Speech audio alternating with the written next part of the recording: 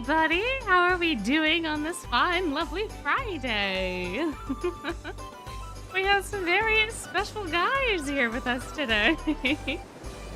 Yes, it is time to go to the sea. It is time to go to port. Oh man, this event's such a fun little one. It really is. It's slightly shorter, I feel like, than most of the other events. However, I'm sure that we will yap enough to make it much longer than it is. But yeah, aren't they adorable in their little sailor costumes? We have our two most voted boys here with us this evening. For now, anyway.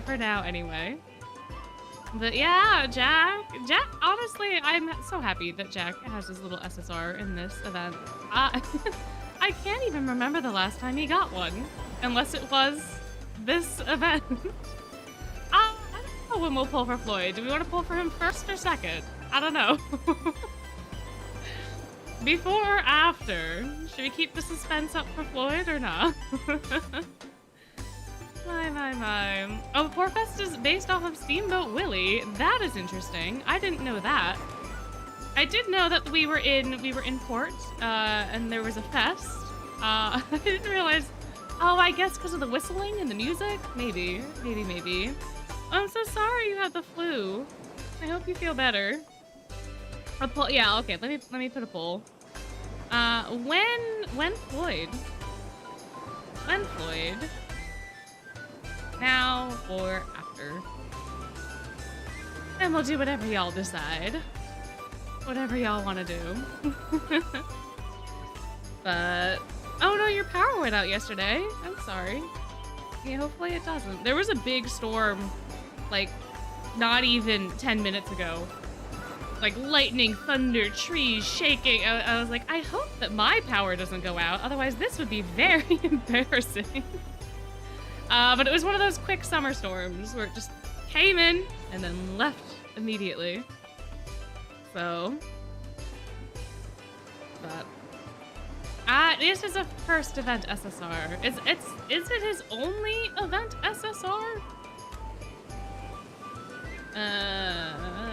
I don't remember if it is or isn't.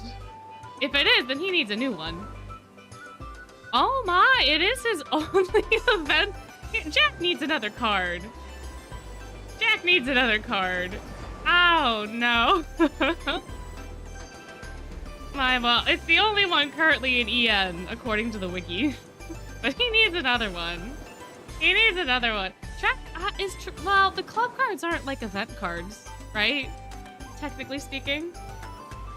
He has track, he has obviously his 3 birthday cards, his dorm, and this one. And that's it. And he's got 6 SSRs. Oh, Jack needs some more love.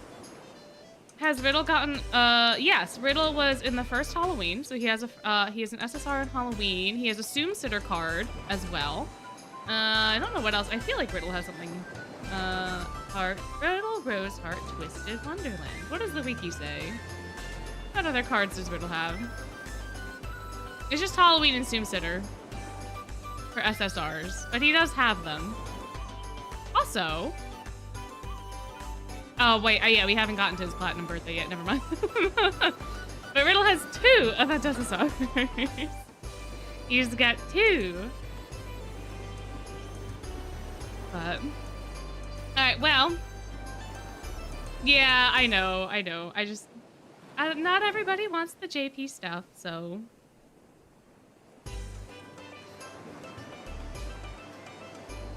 Well, I think the Soom Sitter one counts because it's an event. Just because only the House Wardens got them, which means that all of the House Wardens automatically got an SSR, doesn't mean that they don't. It's not an event SSR. But, alright, well, speaking of SSRs, it seems that our lovely poll has decided that we shall be polling now for Mr. Floyd. Oh, Mr. Hi, Silver. Hello. I almost had a panic attack this morning when I opened up the mirror and I just saw Silver. I was like, no, No, the mermen were supposed to be here until the 20th of May. What do you mean? And they are. They are still here. Silver just gave me a jump scare. For no reason. But we are guaranteed. We're at 90, so we are guaranteed a SSR. It just needs to be the SSR. So let's see, drum roll please. Let's see if we can finally fish up this eel. Are y'all ready? Are y'all ready? Then let us proceed.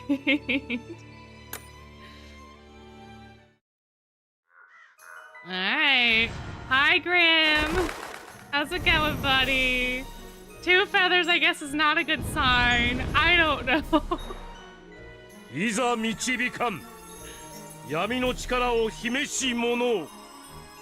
I have faith, though. I have faith. He'll show up. He'll show up. It'll be fine. He'll show up in his SSR eel form, not... Hi, Floyd. You just need to transform into an eel now, Floyd. Come on, buddy boy. Come on. Eel form. Eel. E-E-L. Come on now. He's taking his sweet time. My.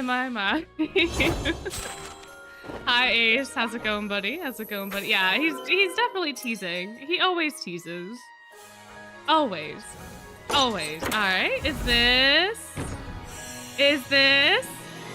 そんなに夢の世界がいいなら、俺が優しく寝かしつけてあげる。 Okay, he was literally just teasing.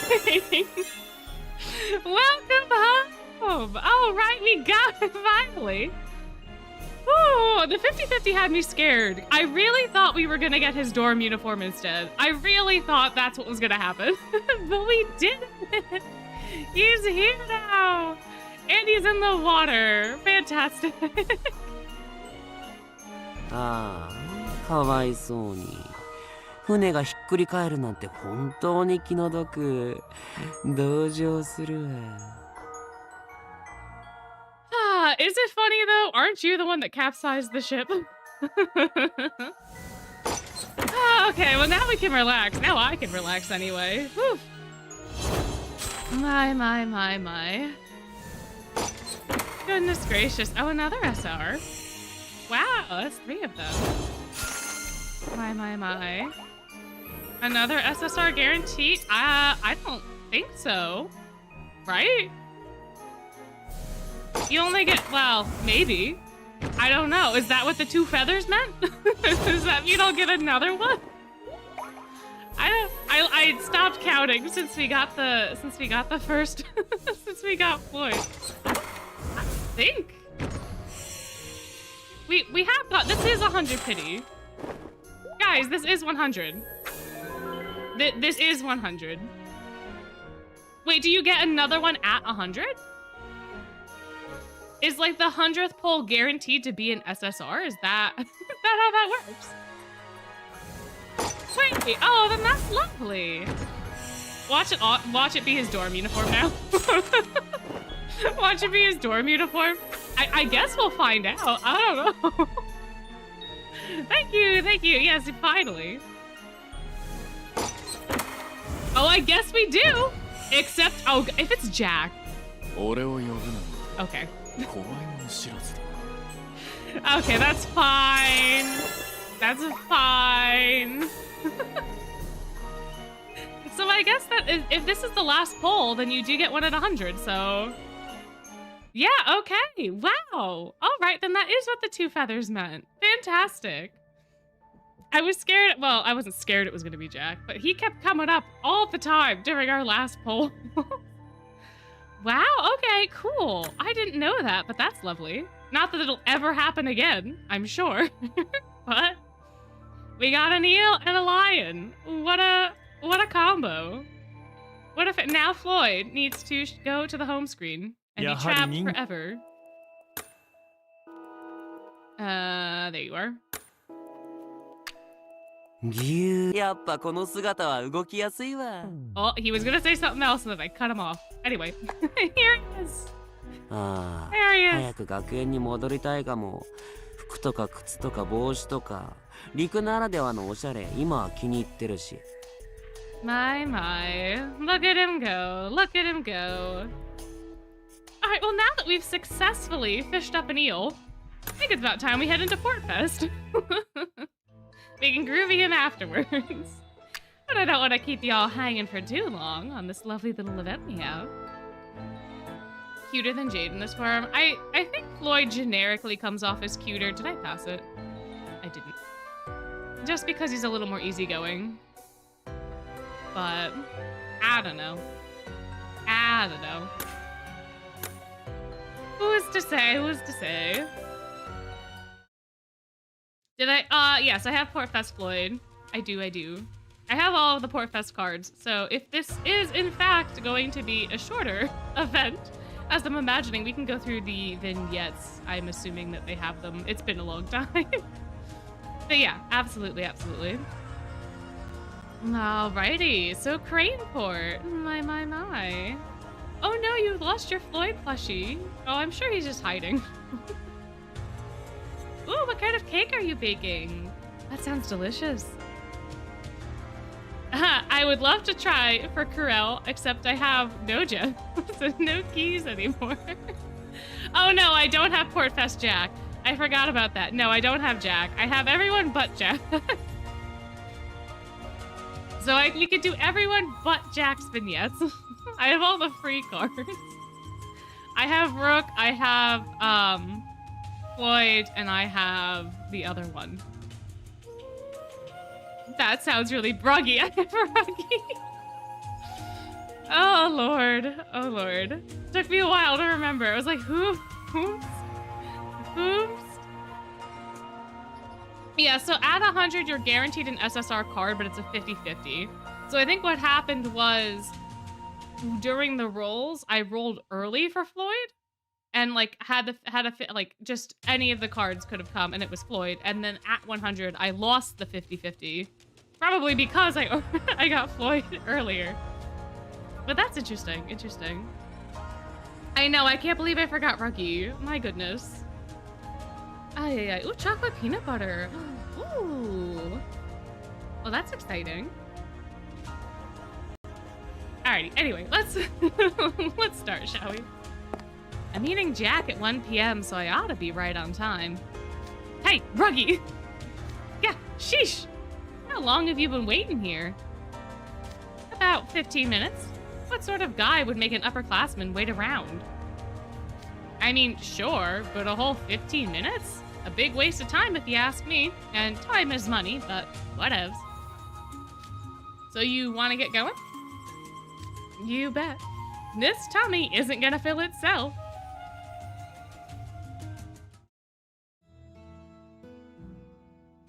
Hey, check it out. It's you and Grim. Fancy running into you guys. Where you off to? Us? We're getting our lunch on. Lunch? Ooh, that's the best idea I've heard since breakfast. Don't mind if I do.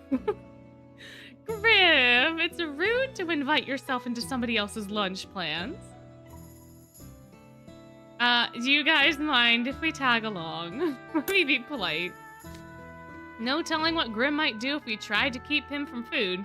Sure, you're welcome to come along. Ah, man. Although I suppose we wouldn't get into half the stuff that we do if Grim didn't suddenly decide to invite himself into everything. Awful nice of you to treat me to lunch, Jack. Did you just say free lunch? For Ruggy and Ruggy only. You two are on your own.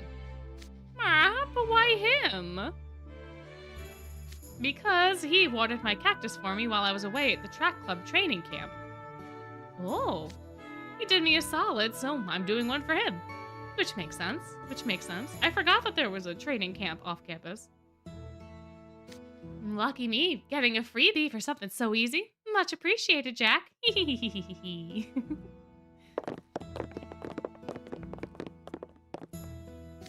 So, what kind of place are you taking us to? Glad you asked. So I got a part-time job at a restaurant in Craneport during our last vacation. Oh, over on the water, huh? That's pretty far, even by bus. Must have been a rough commute. It ticked all the boxes, and it was only for a little while, so it worked out. Oh, I wonder if they're not allowed to fly off of campus. Like, do you have to have, like a license to fly? Because I always thought you could, like, fly into town from campus. But if you have to take a bus, then I wonder. I wonder if that is the case. Anyway, I want you to try the special there. Special, you say? Now you're speaking my language. Yeah, get excited. It totally lives up to the hype. Well, rub it in some more, why don't you? We're still gonna eat at the restaurant? What? Looks like the bus is coming. Come on. Oh, if the brooms are locked in the gym, yeah, then they can't take it down the mountain. That's fair. That's fair. True, yeah, and they can't use the magic against civilians either. Fair's fair. Fair's fair.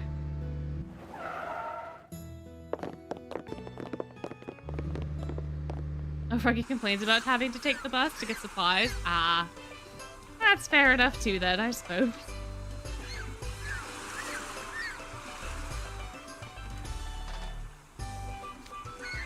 Hello, Craneport. Okay, lead the way, Jack. You got it. Ah, the salty air, the sea breeze. This is great. And it's nice and warm in the sun. Yep, and I just saw a fish leap out of the water too. Oh man. Oh, this sounds like such a perfect little day. Just down by the shore. The fishing around here is amazing. I like to come by and cast a line from time to time. What about you two? Have you ever been to this area? Yeah, I guess. Playful Land counts, right? We have? I don't remember that. Seriously? I'd better give you a quick rundown then. Oh. Craneport is a port town located in the southwest of Sage's Island. There's another port on the eastern side of the island, but that's primarily used for passenger ships. This one's all about cargo and shipping goods. What is the purpose of having the lighthouse smack dab in the middle of the island? Did they just not want to build two? But aren't lighthouses supposed to be, like, on the coast so you can judge the distance to the coast? And not, like, inland? For no reason? Wait, why is the lighthouse in the middle of the island? Aw. Goodness, goodness. Oh, thank you for coming and stopping by for a little bit. Bye-bye, bye-bye. This would, I mean, I guess technically this would have been before. Well, would it have been before or after Playful Land? Because this is after a break, and the only break that happens is the winter break, and that would have had to have happened after Playful Land, since Playful Land happens on Halloween, which is before winter break. I think, anyway. Elevation? I guess. But, like, there's this little church over here they could have built the lighthouse on. I don't know. Like, they could have just swapped the positions, I guess. I don't know. It just seems so odd to have it in the middle of the island. I don't know. But, I think we were saying before that Portfest was based off of Steamboat Willie. Fall, winter, and spring. Oh, I guess if it was fall break, then I guess that could make sense. That would be where they expected us to put it. Maybe. I don't know. I don't know. Yeah, summer's the branching, so that probably wouldn't make sense. But, yeah. Yeah, I guess fall break technically would work. Yeah. There. Well, would it? Isn't fall, because, like, what, school starts in September, so isn't fall break, like, in November? Which would also be after, Playful Land? I don't know if Playful Land specifically is confirmed for Halloween time. I think it is, because Ace says something to Riddle Ace says something about with all the Halloween preparations and all the other stuff going, and like studying for midterms, he wants to go and break. I'm pretty sure Ace specifically mentions Halloween. I will look it up though. I'm pretty sure it gets talked about by Ace. Whoops, not another video. Nope, go back, please. There we go. I think he does. I'm checking the wiki now. I'm pretty sure he okay, which chapter? Dereliction of duty, I think. That's Jamil. And then Inuit schools a student's job. We're about to, yeah, Ace says, but come on, oopsie. No, go back. No, okay. But come on, it's just one day, right? We're about to get really busy between Halloween prep work and our midterms. So it happens a little bit before Halloween. It happens a little bit before Halloween, yeah. I think that's the only time the timing is talked about, but Ace does in fact say that it is between Halloween and midterms. So, or at least, you know, the Halloween prep work is happening and the midterms will be happening soon after. So yeah, so it's probably happening in September or like the beginning of October, which would also be before any breaks happen. So yeah, I feel like all the Halloween events happen generically around Halloween time, even if they don't happen on Halloween specifically. Just because they're meant to be the Halloween events, so, you know. Anyway, so yeah, I don't know. And that's only if Playful Land actually is the correct timeline. Because there's a Glorious Masquerade timeline, there's a regular Halloween timeline. Technically, the Playful Land stuff could happen in the regular Halloween timeline. So, like, who knows? Who knows? I don't know. It was pretty big back in the day. I heard there used to be all these giant freighters moored up and down here. In fact, the name Craneport comes from how the cargo ships all had cranes attached to them and to move containers full of goods around. Midterms so like midterms would have to be happening like in October, right? Okay, so here's the thing. You have about 4 months, right? If this is set up in the same way that like a college semester would be set up, right? So you probably go to school at like the very end of August. You have like a week in August. You have all of September, all of October, all of November, part of December. Then you go home for winter break over December, and then you come back for January, February, March, April, and like a little bit of May. And then you're off for the summer. If it is set up in like a university schedule, that is how it would work. Given that this is supposed to be like a high school, then it's a little more iffy. But I think Ace might have been mentioning midterms specifically to appeal to Riddle's sensibilities, perhaps, and may not have meant that they were happening immediately. Because the midterms would be for like that chunk of time before winter break. So if the midterms happened like end of October, beginning of November, that would be the mid of the term if it was September, October, November, December. As like a chunk of time.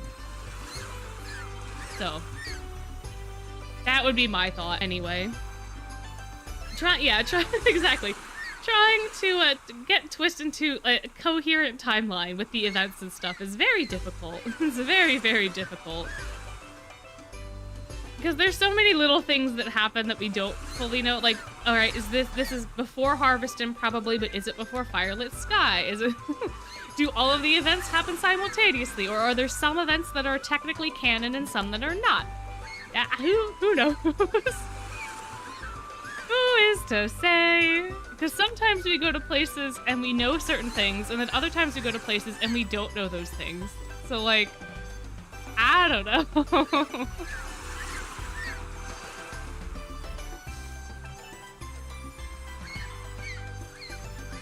It was such a common sight they named this place after him. I can just picture it now. All these ships lined up here with their huge cranes. But with fewer people and less cargo coming to the island, Craneport's turning into a ghost town. So Sage's Island is pretty remote, I guess. Now just a few small private ships dock here. Which seems kind of wild, because Sage's Island also has to support the 2 schools. And I know that, like, Night Raven College has, like, a farm adjacent to it, but there's no way that that sustains the entirety of the school. And there's also people that live here, and then there's also RSA. So it seems odd to me that there's not that much ship traffic to, like, supply things to everywhere on here. Yeah, I think the tower is part of RSA. I don't think it's part of Night Raven. Because I think we're pointed down towards, like, the southwestern point of the island. I think Night Raven College would be, like, behind us, technically. Students shop around from both schools. Yeah, probably. Probably. I guess mirror shipping is a thing, but I don't know. I don't know that Crowley uses the dark mirror that often for that sort of stuff. And then what does RSA have? Do they have, like, a wishing well that they get stuff delivered through? Like, do they all? I don't think they have a mirror. Unless we talk about, like, generic mirrors, like the ones that they use to go in and out of the dorms. But then they have to be, like, specifically set up to a specific location all of the time. I don't know, man. I don't know. The Rook fan has private teleporters. I don't think he says that they were mirrors, though. I don't know if teleporters and mirrors are exactly the same. Because when I think of teleporters, I think of, like, those little magic circles that you have on the ground in, like, you know, RPGs and stuff. Or, like, a waystone or something. I don't think of, like, mirror specifically. I don't know. I don't know. I guess we'll never fully know. Yeah, if it does the same thing, that's fair. Fair. Okay, I gotcha. Sort of. I mean, not really.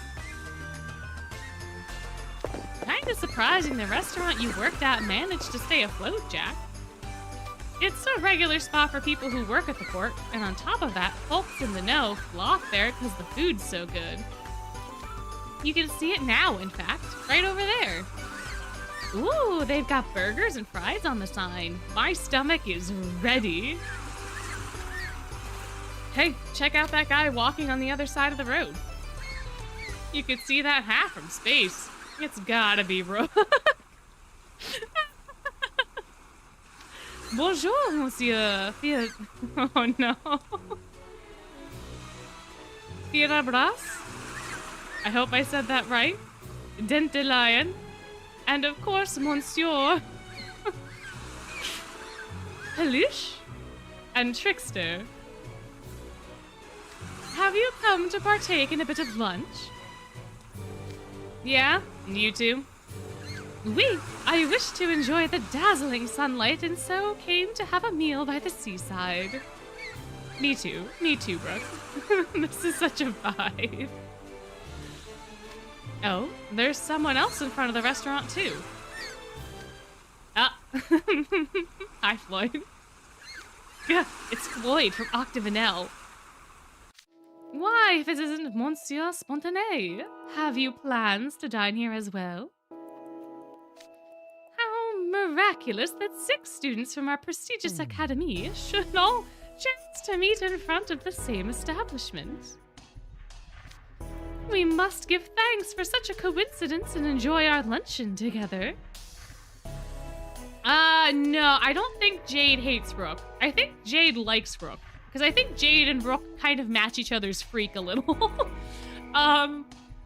Jade's PE uniform vignette, he gets stalked by Rook for a little bit. But then they have like a conversation and they're kind of chill together. And Riddle gets freaked out because Riddle is in class with Jade. And he's like, how are the two of he was stalking you. Why are you not panicked? And Jade's just like, oh, is that what you're doing? Is this going on? Oh, I'm delighted that you took interest in me.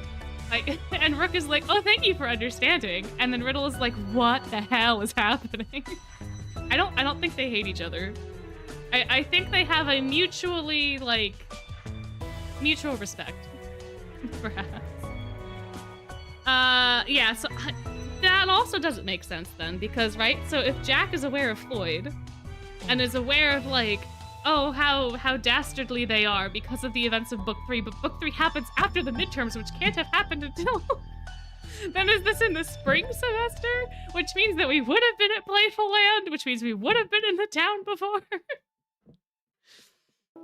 Unless Playful Land was on the other side of the island at the people port and not the cargo port. But like, oh man. I don't know if it's worth trying to untangle the timelines. Oh man. Yeah, no, I don't think it was hatred at first sight. And also, I think in Jade's in his dorm uniform vignette, when he goes to Pomfiore, Rook takes no issue with him. Rook and Floyd, however, have issues because in Rook's ceremonial robe vignette, he tricks Floyd into letting him use the showers in Octavanel because they're not working in Pomfiore, and then he has Floyd blow dry his hair, and Floyd is very mad about it. So Rook and Floyd don't have the best relationship, but Jade and Rook, I don't think. I think they're just like mutual respect. But Playful Land was the other port. Oh, okay, then that would make sense, regardless of what timing we're down here. If we've only been to the other side of town, then that would make sense. But we meet Ernesto in a market that is going to be also in this event. So I don't know. Ay. Like I said, there's some things that are probably canonical, and then there's some things that are probably not, or at least like in a different branching timeline. I don't know. I don't know. Yeah, and then Rick started calling us Trickster, I think in book 5, when the SDC crew was hanging out. I don't know exactly when, but I think that's when that happens, because I think that's when we, like, once we get to meet him, I think that's when he gives us the nickname. I don't think he waits. Oh, is it Ernesto's birthday? Oh yeah, that's right, he's also a May guy. Oh yeah, that's right. Oh, good for him, I guess. Oh man. Yeah, I don't know what other vignettes of Rooks have Floyd. Off the top of my head, it's really only the ceremonial robes one that had him, I think, in it, if I remember correctly. Yeah, there's a lot of birthdays this month. It was when we arrived at Styx he started calling us Trickster. I thought it was in book 5. I could be wrong. I could 110% be wrong. Oh, his birthday's the 17th in Japan. Ah, yeah, because time zones. Fair enough. I'm not exactly jumping at the chance to eat with the guy from Octavanel. Great idea, Rook. Let's do it. And then someone will treat me for sure. Grim is like, the more wallets that are here, the more chance I will have to not pay. Grim is like, we can invite the entire school and someone eventually will pay for me. Yeah, I feel like this must be post-book 3 if Jack is this wary of Floyd and just of Octavanel in general, because I don't think he had any beef until after book 3. Don't answer for us, Grim. Floyd? Hello? Hello? What's up, Floyd? You haven't said a word, and you don't look too thrilled either. The restaurant's closed. What? It's what? The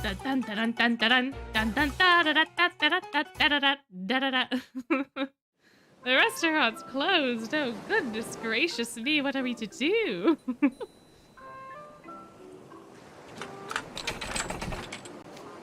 Huh, no kidding, the door's locked. How terrible. I had hoped to enjoy an afternoon of excellent food and conversation with the 5 of you. Maybe they couldn't make enough money to stay afloat. No, I don't think it's that. Look through the window. I can see the manager in there. Fully asleep. Oh. Oh, is that what's going on? I see. He ain't kidding. He's splayed out flat on the floor, snoozing away like a clown loach. Man, I wish. Wow, what a time. Can you imagine? You know, you're in your little fancy restaurant or whatever, and you're like, man, I'm tired. Let me just conk out in the middle of the floor. Unbelievable. You ought to be fired for neglecting customers like this. He's a big old dude, huh? I'm gonna knock on the door and get him up. Hey, wake up, will ya? Yo! Ah, yes, the most effective strategy. Oh, who is he? Oh, hey, Jack. It's been a while. Don't hey-ya me. The restaurant's supposed to be open today. What's the deal? We're actually shut down for the whole month. I've been feeling under the weather, then why? Wait! If you're sick, then why are you sleeping in the middle of the floor of your restaurant where you prepare food and where people come to eat? Why are you laid down sick in the middle of the floor of your restaurant then? I mean, if he lives there, then he probably has an apartment upstairs and a bed that would be way more comfortable than sleeping in the restaurant downstairs. You have? Are you sick? Did you get hurt? Just tired. Haven't gotten enough shut-eye recently. Okay, well, if that is the case and you're just exhausted, you could say that instead of saying that you feel under the weather. You can say, oh, I've been so exhausted, I need some time to rest. Versus, oh, I'm sick. And have that be that. Like, what? You're tired. Yep, Portfest is coming up soon. That's the big festival we have here in Craneport. Ever heard of it? No. Oh, yeah, that dinky little festival, right? I've heard of it, but never been. I have. Of course you have. Of course you have, Brooke. Portfest is an annual festival held around this time of year to commemorate the construction of the port. It's been held for decades, though I hear it sees fewer and fewer visitors with each passing year. That's right, and fewer attendees mean fewer food stands and even fewer businesses sponsoring the festival. Indeed, when I attended it was quite the affecting spectacle. Not a soul could be found, and I had but the quiet sound of la mer for company. Oh, I thought he was gonna say that it was like super crowded and the next year it wasn't. But no, it was literally a ghost town. Oh no. Oh, that is so unfortunate. Oh yeah, it would be really fun if they did voice the events, although I guess that would be quite expensive. From a practicality standpoint, I suppose. Sounds like a rip-roaring time. Kind of funny and pointless that they keep doing it even though the port's going bust. With Craneport in such a slump, what else are they to do? So, anyways, all us business owners based in the shopping district had a discussion. And we decided that we'd all work together to make this year's Portfest the biggest and the best ever. You mean like a fresh start? Indeed, make the festival a grand success and return Craneport to its former glory. Something like that. And they chose me to lead the project. You don't say. That's really something. It's something, all right, and maybe not a good something either. It's not easy trying to drum up interest for a festival that's gone downhill. All the planning has me crunched for time, so I can't give the restaurant the attention it needs right now. But of course, hence the closure. Sort of defeats the purpose of the festival if you have to close, though. Guess I won't be able to treat Ruggy to the special, then. I'm sure there are specials at other places. I'm not picky, so long as I get to eat. Come on, let's go somewhere else. I'm starving. We can't do that. What do you mean? What do you mean? Huh? Why not? 'Cause you have to try this special. You just gotta. Really? It's okay. You can go anywhere as long as you're buying. Besides, my stomach's starting to eat itself. No, we can't. Rook, when is Portfest? At the end of the month. So we've got about 2 weeks to go, and the restaurant will be open again once the festival's over, right, boss? Of course. Great. Sorry to make you wait, Ruggy. We'll come back for lunch then. That's not gonna go over well with Mr. Ruggy, I can guarantee you. Yeah, why don't people go to the festival? I think it's because they've had less tourism. So, like, outside of the schools, there's not really much here, right? For there to be a festival. I imagine, like, clearly there must be people who live on the island because the island had, like, a ton of houses in that map overview that we saw. So, like, there are people that live here, and there are things that happen here.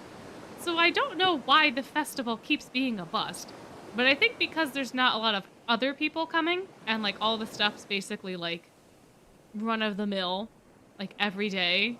I guess to the people that are there, they don't show up. But to me, that's wild. Like, my university, the town that it was in, was super small, super tiny.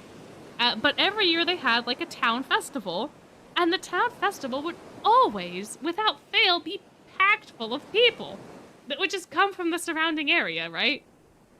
And, like, you would have people do, like, vendors and all sorts of other stuff, right? You'd have, like, little arts and crafts, and you'd have food, and you'd have all this other things.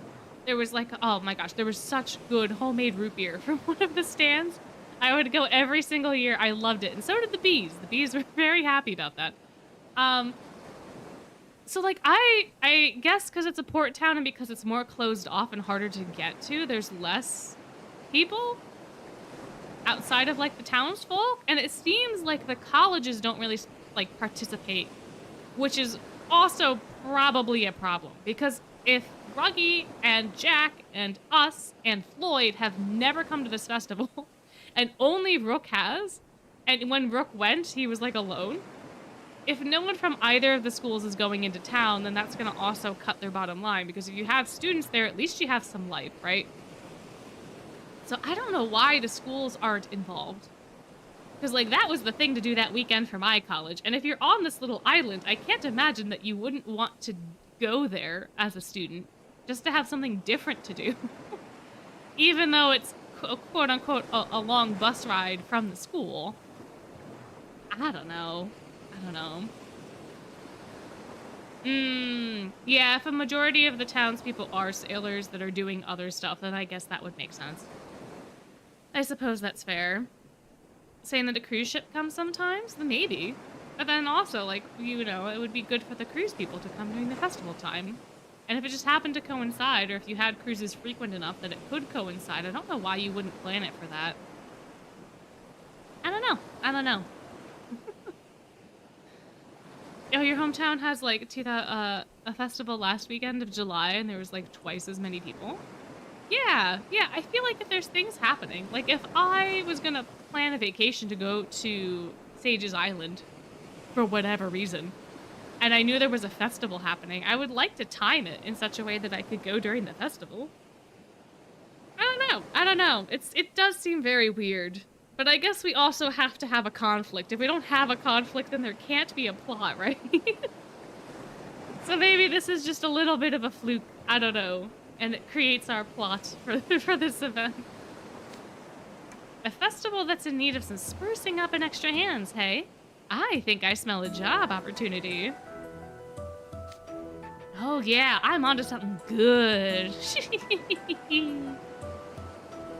Yeah, I know it's supposed to be super remote, but they do get foot traffic because they have a people port. They have a people port and they have 2 colleges. Like, there's no way that, like, I just don't understand, more so than outside people, but the college students not going to the festival seems wild to me. I don't know, man. I don't know. Every time there's something that's happening, a lot of people go to check it out, right? Exactly. So, oh, you got to walk in a parade once. That's fun. Oh no, but it was the 1 year where it rained. Oh no. Oh goodness, oh goodness. Yeah, well, NRC students not being interested does track for the community outreach piece of it. But I feel like them going to have fun and slack off and cause a little chaos is totally on brand for them. Which you could also do at the festival, so I don't know. Who knows? Who knows? Ruggy, did you hear me? Say what? Oh, yeah, can't do much else seeing as the restaurant's closed. Anyway, let's go home. This hang is officially over. Over? We still gotta grab some grub. Yeah, sorry, no can do. I've got an errand to run. You all go on without me. What? Since when do you have an errand? I just thought of it. Don't you mean you just remembered it? Yeah, that. Later! Bye, Reggie. Oh, and he's gone. Could be that they did in the past and that's why no one goes. I guess so. Like, if they had an experience like Rook did, then I would imagine they wouldn't go back. But that doesn't excuse the freshmen from not going, I suppose. Yeah, it could be not on social media or, like, not marketed well enough. That's true. That is true. No. And then there were 5. He was trying to get rid of us. What's he sticking around for? Dunno. He appears to be engaged in conversation with the manager. What in the world is he up to? I wonder. I wonder, Jack, I wonder. My. Oh, you mean if the students went in the past and then caused chaos, no one would show up anymore? Yeah, that also tracks. That's fair. That's fair.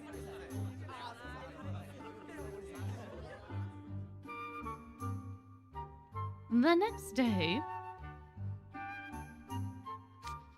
Hey, Ruggy, sorry about yesterday.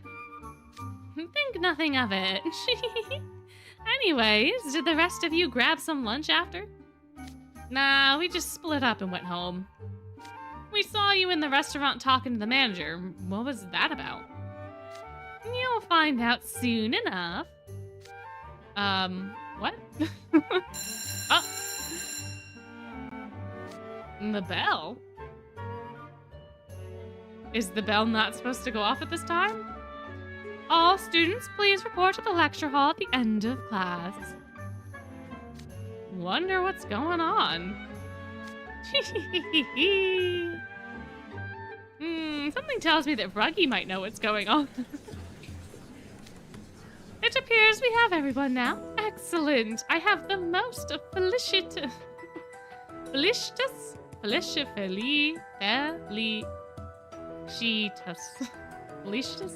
announcement to make. As some of you may be aware, Craneport will be holding an event at the end of the month known as Portfest. And Night Raven College shall be participating. Woo! No one seems thrilled.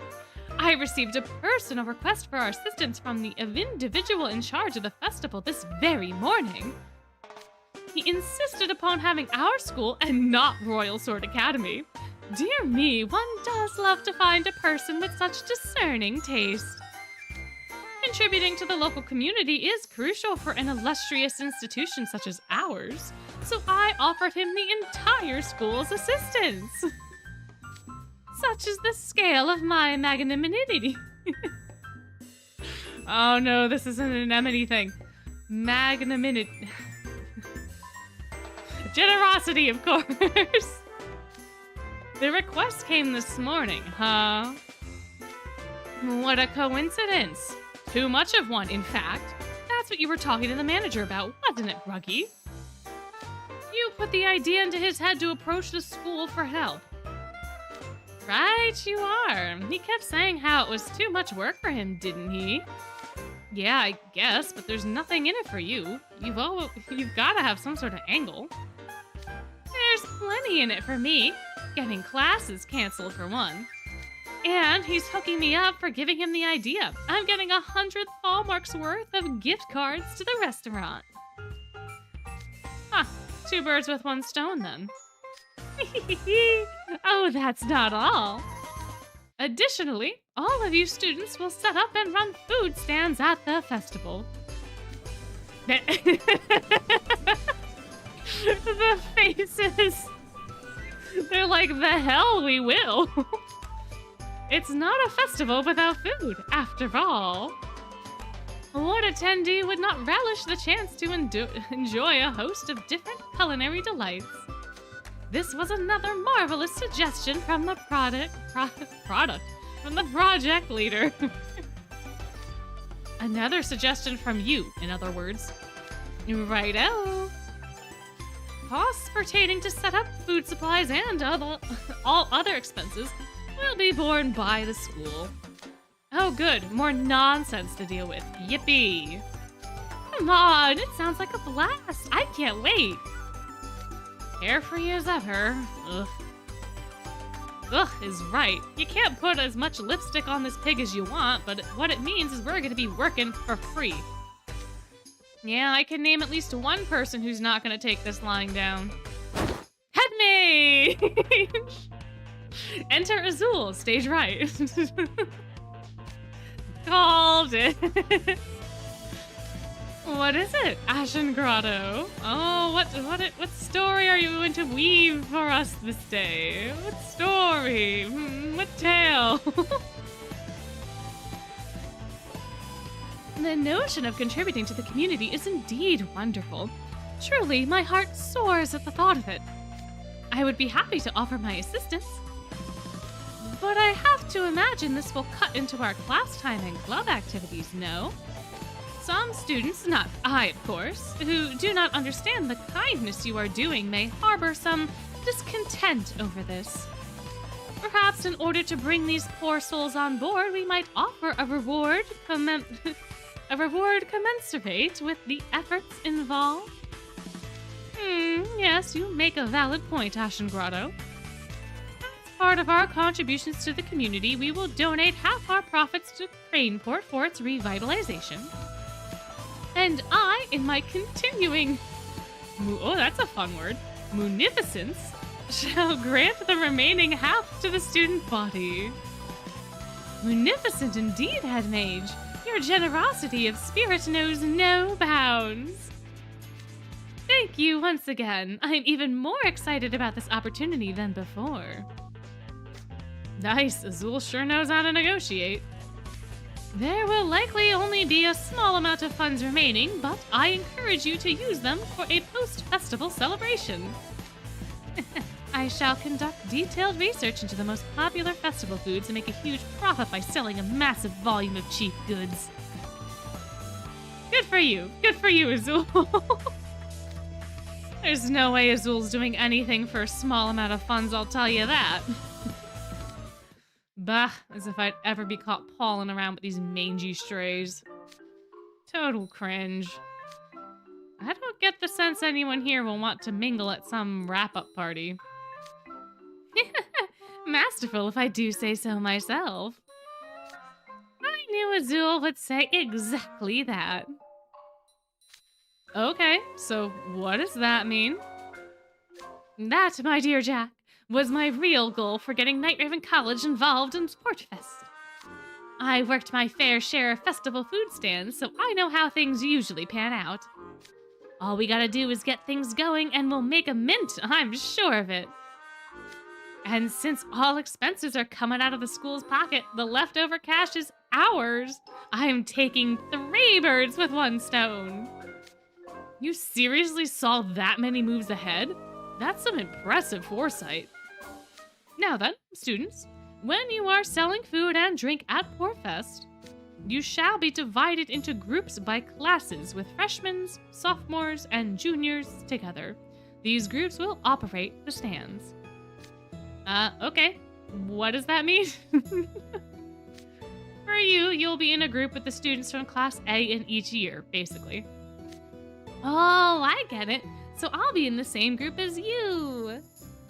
Yep, that's right. Your group must select what products to sell, arrange for supplies and equipment, set up prep schedule, and your hours for the day of. There are a great many things to decide, and I suspect this will prove a burden to the younger students. I'll be trusting you older students to guide them well.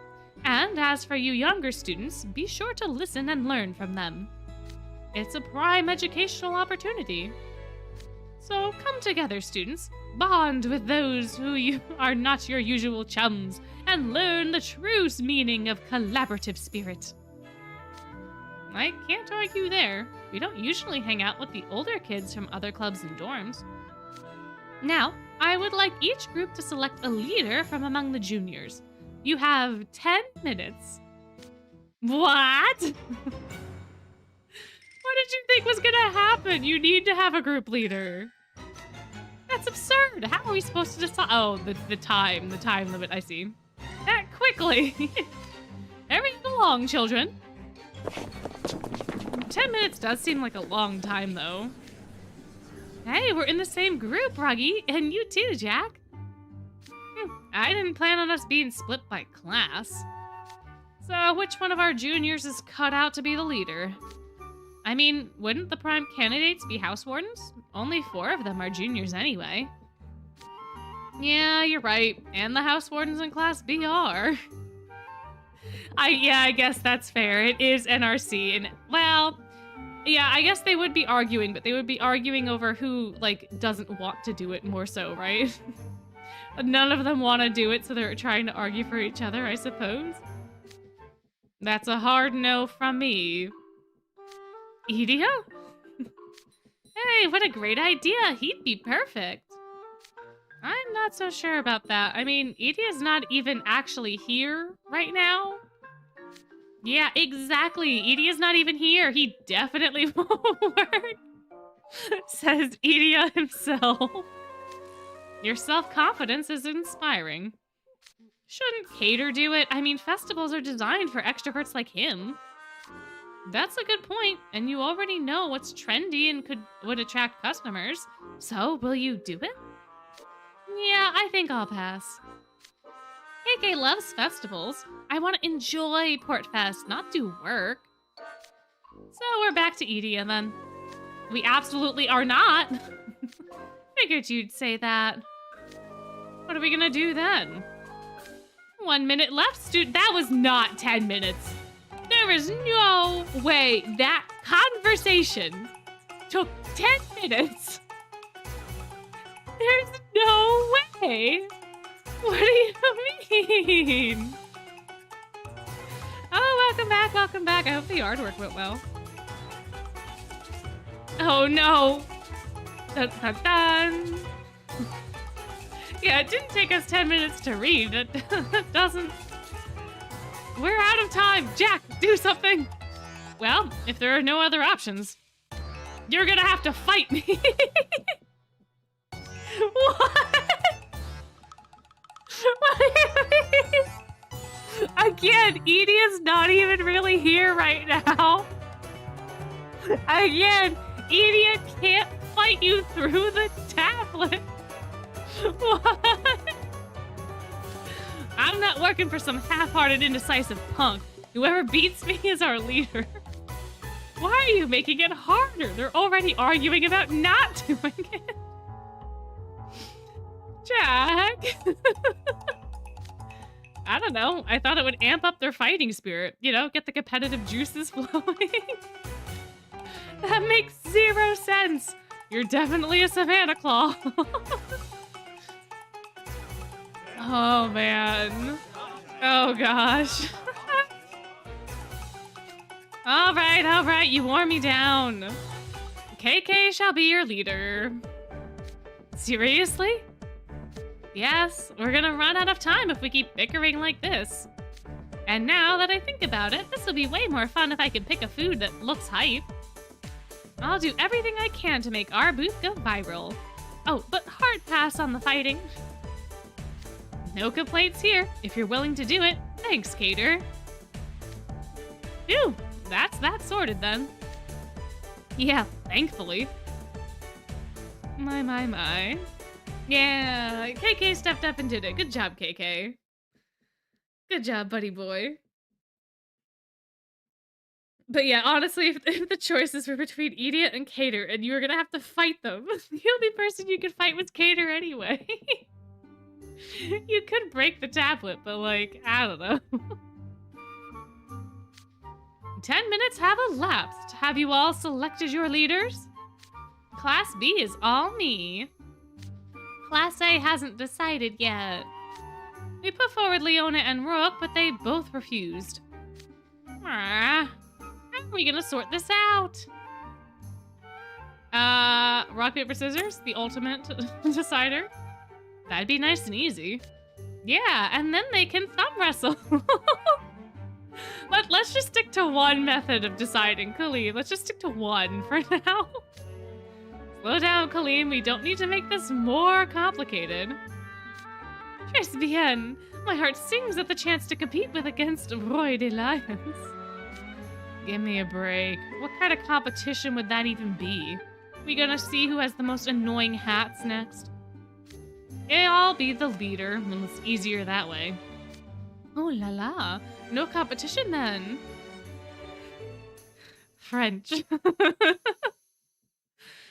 Okay, is that quelle tragedy? Yay! Problem solved! I shall lead Class C. We came to that decision after 57 seconds. Wow. Wow. It was unanimous. With the Vilshotite leading our stall, we can safely anticipate stellar sales.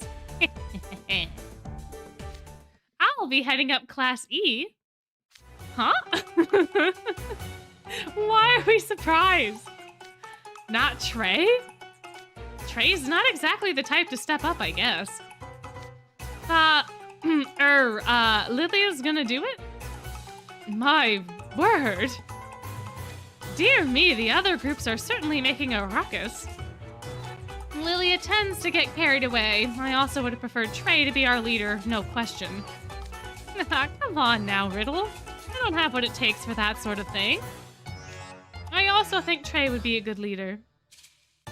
I would have put myself forward if I were a junior, but alas. You would make a splendid leader as well, Riddle.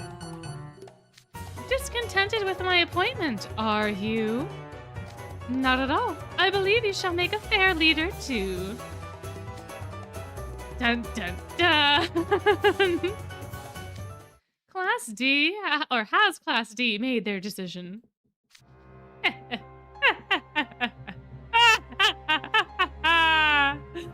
But of course! Yes! Oh, hey guys, you wanna play the hydration game? Would we like to take a sippy of our water now that Malleus has been name dropped by Sebek? Oh man, was there even a choice? Was there even a choice? Oh Lord. Pipe down, Croc. Divided up by class. Oh, how often my dreams have been visited by visions of this day. What else could it be but fate that Malleus and I should both last and land in Class D? And he cries. I will work myself to the bone for him. And Silver is in Class A. Oh, too bad. So sad. Huh? What's wrong with being in Class A? Draconia will lead Class D. Very good. But where is the young man? He is not here at present. It looks like he missed the announcement. He might be sitting alone in a classroom right— Oh no! How? It was over the PA system. Was he looking at gargoyles again and not paying attention? Aw, poor baby boy. Poor baby boy. Oh goodness. I don't think the leader ability is necessarily decided by who can cook. I think it's just decided by who can lead everybody in figuring things out. Because I'm pretty sure the group has to unilaterally decide on a thing to provide at the festival. And then they're gonna work together to provide it and like work in a team. So I don't think Lilia's cooking skills are as much of a threat here as they normally would be. But they picked him even though he's not here. And I don't know if he'll be happy about that. Hey, all the leaders should take a group pic after the assembly. How delightful! You're a real idea, man, Cater. I know, right? I wanted to take one right now, but, you know, Malleus isn't here. Yes, and we couldn't just take a separate shot with him later, either. I can think of a million things I'd rather do than take a group pic with you people. You all realize the assembly's still going on, don't you? Leaders, you shall now direct your groups and decide what sorts of foodstuffs you will sell at your stalls. Your choice of menu will directly impact your sales, so I urge you to choose carefully. Understood? Is that everything? Not quite. There is one final agenda item. We are also going to create a Portfest steering committee. Ooh, a steering committee, you say? We'll need to keep in close communication with the people in Craneport who are running the festival. Thus, we need to establish which students will serve as points of contact for them. Sounds like a hassle. Yeah, hard passed. The members of the committee have already been selected, actually. Howell, Bucci, Floyd, Leach, and Hunt. Wait, what is he? Oh, never mind. Never mind. I was about to be like, why did he call out Floyd by name? And then I remembered that Jade exists. So if he just said Leech, it would not be enough to distinguish them. I was like, man, he said everybody else's last name, but he calls out Floyd? Yeah, he had to. Oh, no. Oh, no. Oh, man. Oh, man. Oh, goodness. Goodness, goodness. I don't know if they could handle the whole of Disneyland as an event. Because, like, the Haunted Mansion is a place, right? For Ramshackle and Ghost Bride. And, like, Steamboat Willie is, like, a separate thingy. So, like, I guess they would have to do, like, if it was Disneyland, it would just be other attractions. Maybe? Because I don't know that they could cover the whole of Disneyland as a concept. Because then that would just be theme park, which would be basically what we got for Playful Land, even though that theme park was based off of Pinocchio. So I don't know. Oh, Jungle Cruise? That'd be fun. Wait, what if they do a Jungle Cruise Rook hometown event? Because Rook is from the Sunset Savannah. Which I get, yeah, wouldn't that be fun?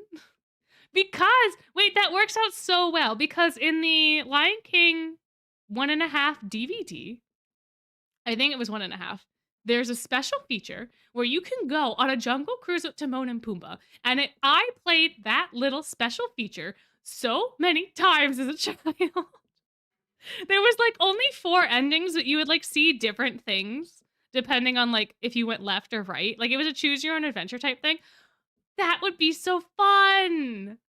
That would be so fun. If we had a little, yeah, Rook, yeah. Rook can be our little skipper. Rook can be our skipper. It could be his hometown event. It'll be in the Sunset Savannah, but we'll be looking out for all of like the little animals everywhere, like you would on the Jungle Cruise.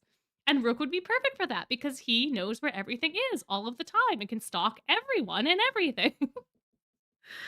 Oh my gosh, guys. Wow, that just triggered that memory. I read Jungle Cruise and was like, Timon and Pumbaa. Oh, man. Wait, the Lion King game that's surprisingly difficult? Oh, is that like the one that was like on the PlayStation or whatever? Like that random platform scroller thing that was just not about the Lion King at all? The second movie has that too, is Safari Elephant Run. Oh, I had the second movie on VHS. I never had the DVD. And the VHS does not have the special features because it is a VHS. Interesting. Oh, that's fun. The NES or SNES? Ah, okay. Interesting, interesting. Yeah, I've seen the platformer before. I mean, we could do that on stream at some point. Why not? We could also maybe do, I don't know. Can I capture card a DVD player? Can I capture card a DVD player so that way we could do the Jungle Cruise? I don't even know if we still have any of our DVDs. My parents might have gotten rid of them all. I don't know. I don't know. I'll think about it. I'll think about it and then I'll confirm whether or not we even have them. Otherwise, that might be lost to time like my poor little Goosebumps game. Anyways, anyway, moving on. Moving on. What? Dun dun dun. Oh la la. Dude. Dude. Yeah, well, you know, DVDs are just clutter. So are VHSs. It's just clutter at a certain point, and then they all go bye-bye. Although, I think we still have some. We have, like, Blu-rays and stuff in the one cabinet. So I think The Lion King might have survived. It might have survived. We might have gotten rid of the VHS tapes, but not the DVDs. I don't remember. I know we got rid of something. We definitely got rid of the computer games. Or should I say, my folks got rid of the computer games. I think I was consulted, but that was like years ago.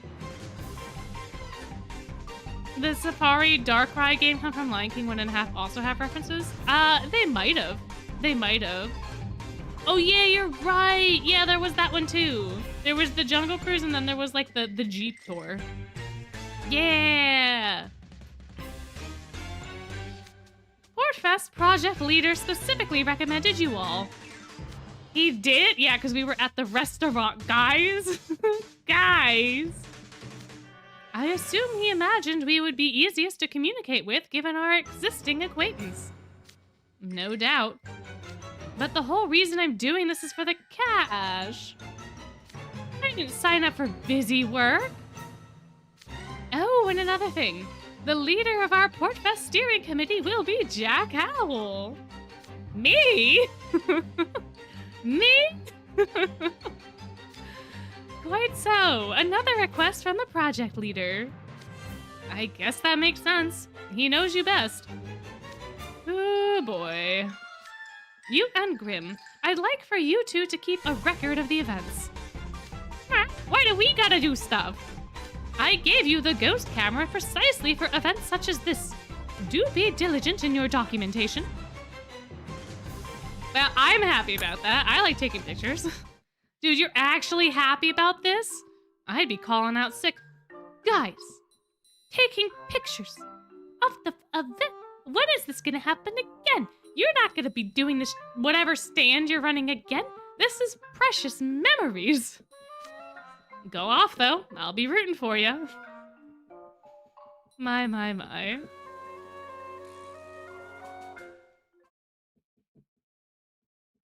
Goodness gracious. Oh yeah, wait, there's also a photo contest, right? Is that what Brooke's vignette for this is about? Is that his Portfest vignette, is the photo contest? I think it is.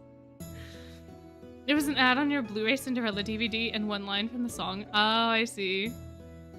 My, my, my.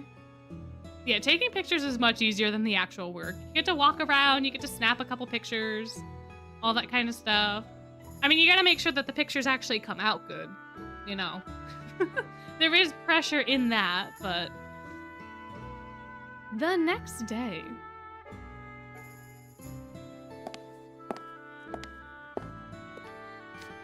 Hey, guys.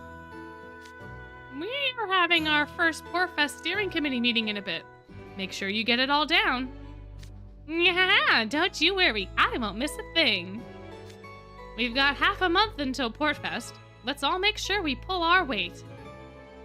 All right. Heck yeah. Today we are going to take a gander around Craneport to familiarize ourselves with the festival. Right. The Headmage is going to meet up with us a bit later too. I'm surprised Floyd showed up. And there's our bus. All aboard. Yeah, come on. Maybe he thinks it'll be fun. He looks awfully bored, though. Oh, that's a boat. I was like, what is that noise? Ah, boat noise. I really should have brushed up on French before this. Nuit voila. Craneport is as much a delight as it was 2 days ago. Can't believe we're back already. Why are you upset about that, Grim? The bulk of the festival will take place in the park by the warehouses. It's called Whistler Commons. That place with all the blue posts and white awnings, you mean? Bold of them to name it Whistler Commons, though. It's not common to see people there, let alone hear any whistling. The place was always packed back in the day. It's a long way from that now, though. Indeed, though I can't imagine it was once a bright, bustling park that would make one want to just spontaneously whistle. On the day of the festival, it's gonna be full of shops and whatnot, including the food stands that we NRC guys are running. We're gonna be rolling in dough. See that big ship docked in the harbor? That's the Golden Straw. You might say it's something of a symbol of Craneport. Yeah, and that's where we're having our meeting today. Seriously? Why? No clue. Who knows what's going on in the Headmage's mind? Might as well get over there, in any case.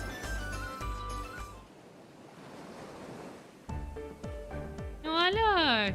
I guess this is the helm. Indeed, and that is the wheel. And you turn it port or starboard to stay... Oh no. And you turn it port or starboard to steer where the ship goes. Floyd? Bravo, Monsieur Fierabas. Spoken like a true helmsman. Okay, so the Headmage gave us instructions for when we got here. Let's see. We're supposed to clean the deck before our meeting. Huh? Why? Don't know. He just said it's an important job for the steering committee. Well, if we're stuck doing it, let's just get it done fast. Ah, I spy some cleaning supplies all ready for us. Deck brushes and buckets. Nice. Let's put in some elbow grease and... Let's put some elbow grease into it and swab this deck. Yo, Grim, you and you help out too. Well, sorry. We got important records to keep. We'll make sure to watch you guys closely and document everything. Hilarious. Now grab a brush and start scrubbing. Get him, Jet. Get him. Get him. My. You know, this is my first time aboard the Golden Straw. We'll see. It looks so pristine and new. From what I heard, the ship was only built about 3 years ago. They use it as a sightseeing vessel for trips around the bay.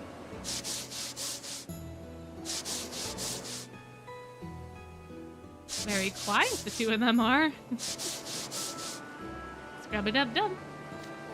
So, why is it called the Golden Straw anyway? Oh, the manager said something about that back when I was working at the restaurant. I think the name came from a cargo vessel that used to transport straw for livestock on Sage's Island years ago. A worthy history for the name of a ship, none? It must have made serious bank for them to stick the golden on there.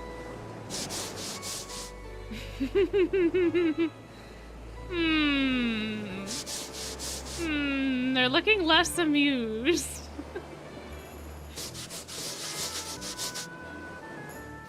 Okay, I am over this. Me too. Are you kidding me? We only just started. All this monotonous scrubbing is making my mind melt. I'm gonna keel over from boredom if I have to keep it up. Yeah, and Ruggy's cutting so many corners, this ship's about to be a circle. Haha, whoops, you got me.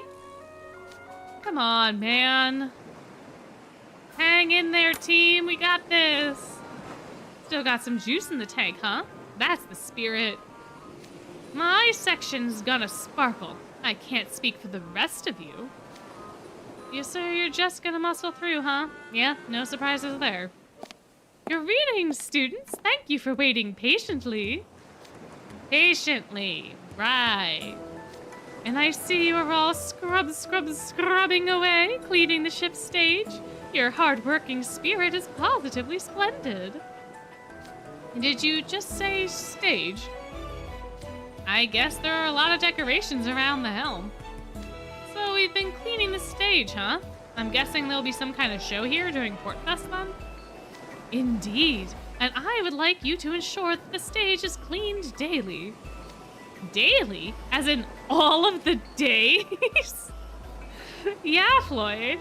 Yeah, that would imply all of the days. It's not a festival without a show, after all, which means the stage must be kept as pristine as the crystalline waters below. I thought you said it's not a festival without food. And so cleaning the stage falls to the steering committee. Correct. The stage is of utmost importance to all. Does that include us? I don't get it. Now it's time to start our meeting. Oh, but first I have something for each of you. Oh yeah? What's that? Portfest outfits! Go on and don your attire, my intrepid pupils.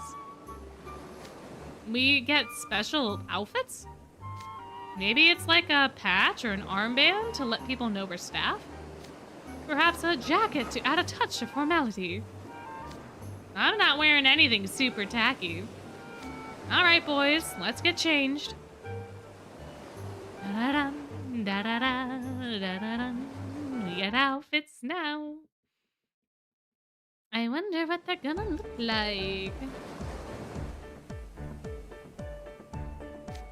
Hey, looks like they're all done changing. So these are our Portfest outfits, huh? Oh. Hey, look at him! Look at Mr. Ruggy! Looking like Mr. Schnee. We look like we actually belong on a ship. Nice. Yeah, the sailor outfits look so good. They look so good. There we go. Look at Floyd.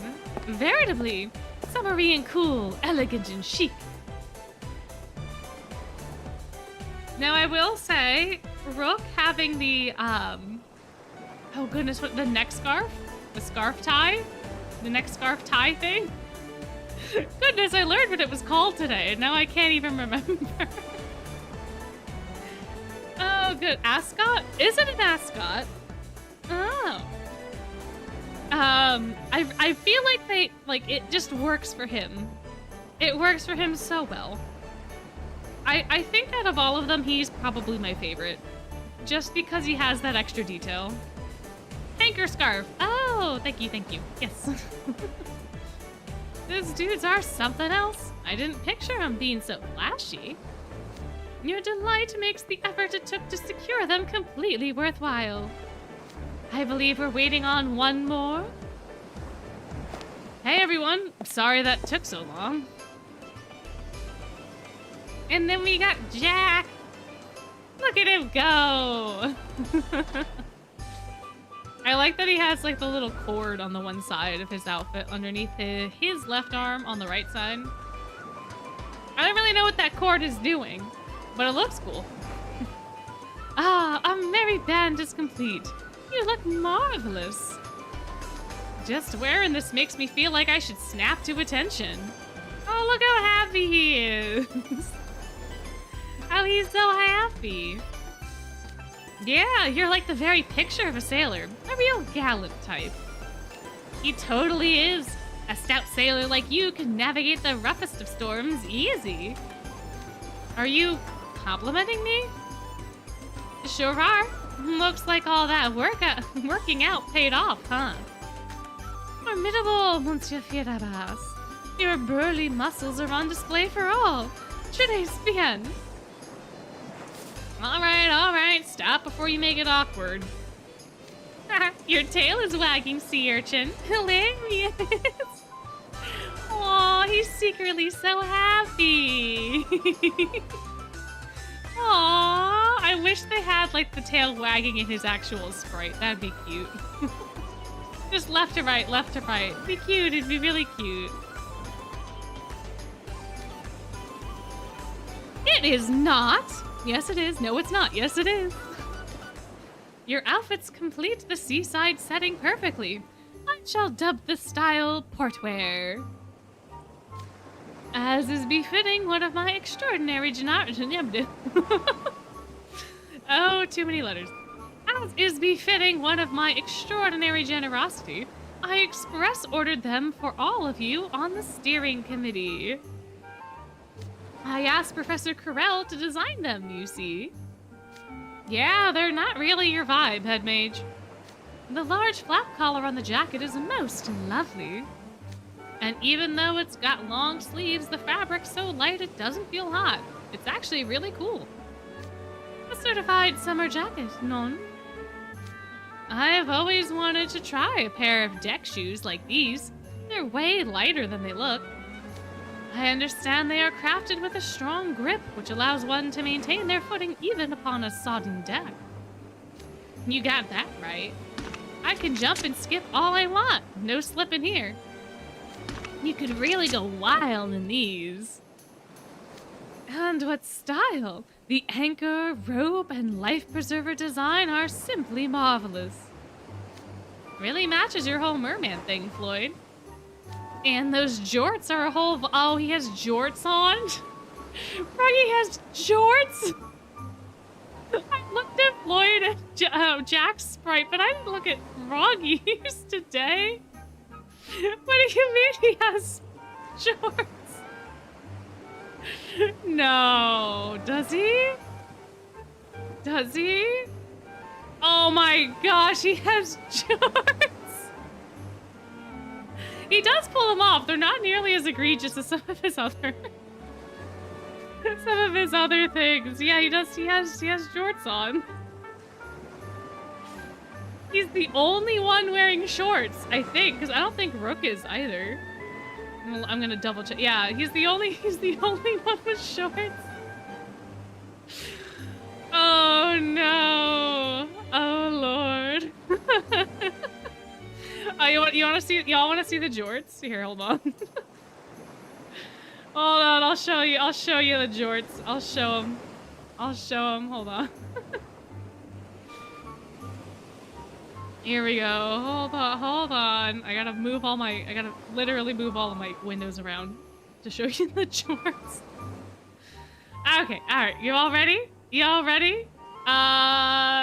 Which overlay here? This one? Nope. Nope. Nope. Hold on, wait, there we go. Found it.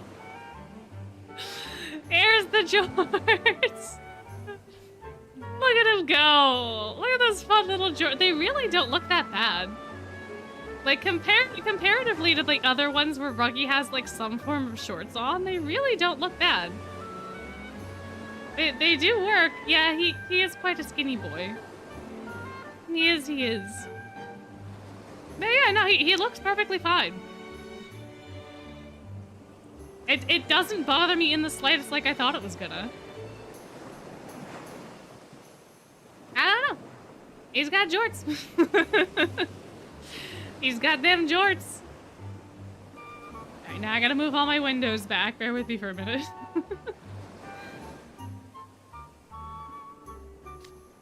Right? And I'm loving that they've got a hole for my tail. Oh, I thought... I guess it's the only time he's wearing shorts that we also get to see his legs. Because his Vargas camp, he also has, like, some form of short on, I think. But he has, like, he has leggings as well. So it doesn't quite look like that. But I think he has shorts on in that one, too. Can I just get the sprite? Yeah, no, yeah, Vargas Camp, he also has shorts, but he has leggings and shorts. So you don't get to see his, like, bare legs. But he does wear shorts.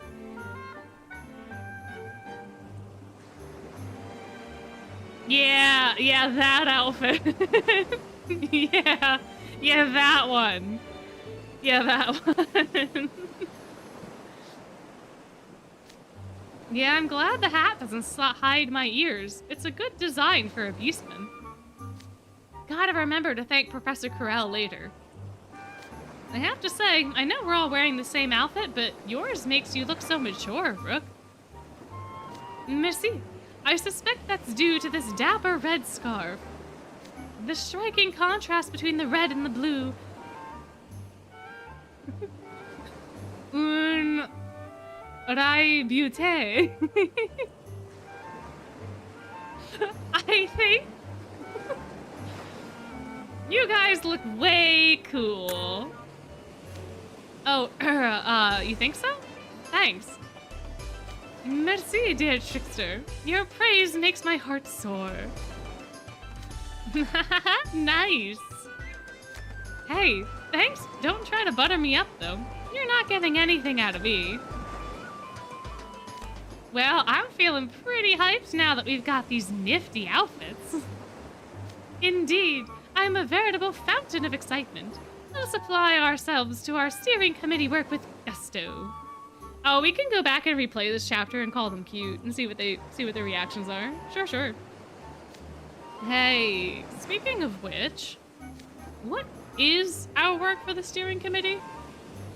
In my head, I pictured us doing planning and admin stuff, but something about these outfits makes me makes me think that's not the case. A valid point. There would be little need for such splendid attire if we were just doing paperwork. I figured there'd be some manual labor involved, checking inventory, moving boxes, you know, the kind of stuff we do at Mastro Lounge. That seems even less likely with these outfits. My thoughts exactly. You wouldn't wear this kind of thing to do clerical work, or haul heavy stuff, or do anything behind the scenes, I mean, to be honest. These outfits feel like something you'd wear for a performance. Wait, I might go as far to say they make us look like a band. Do they now, Rook? Headmage, you want to weigh in here? Oh, did I not mention? You'll all be performing on the ship's stage. What? Yeah, no, you did not mention Bird Brain. During Portfest, there will be a number of shows here on the Golden Straws stage. Musical performances, meet and greets with famous characters, singing contests, rock, paper, scissors tournaments.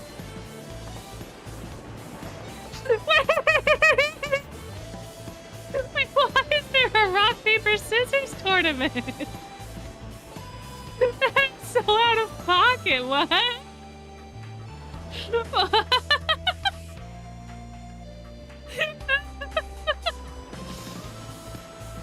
Oh, man. Oh, goodness. But the grand finale had yet to be decided. Shows! Grand finale? No. It really grinds my gills when people decide stuff like this for me. Oh, dear me. What sort of performance would even please Portfest attendees? Oh, I said had yet to be. It's been decided now. By me, as I am such a gracious and thoughtful individual. What? Huh? You four will put on a concert to perform for all of the Portfest. Yeah. To see such tender, charming students working so hard to put on a wonderful show, why, the mere thought is enough to bring tears to my eyes. Thus, I made a unilateral decision. I have also made arrangements for your instruments as well. Yeah, excuse me. Yeah, no. When people do stuff like this, I hate it. I hate it so much. Like, I also really hate it when, like, plans change last minute for, like, no reason at all. Like, if we're like, hey, we're gonna go to the supermarket at 12. And, like, not just that we, like, push the supermarket back, right? That's fine. But if we're planning that the whole day, it gets to 12 o'clock, I'm like, all right, you ready to go to the supermarket? Oh, no. We're actually gonna go to, like, town hall or whatever. Bye! Why is this not communicated ahead of time? Why did you not ask? Why? I hate it. Or like, oh no, we're just doing this thing. What do you mean? Why didn't you warn me? Why did you not tell me? Why couldn't I prep for this? Why? Just give me some time to like mentally prepare. Like if we're going to the supermarket and then you're like, no, we're actually gonna go to a party. Those are two very different things. Like, come on. I hate every part of this. Now I see. These clothes certainly do suggest a marching or brass band. A concert? A live performance. Sounds like a hoot. A hoot indeed. I can hardly contain myself. Oh my, I wonder why the two of them aren't upset with this at all. Alright, well anyway, oh, this button. I have to hit that button. Let's go back and see what happens if we call them cute. Oh my gosh, that's your parent. Yeah, that's my parents too. My mom is literally like that all the time. Or like, we'll decide on like doing an exciting thing. Like, we'll decide to like go somewhere fun. And then mom will all of a sudden decide that she doesn't want to go anymore. And then it becomes this big whole conversation about why we can't go to the place anymore. And why it's no longer a good idea. And why we should not do things. Or why we should do something else instead. And it's like our entire day has been prepped around this one thing that you now do not want to do. For no real reason. But so it goes sometimes. Most of the time it has to do with cost of things. And like, oh, we have to drive and then that costs gas and then we have to do this. And so, or once we get there, you know, we could just do this at home. Like, it's basically the we have food at home argument almost every single time. Even if it's not revolving around food. But so it goes. It just happens. It just happens. But I feel like sometimes she's just planning out loud and she's not like fully committed to the bit, and then it takes her a long time to like actually think through whether or not she wants to do the thing that she was talking about, and then and then we get into the okay, well now why do we have to change plans type thing. I don't know, man. But anyway, it is now time to call them adorable. Let us see how it goes. What? Adorable? I know you meant to say cool. Oh, look at his face. Sorry, Jack. You're just adorable. You're too cute. You're such a cute little sailor guy. No, adorable is a compliment. You ought to be happy with such praise. I'm not sure I'm on board with that. Praise is praise, I guess. Well, I'm feeling pretty hyped now that we have these nifty outfits. Oh. Is that it? Aw. Aw, man. Aw, okay. We just get to embarrass Jack a little bit. That's all we did. Oh, man. Yeah, the Floyd card is pretty cool. I was a little sad that it was the R card for this event, but you know, I guess Floyd's from the sea and all that lovely jazz. Gotta give Ruggy and Brooke some love, too. It is true. Yeah, it is better when they don't make your choice matter. This is fair. And I do think it was cute, but I would have thought that Floyd would have found it funny. But he didn't, which surprised me a little bit. What you gonna do, though? What you gonna do? What you gonna do when they come for you? The Headmage said the instruments were in a brick warehouse around here. Professor Mana Rice split right after he dumped this concert gig on us. I swear that guy. Always gone when the work starts. Look, there are a bunch of instruments. You got a flute, trumpet, saxophone. Hey, nice. I'm feeling this. Let's give him a whirl. Wee. Oh, yeah. Whoop. Twist tune time! Twist tune time! Twist tune time! Do. Now I gotta find Portfest in this list. There you are! Twist tune time! Twist tune time! I gotta put my tea down.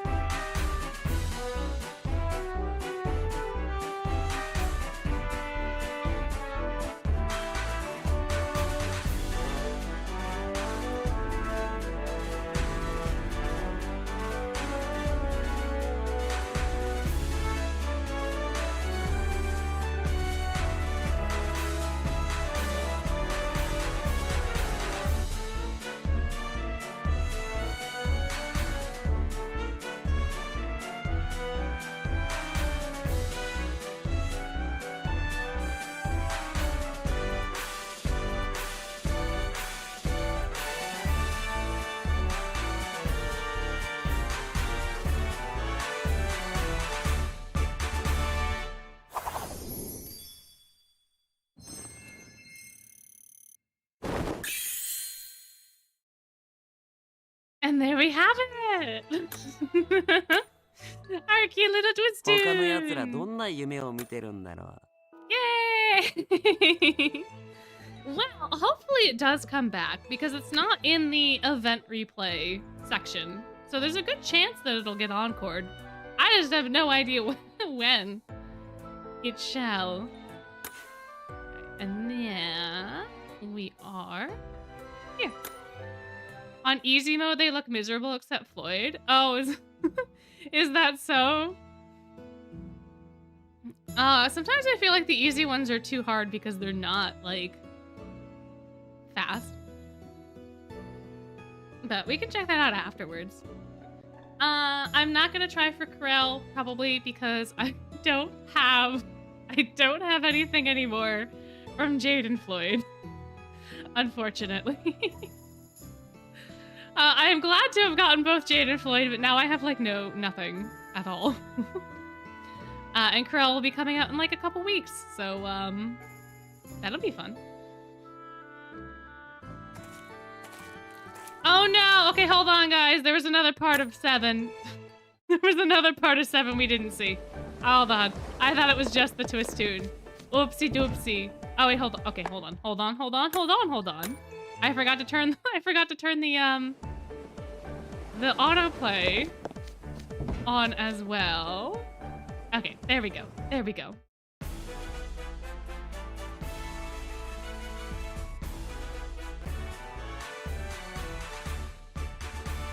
Oh yeah, see they all looked, that Jack and Ruggy looked sad. They looked sad. Ah, yes, the ...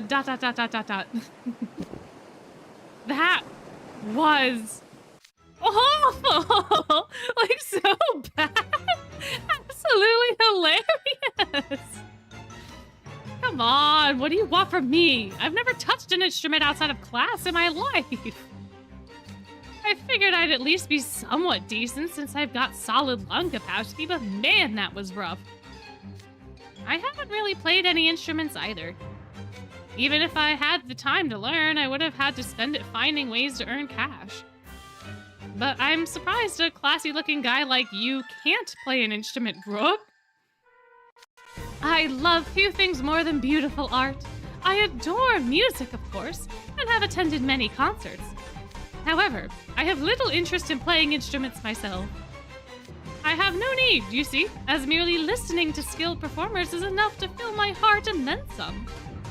That was my first attempt at playing, and it was, in a word, difficile. What a rare experience.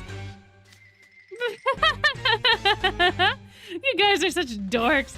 You're all like, oh yeah, and wee, but you can't even play a note. And you look so serious, too. It sounded like a drum kit fell down the stairs. Oh, jeez. My stomach hurts from laughing. Shut up, will ya? I mean, what did you expect? The Headmage volunteered us for this without checking to see if we could play. Ooh la la.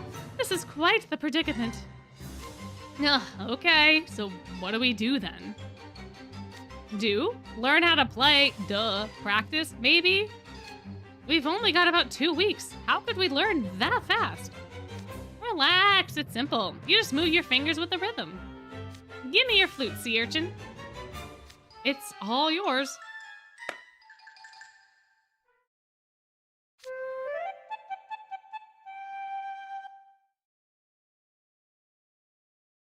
Whoa, that was good. Très bien, truly masterful. Are you telling me you can play the sax and the flute, Floyd? Isn't saxophone and flute a similar instrument, though? Aren't they, like, similar enough? I feel like it would be slightly more impressive if he did, like, flute and then violin. But no, they're, like, super, super hardcore different, because they both, to me, an uncultured observer, flutes have the little pedals on the top, and then saxophone have the little pedals on the side. So does that not... They're both woodwinds, but one has a reed. Different keys, different mouthpieces. I see, I see. A woodwind and a brass. Oh, okay. I see, I see. Okay. I can pretty much play any brass band instrument. I used to play a lot of pass the time back in the Coral Sea. You are truly a lover of music, Floyd. Marvelous. Well, now I have questions about how they work under the water. Because you need, like, air, right? For them to function? So if they're under the water... Ha. I seriously hate to give you any props at all, but yeah, you've definitely got talent. It's just moving your fingers in the right order and blowing. It's really not, though. He does have a point. What? We can't play, so we should practice until we can. Dude, are you kidding me right now? Not at all. That's how everything works. Practice hard and someday you'll be able to do it. Yeah, someday? We barely have some days until the festival. Floyd, will you teach me how to play the flute? Sure, but if you don't get any better, I'm gonna put the squeeze on ya. Awesome, nothing to do but put in the work now. Just ignore me, sure. Poor Ruggy. Poor guys, poor guys. My.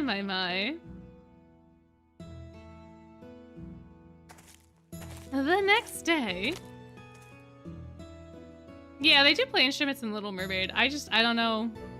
That is more cartoon magic, and I'm okay with that. But we have, like, physics and things that work properly in this world. So I'm not sure. Although I know that they were, like, in a band, right? So, like, Azul... Floyd was drums. What did Azul play? Azul played an instrument, right? Azul didn't just sit, he played an instrument. Wow. Jade was upright bass. Which bass and Jade turn into Jace. Piano, oh right, piano, yes. Piano. Indeed. Thank you. Yeah, so it makes sense that he has, that they have collectively musical experience. And music is like a huge thing for Little Mermaid, right? Isn't that talked about at some point? For like the merfolk, music is like a huge deal. But it's like mainly jazz for some reason.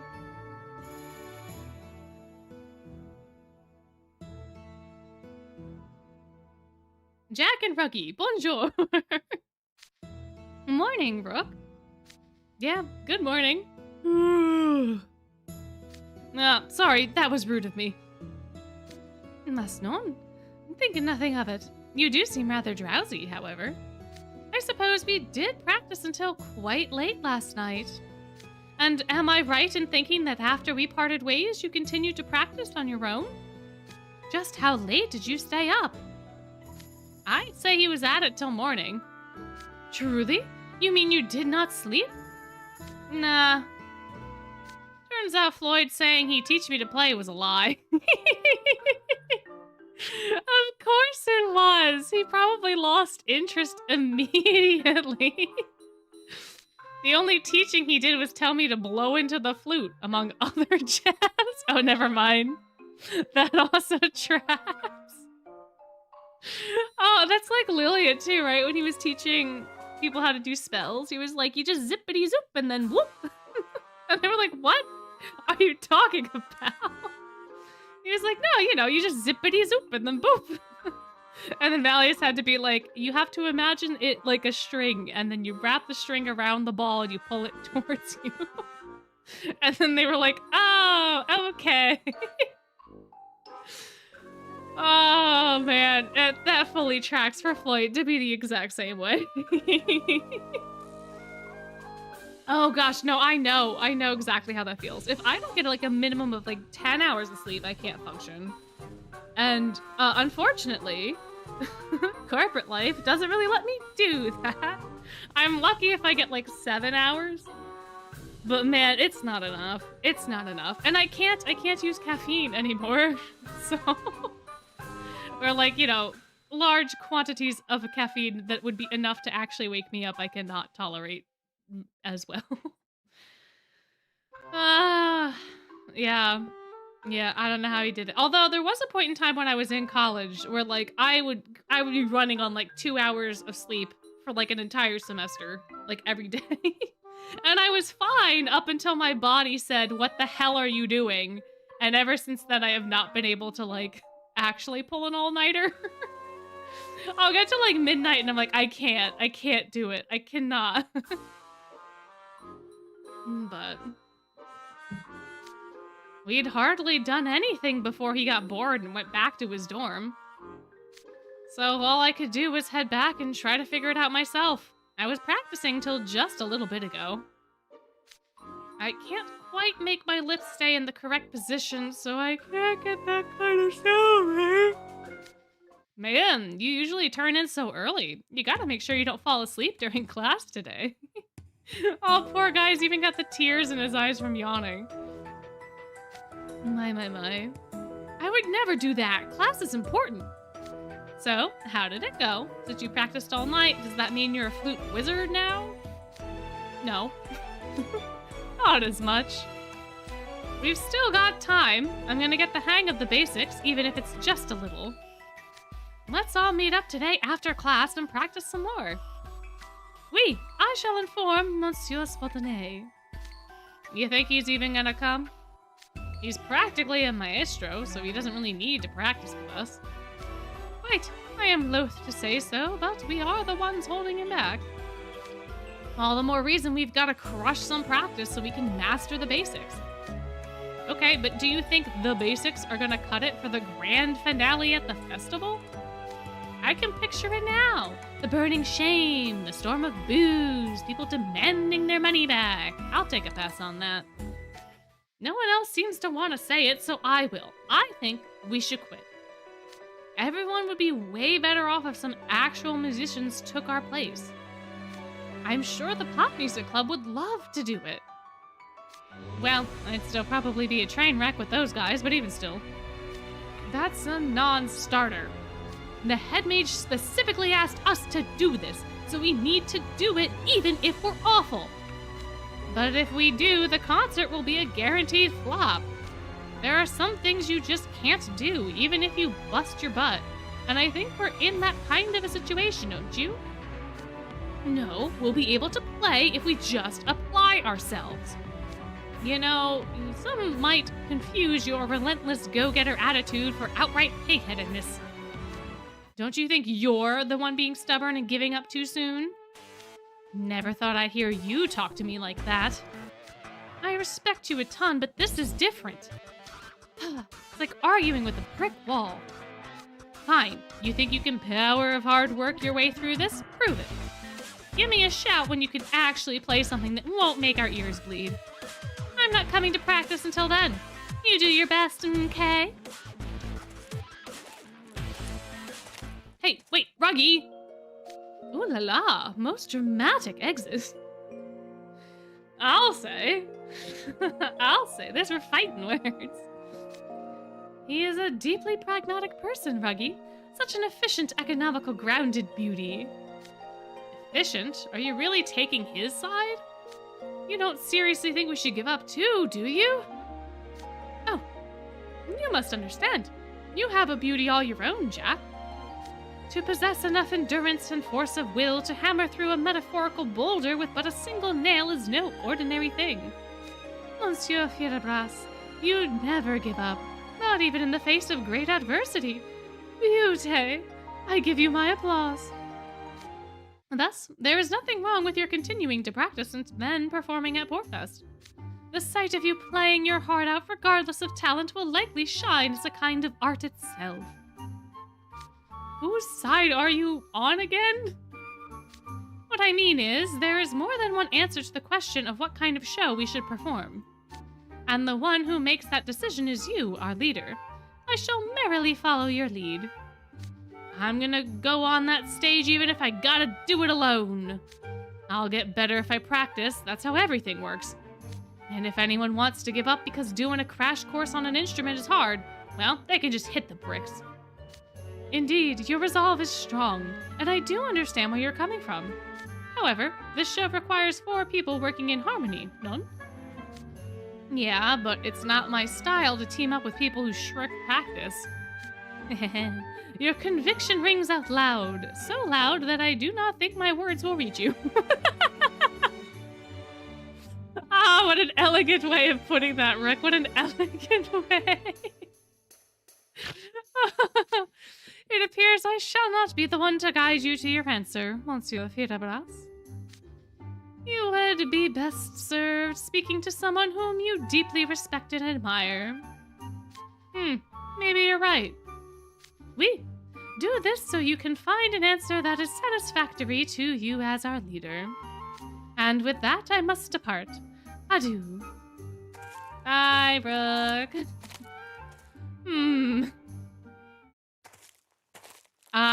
Yes. Leona! So yeah, that's about the size of it. That's why I wanted to ask you for advice. Housewarden Leona. Oh, I thought he was getting cut off. Never mind. Oh, goody. So you and Ruggy are the reason I gotta deal with this Portfest nonsense. Yeah, fair enough.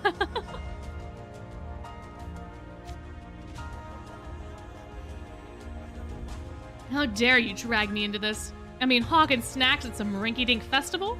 As though I got nothing better to do? I'm sorry. Normally, you 4 making fools of yourselves on that stage would be fine by me. Problem is, there are 2 Savannah Claw in your little band. I can't have the other dorms calling us a laughingstock. And on top of that, you went to Rook for advice of all people. He's only gonna make things more complicated. I'm gonna perform even if I have to do it alone. And if the other dorms run their mouths, I'll deal with them. I won't make you look bad, Leona. Bold of you to say, but reckless. You try and learn an instrument in this short of time, and you'll be in for a rude awakening when you get on stage. What else can we do but practice, though? The concert's non-negotiable and we don't know how to play. Non-negotiable? You just doing everything Crowley says? No questions asked? Sounds like herbivore talk. Didn't expect that from you. Ugh, what am I supposed to do then? You ever heard of a fish trying to hunt birds? Or a beast with powerful legs swimming to catch its prey? Stupid animals who can't identify their prey are destined to starve. Ask yourself this, Jack. What's your prey? What's out there just begging for you to sink your fangs into it? I'm not sure. Figure the rest out yourself. I'm gonna take a nap, so buzz off. Hey, hang on, Leona. I don't know what you mean by... Better flick those upstairs light on and think hard, then. Because I ain't gonna be happy if you assault my ears with horrible music. Oh, I thought for a second he was just gonna pass out right there. But no, he walked off. Interesting advice, interesting advice. I wonder how well it will go over. Apparently very well, because we've already got it. Apparently super well. Man, I keep racking my brains trying to figure out Leona's advice. But I just can't make heads or tails of it. Hey, Jack, get the hang of the flute yet? Ruggy! Didn't think you'd still come out to clean the deck, what with everything going on. The Headmage told us to clean it daily. Rook and Floyd should be here soon. Rook, sure, but you're not gonna see Floyd, I can tell you that. You came here to help clean too, I assume. I came to give you a little reminder that giving up the concert's the way to go. Figured you might have cooled off by now. In any case, here's a deck brush. Yeah, I'm not scrubbing those annoying corners though, that's all you. Seriously though, how's flute practice going? Nowhere, honestly. Leona chewed me out too. You went to Leona to top? About it? Talk about desperate measures. Bet he didn't expect all this from you. Yeah. He told me that animals who can't identify their prey end up starving. Okay. And what does that mean? I think it means to find something I can do. Maybe. Not exactly encouraging. Did he say anything else? That he'd be mad if we assaulted his ears with the terrible music. Oh, and this whole Portfest nonsense is because of you and Ruggy. What? You didn't have to tell him that! Jack is too overly honest, though. And now our music has to be up to Leona's standards? Oof. Maybe it'll help if, to try to reframe things. Like, what if we think it is a show for Leona? I think that makes it even harder. When I stand on the stage and imagine Leona in the audience... Oh? Get on with the show already.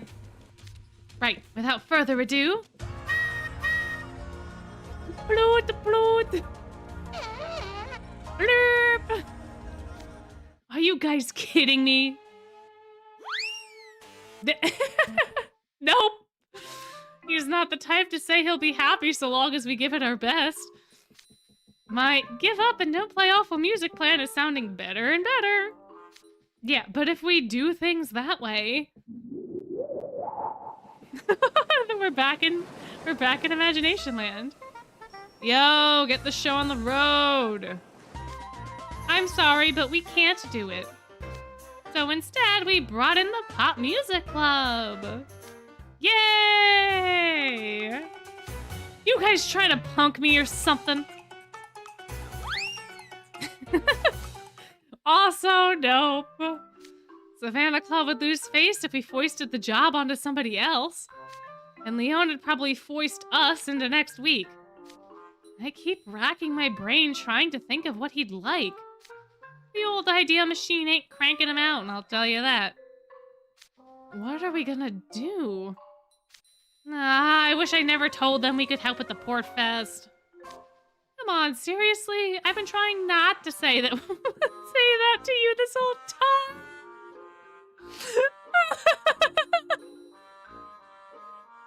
Oh, Jack's been holding it in out of respect. Oh. Did you just slam your brush on the deck? What, you got a problem with me or something? No, that's not. You should have just picked a different restaurant when the first one was closed. No. I said I was treating you, and I'm not treating you to anything less than their special. Ugh, you're driving me up a wall. I don't care what I eat as long as I get to eat. You can't do that. I want to treat you to something really special and delicious. Oh. Oh.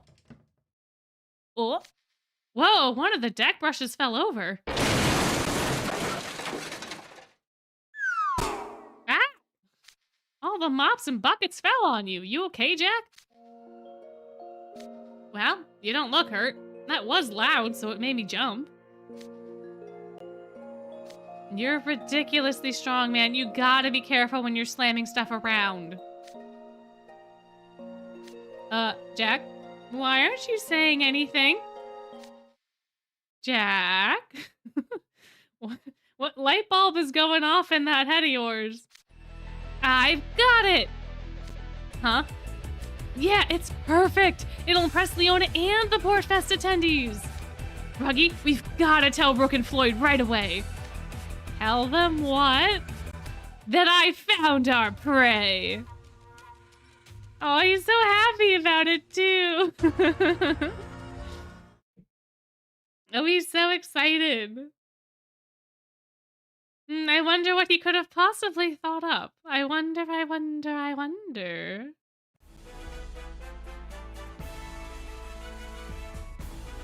A few days later... Boom, tap, swish, tap, boom, boom. Boom, tap, swish, tap, boom, boom.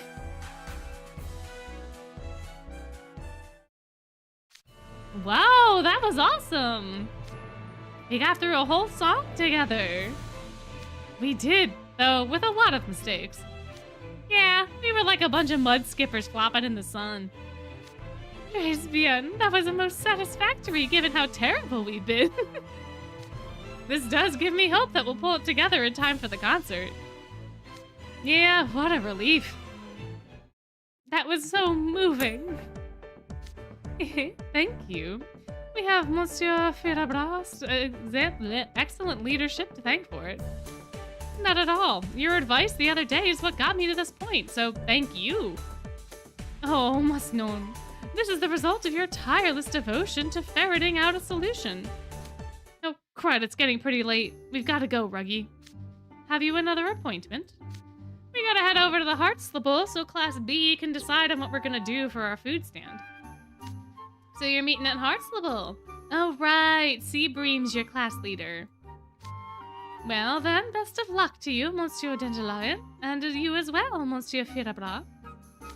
Me and you will keep a great record of you guys deciding what to serve. I don't mind if you're doing your job, just keep it down during the meeting. Don't you worry. I don't know if keep it down is in his range. I wonder.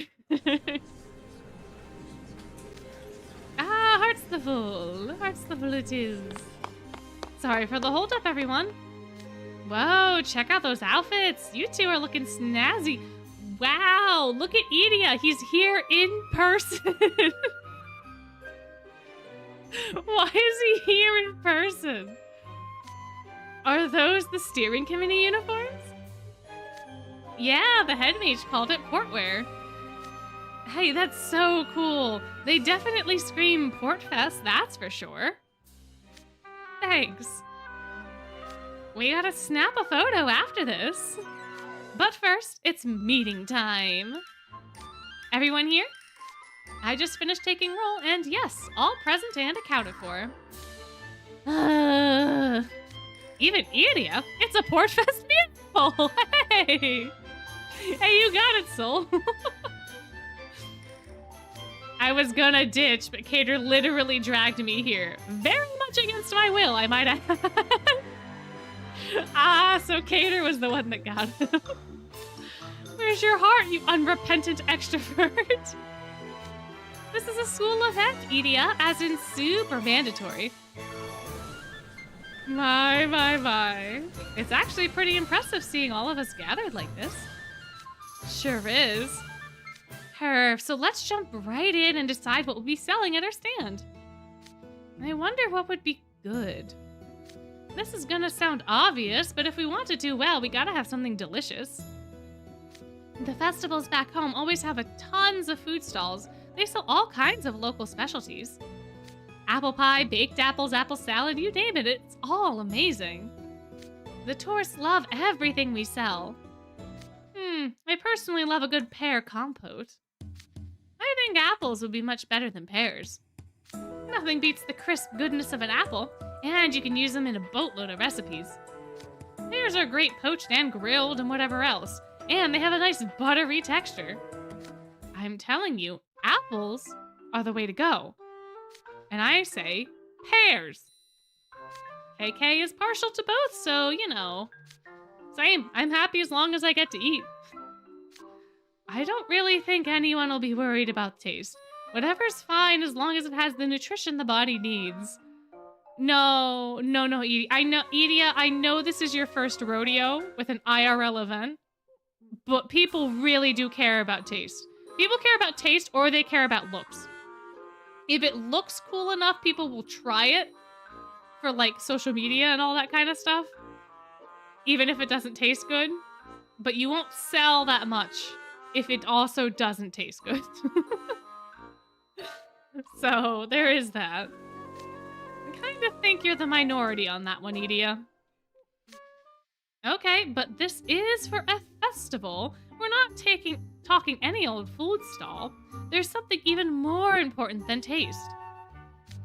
We have to make sure it's totally cammable.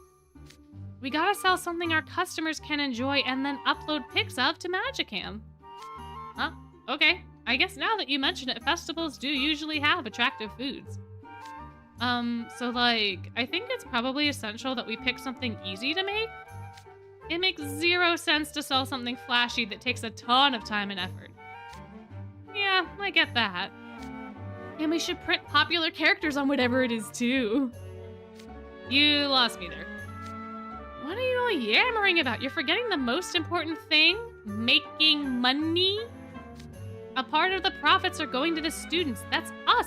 You didn't forget, did you? If we're gonna put our blood, sweat, and tears into this, we've gotta at least reap the rewards. Yeah, we know that's your goal, Ruggy. It's a golden opportunity to line our pockets. Forget that nonsense about making memories or whatever. Ruggy, you can make memories and line your pockets at the same time. They're not mutually exclusive. Opinions are defo split here. What to do? Pretty sure it's impossible to make everyone happy. Nah, we just need to keep thinking. I'm sure we'll find something that ticks all our boxes. Maybe we could, like, draw straws? That would be fair. I'm not really sure about that. Oh, this is taking so long, I'm getting bored. Just pick something already! I told you to keep it down. Did I call it or did I call it? We're not getting anywhere. Well, now what? I'm ready to go.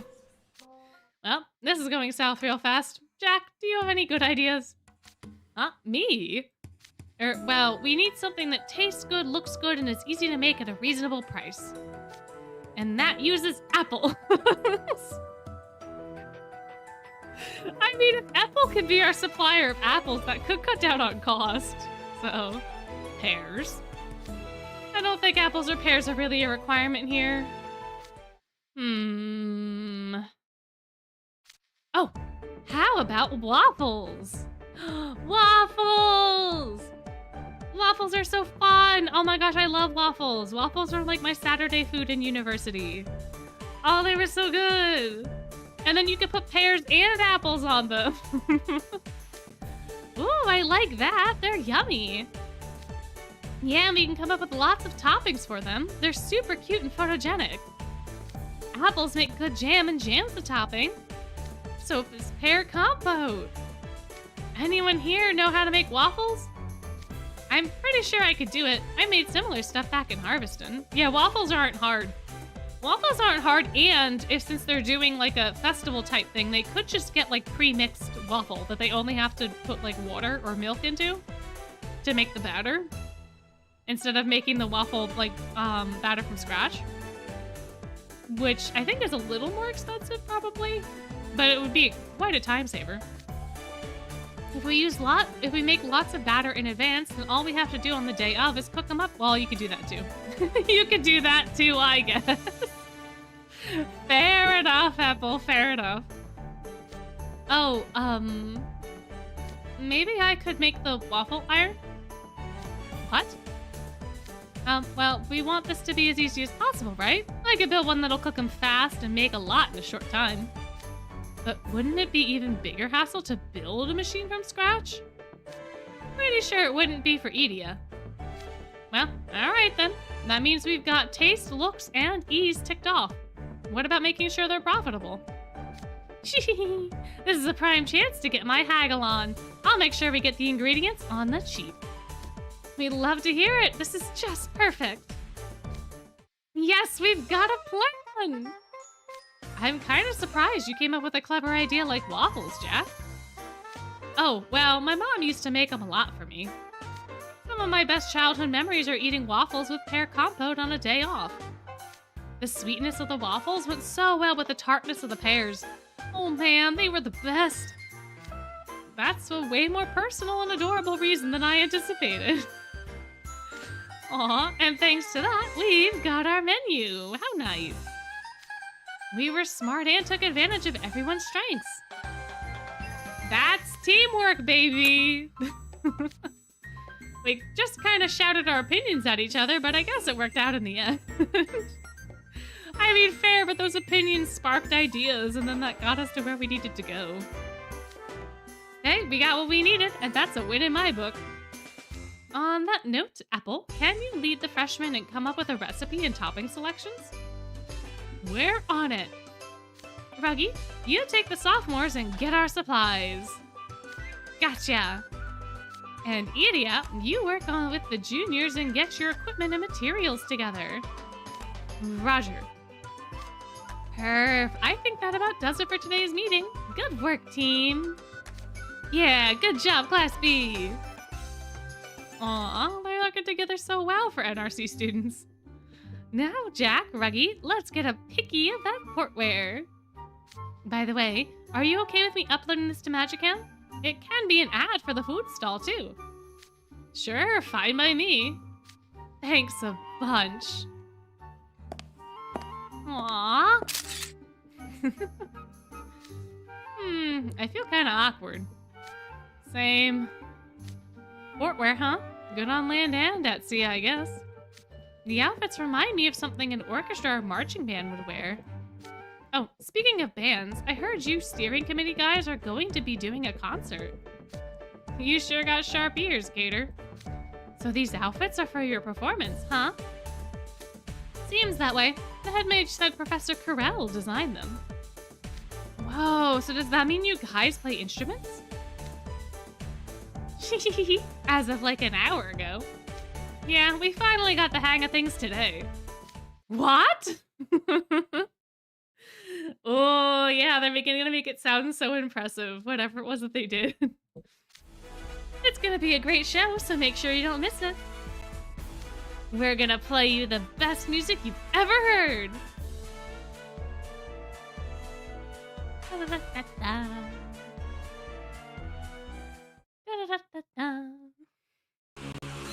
The music is so fun.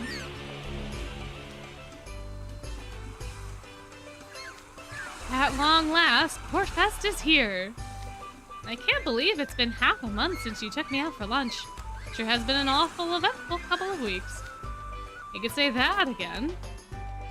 All I wanted was to treat you to the special at the restaurant I worked at, yet here we are. What a twist of fate that your former manager turned out to be one of the Portfest organizers. I don't know if it's fate or my manager had anything to do with it. This is really because of you, Ruggy. You just had to go and make that completely self-interested proposal, which led to the manager asking for the Headmage for help. And then he turned around and decided all the NRC students would run food stands. Kind of a pointed way to put that. And then you, me, Floyd, and Rook got picked to represent the school on the Portfest steering committee. Which is why we're now on the hook to perform for the grand finale of the concert and the whole shebang. I'm getting more pointed by the second.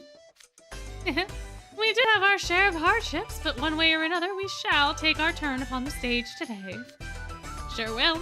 Just gotta get through today, and then I'll finally be free of Jack's miserable, brutal, agonizing training regime. Oh man, yeah, that's fair. I can see that totally being a thing with Jack. I can hardly wait for the show. My heart is pounding like a drum. The nerves I'm feeling are completely different than the ones before at track meet. I mean, this will be my first stage performance ever. What of Monsieur Spontané, I wonder? Do we really think Floyd would be here? Do we really think Floyd would be here?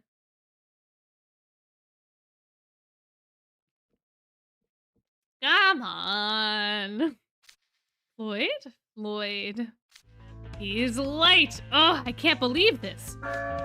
Hey folks, I'm pleased to announce the opening ceremony for Portfest is starting now. Yeah, the festival is starting. Are we gonna have to do our steering committee work without Floyd?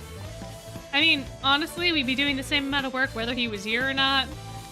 No, we each have our role, and I'm not gonna just stand here and let him skip out. The food stands are gonna open soon. What do we do? 30 minutes later. Oh no, not the Portfest has been near and dear to my heart for many years, and I have attended this fine event each and every year. That sounds like a lie. I don't believe you. I have always wanted to support it in some way, but it was not until a few short weeks ago that an idea sprang fully formed into my mind. Fully formed, huh? Just sprung in there, huh? Uh-huh.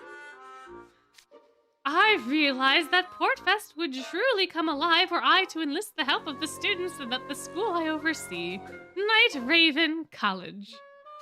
With them preparing and selling food at stands throughout the festival and putting on a marvelous show, I was quite certain that the attendees, that is you, my friends, would have the time of their lives. Thus, filled with humility and overwhelming kindness, I took my proposal to the project leader. After all, this is ultimately about giving back to Sage's Island. The start of the festival is getting pushed back because the Headmage speech is dragging on. And all he's doing is lying through his teeth. No, Crowley.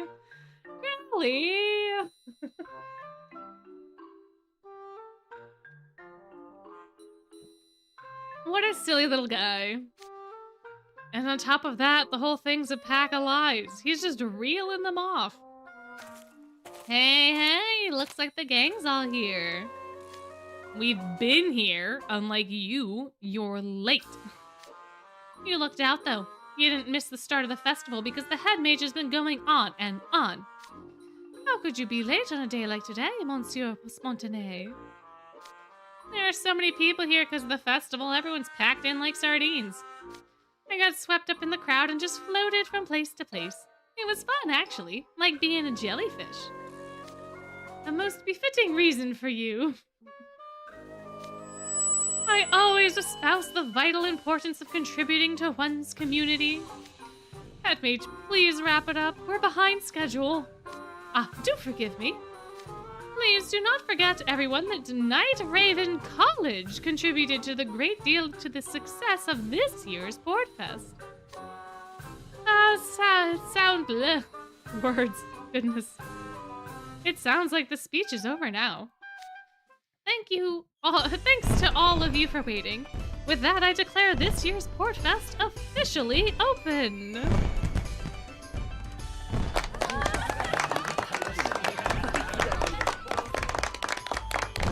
Oh my gosh, Floyd floating back and forth like in his dream. Yeah. All right, it's game time. The pressure's on now. Let's knuckle down. We've got a lot to do before the concert. Just so, Monsieur Fierabas. I think some of us might need a reminder, so I'll go over the jobs one more time. Our primary task is to stay at HQ and troubleshoot problems whenever they come up. HQ is set up in one of the brick warehouses. Beyond that, we need to make sure each food stand is up to snuff safety and hygiene-wise, so we'll be patrolling around and checking things out. And we'll also need to help out at our own group stands, of course. We know, sea urchin. You're a bit of a worrywart, aren't ya? Now that you've laid it out, our schedule's kind of packed, isn't it? I feel like we're about halfway through, but welcome in, welcome in. It's nothing we can't handle. Now let's knock this out of the park. Let's us make for Whistler Commons then to check out our food stands. We're about halfway through the overall event, but this is like when the actual festival starts in the event, so you are kind of just right on time, in a way.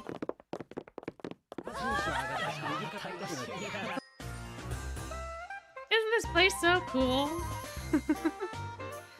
It's so fun. Whoa, check this place out. It looks awesome. Normally, Whistler Commons' charm lies in its simplicity, but today it looks so vibrant and beautiful, I can hardly recognize it.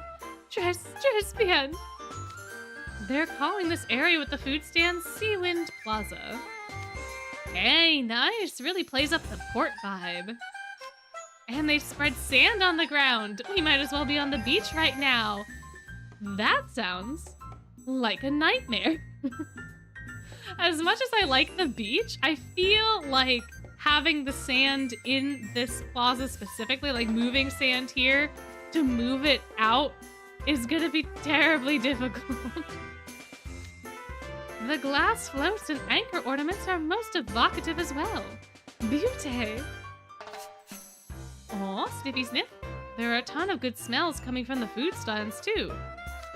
Aw, yeah. I can't wait to see what food they're selling. Don't get too excited now. We've got a mountain of work to do. True enough.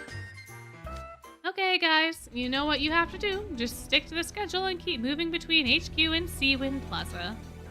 A little past noon, our record keepers Grim and you will be making their rounds to each food stand. I'll go with them to tour the stands. Gotta make sure everything's shipshape. Got it. Portfest Steering Committee, let's get to work. Yay! Oh, it's so good. It's so fun. It's nice getting to see them work together. They do seem like a ragtag team, but what are you gonna do, right? What are you gonna do? A few hours later. Yo-ho-ho, Jack! Hey guys, you come to do your record keeping thing? You bet. And if memory serves, Class B's dishing up waffles, right? You could buy some of the backgrounds. I don't remember if this one specifically was one. We could take a look later because I have them. I think you get like the ship and like the dockyard. I don't think you get here, unfortunately, because here's a very fun. I would love this background. This background is very fun. You better believe it. After the assembly, we tossed around ideas together and refined our plan. Oh, this was a purchasable background? Oh! Oh no, then I just forgot that it existed, because otherwise I would likely be using this one a lot more. Hey, you and Graham, welcome, welcome, welcome. Now, selling plain old waffles would be Soup's boring, am I right? That's why we set up a waffle bar. People can pick any toppings they want. It was Cater's idea. Oh, look at that. Look at that waffle. When you got the little caramel drizzle or syrup drizzle, I guess. I guess. Could be either or. And you've got the little cream and the berries and the melons or the pears. I guess these are pears or pears. Pears. I want to say pears. Yeah, now I'm craving waffles too. My. You know it. We're calling the stand Cater's Build Your Own Waffle Shop. Tagline, where your waffliest dreams come true. After a customer buys a waffle, they get to choose from a bunch of different sauces and toppings. No extra charge. And the more colorful you make them, the more exciting they get, right? Ugh, it's just so cute. The whole thing's so catchy and campable, I just know we're gonna go viral. Peter has a flair for presentations, so we went with his idea. Yeah, cute and campable aren't really in our wheelhouse. Seriously, we could do cool and strong, though. The freshmen worked their butts off coming up with a delish waffle recipe. Sure did. We made tons of test batches every chance we got to get them just right. So much taste testing. We experimented with the batter to see if it should be soft or fluffy or firm and springy. We tried adding more sugar to the waffles themselves to make them feel like a dessert. And then we tried dialing back the sweetness so the waffles could go with a wider variety of toppings. You name it, we tried it. We prepped all kinds of toppings too, so our customers can really go to town. For sauces, we've got strawberry, mango, chocolate and mixed berry. And then the topping-wise, there are cookie crumbles, fresh whipped cream, sprinkles, and a bunch of other stuff. You can add different kinds of fruit compote too. It's not a waffle without some compote. And here's my machine. I invented this prototype specifically to cook the batter that Applejack and the others made. I call it the Portfest Waffle Iron Portable Max Custom. Its great features the ultra high-speed baking functionality. It instantly molds the batter into its tank into the waffle shape, then bakes to perfection in a single minute. It's equipped with a high-performance AI and infrared sensor and cooks the waffles to a consistent golden brown like a master chef. Oh, and I put some small fan in there too to circulate the aroma of fresh baked waffles all around. It's great for drawing in passersby. I understood about 15% of that, but hey, sounds awesome. Oh man. There was a pizza place in New York City that didn't have calzones. That just seems like a crime. That seems like a crime of the highest degree. Good lord. But hopefully the waffle you got was good. Yeah, waffles and ice cream. I want like right now I just kind of want like a waffle with some Nutella and some strawberries. I feel like that would just be so good. I know I speak for all of us when I say we're thrilled you came up with something so brilliant, Edea, but I do have a slight concern. Yeah, it's ridiculously hot near that thing. The heat's a natural byproduct of its high performance, but the AI core is heat protected, so I'm not worried about it. You should worry about us. Alright, your pal Grin's gotta do a little taste test for ya. Taste test? Well, I guess you're working hard, so I'll give you a break. What kind of toppings do you want? Score! Load me up, Captain! Give me all them toppings! Greedy little guy, aren't you? No guarantees on what it tastes like, pal. Yeah, exactly. How can a pizza place have no calzones? Man, although I feel like if you like went a couple blocks, you probably would have found another pizza place. There are so many of them in New York. There's so many pizza places. There's so many little delis. Man, although not all places are created equal, I'll tell you that much. I had pizza. I went to a concert one time, and my friends and I stopped at like this one little pizza place before we went to the concert, and it was really good. And then there was another time I went in, and we just stopped in for like a slice of pizza somewhere else. It was not. It was not a vibe, and it was expensive because it's New York City. It's a little unfortunate, but man, yeah. I do have a waffle maker. I don't have milk. I'm not lactose intolerant or anything, but I just like never have milk in my house. I never drink the stuff enough. Like I can't use it fast enough. And so if I do get it, I get like the little gallons, but I always want to make stuff like this and I'm like, oh, that requires me to go to the store and get milk though. So maybe not. We had a calzone, it was basically pizza in half. Oh, interesting. Huh. I do know one of the pizza places back where I used to live had this thing called like a pepperoni roll. which I guess are things other places too, but I never had one until I went there. And essentially, it's like a cinnamon roll, but with cheese and pepperoni instead in like a pizza dough. Very, very good. Very, very good. It's like a little log that you get. It's bigger than a calzone. It would just be like a long log with pepperoni and cheese. Oh, it's so good. With marinara. Oh, man. But they don't make them very good anymore. Calzones are kind of like those half moon pizza pocket things. It's like, you take a circle, you stuff it with whatever you want, and then you like fold it almost like a quesadilla, but it's with pizza dough and pizza fillings. And then you poke a couple holes in it so that it has vents, and then you cook it like a pizza. They're very, very good. They're more like yeah, more or less. They're like an, I was gonna say they're an easier handheld version of pizza, but pizza is handheld by its very nature, so that metaphor doesn't work. But yeah, those things. Oh, you've made compote before? Nice. What kind of compote? Oh, your calzone was actually the size of a pizza? Oh, Lord. That's a huge calzone.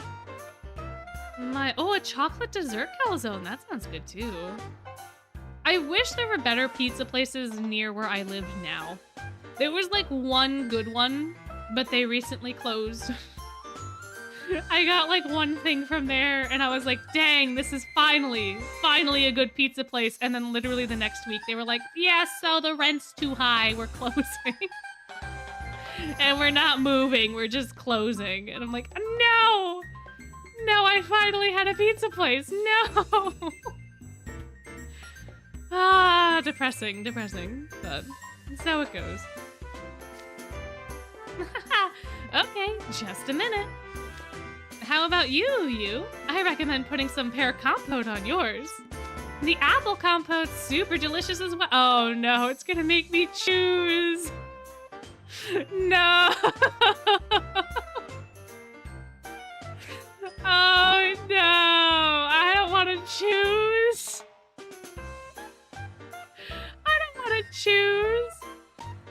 I'll let you guys choose. How about that? I'm not gonna take any responsibility for this choice. I'm just gonna left it off onto you guys. What do you wanna do? Apples or pears? You let me know. Y'all let me know. No one vote? No, don't do that. Don't make me actually decide. Oh, man. See, my thing is I don't like raw pear, but if pear is cooked, then I'll eat it, and I like the flavor. But for whatever reason, like, raw pear to me, like, the texture is like, ugh. Versus apples. I think apples are, like, harder. They have, like, a harder texture when they're raw. I mean, both of the compotes would be cooked, so it doesn't really matter, but... hello, welcome in. Would you like to decide on pear or apple? Cast your vote. Pears cooked with cinnamon. True. Yeah, anything with cinnamon and I'm pretty set. Because any sort of cinnamon, it'd be great.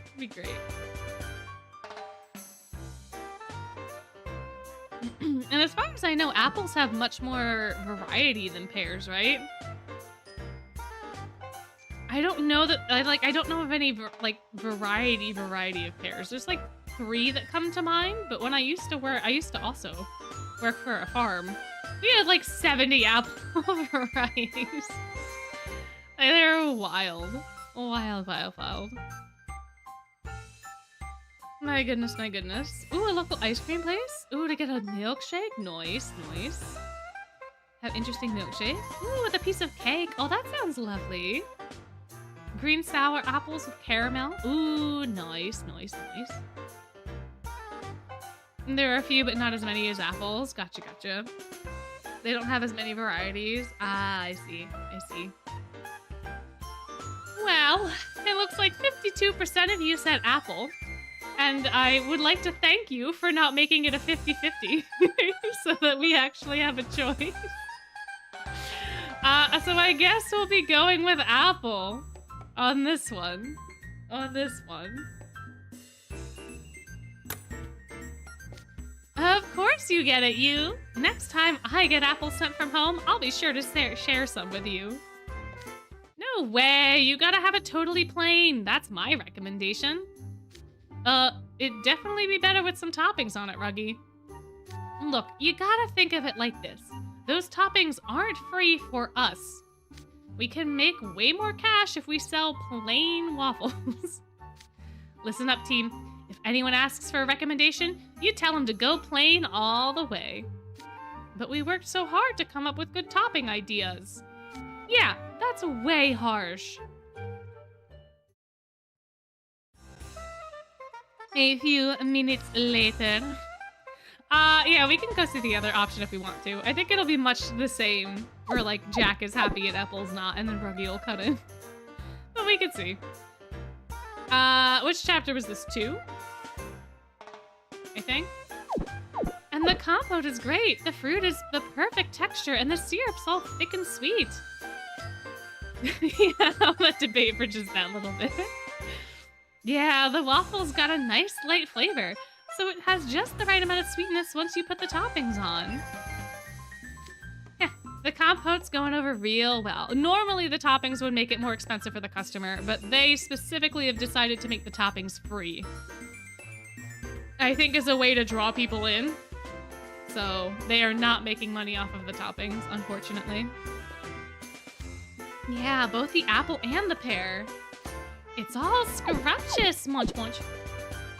Nobody's ordering any plain waffles, though. That's not exactly a surprise, Ruggy. Oh, well, it'll work out. I set the prices figuring this would happen. Plus, I haggled the cost of our supplies down like a champ.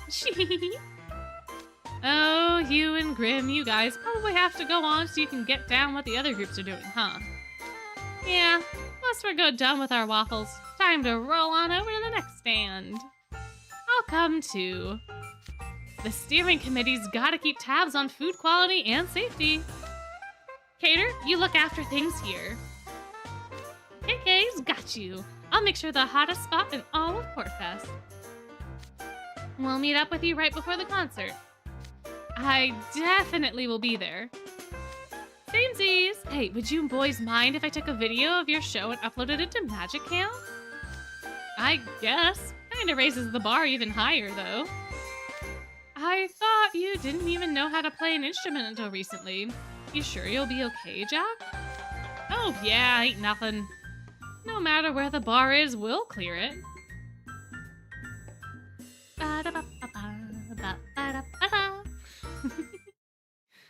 I'm just gonna check the... We can go back to see the pair, but I gotta check the chapter. Okay, good. I was right. We were on number 2. Perfect. Alrighty. Worry about us, and then we'll go and look at the pair. I guess plain waffle people might be people with, like, dietary restrictions. Like, if you're allergic to apple, I can't imagine you'd be allergic to everything, but... Or if you just, you know, wanted just a palate cleanser, perhaps. How do I record the footage of gameplay from my phone to edit it later? I use the screen recording app that's built into my Samsung phone. And then I just transfer it over to my PC like you would any other files from your phone. It's pretty easy. I don't know how it would work for iPhone. I don't know if iPhone has a built-in screen recorder or not. But my Samsung does. And my last Samsung did. So I feel like Android phones generically probably have a nice little screen recorder that you can use built in. If you wanted to screen record anything. Alrighty. Well, we'll just see what Jack said in an alternate universe for the pair. Hey, you're a fan of pears too? Can't blame you. That little hint of sourness is the best. And that's it. That is what we missed. iPhone has a screen recorder, but you have to manually turn it on in the settings. Oh, okay. Well, good to know. So yeah, you could probably just use that then if you have an iPhone. And then just record your screen. Yeah, the free apples versus just having the pears. Fair enough, fair enough. Yeah. Apple was mad, but before Jack was mad. There's no winning in that situation. There's no like, I'll have strawberry. You gotta pick one or the other. Gotta upset somebody. We'll go see Class A's stand next. Yes, that's my group. You did help them set up before you came to our stand, right?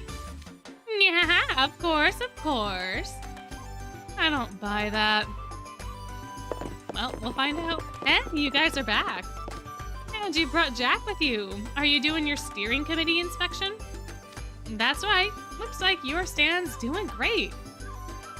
According to the paperwork you sent us, you're selling churros. Oh my gosh. Churros were like the thing in middle school. Oh my god. On Fridays in the cafeteria, they'd have churros for $1. And everyone would go feral because we were like 8-year-olds wanting the sugar stick. Oh my gosh. I can't remember the last time I had a churro though. Yeah, each year came up with a different topping to sell. That's a fun idea. Me and Ace basically came up with the freshman's churro toppings. We coated ours in a red berry sauce and then covered them with several... What? What is that? Silver draggies and a lot of rainbow sprinkles. What is a draggies? What? Are those like those circle sprinkles? Draggies. The learning upskill platform. I don't, degrees topping? I don't have, oh no. No, not Top Up Academia. I don't, Google's not helping me. I don't have the special characters keyboard for that. Oh, I was spelling it wrong anyway. It's D-R-A-G-E. Bite-sized confectionery. Oh, they are the little circle sprinkles. Oh, they're disgusting. I hate them. They're like little circular hard candy things. Every time I've ever had them in ice cream, they've just been disgusting. They're not. See, oh, I like sugar-coated almonds. Those are different, but those little round sprinkle things, terrible. Hate them. No, thank you. Never, ever. I avoid stuff that has them on it now. I don't know. but yeah. Oh, I love sugar-covered almonds. Sugar-covered almonds are the best. They're very hard to eat because they're very tough, but they're so good. They're so good. Oh, sprinkles. Class B did that too. Yeah, we did. And the silver draggies are those. Oh, would you look at that? Oh, if I had just clicked next, I would have gotten to learn what they were without having to Google it 50 times and spell it wrong. And the silver draggies are those tiny round silver candies. They're used to decorate all sorts of sweets and baked goods. Whoa, nice. And you can eat those shiny little things? You were there when we picked the toppings. Did you turn your ears off or something? Hey, come on. I was busy taste testing the churros. Well, they do look delicious. Real eye-catching. Yeah, I bet they're a blast to make, too. Let me try. It's true. It wouldn't have been as fun if I didn't fail looking it up at Google. Hey, be careful. You put way too much sugar and cinnamon on there. I can't even see the churro anymore. Oh, but those are the best. Oh, those are the best. Oh, and you get all the cinnamon sugar. Oh, man. Of course not. Anyone with a brain knows the more you put on, the more delicious it gets. I don't think that's how it works. Trust me, I tried it with my waffle earlier. It definitely looks like a churro Grim would make. You said I bet they're a blast to make. I thought you helped prep this morning. I did. But if by helped prep, you mean did nothing. Come on, don't do me dirty like that. Did anyone expect anything else from Grim, though? Like, let's just be honest. He did taste. He was there. He ate a bunch of our supplies and called it taste testing. Are you kidding me? Forget helping. You were actively hindering. Oh, man. Ah, Jack, inspecting our food stand? Thank you for your service. Hi, Silver, Colleen. Is this the sophomore's churro?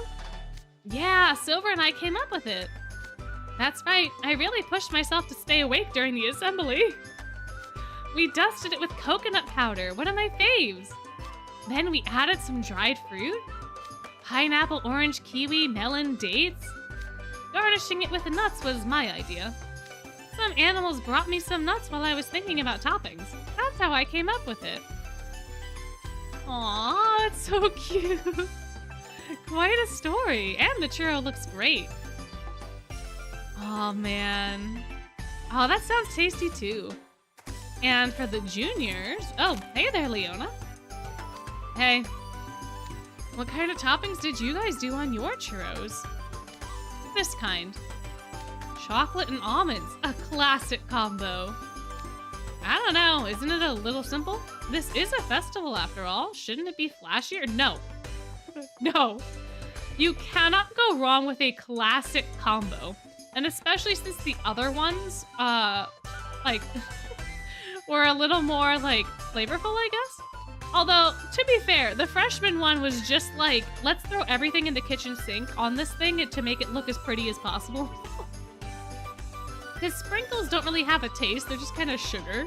So you're just putting more sugar on the sugar stick. But like, chocolate and almonds is nice and sophisticated, you know? It gives you a nice little subtle flavor, a little bit of crunch.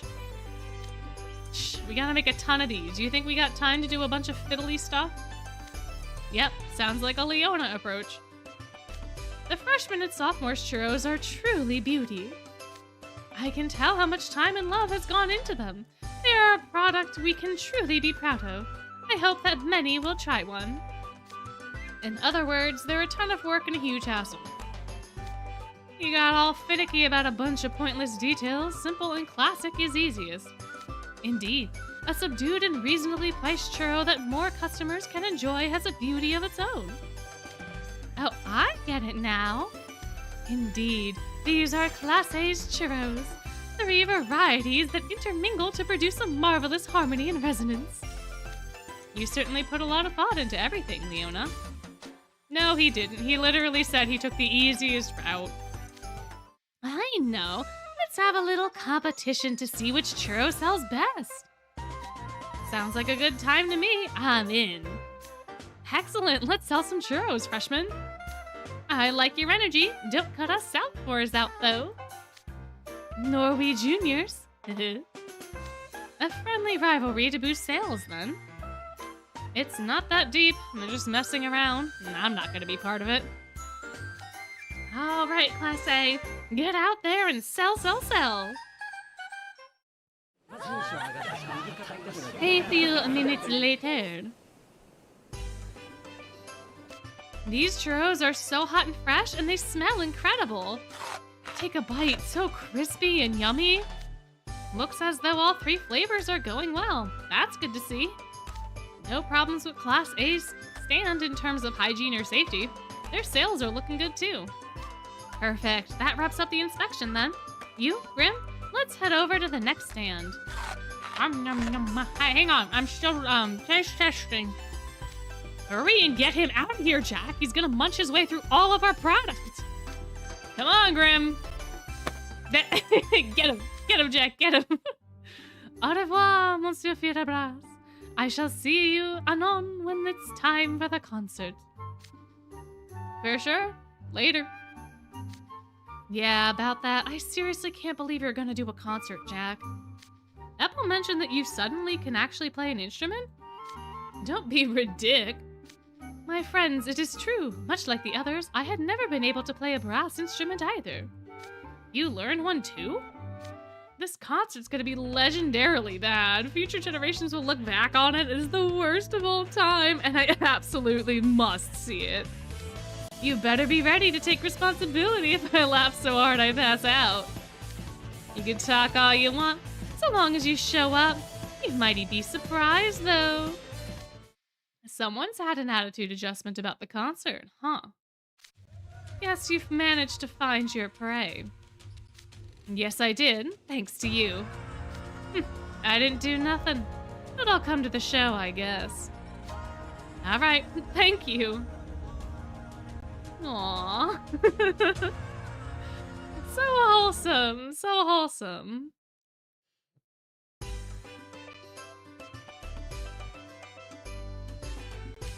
Welcome to our stand!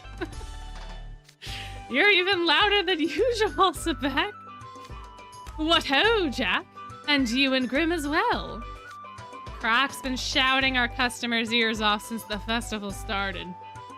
One cannot attract people to their business without the proper intensity. I cannot allow a food stand under my liege's direction to lag behind the other classes.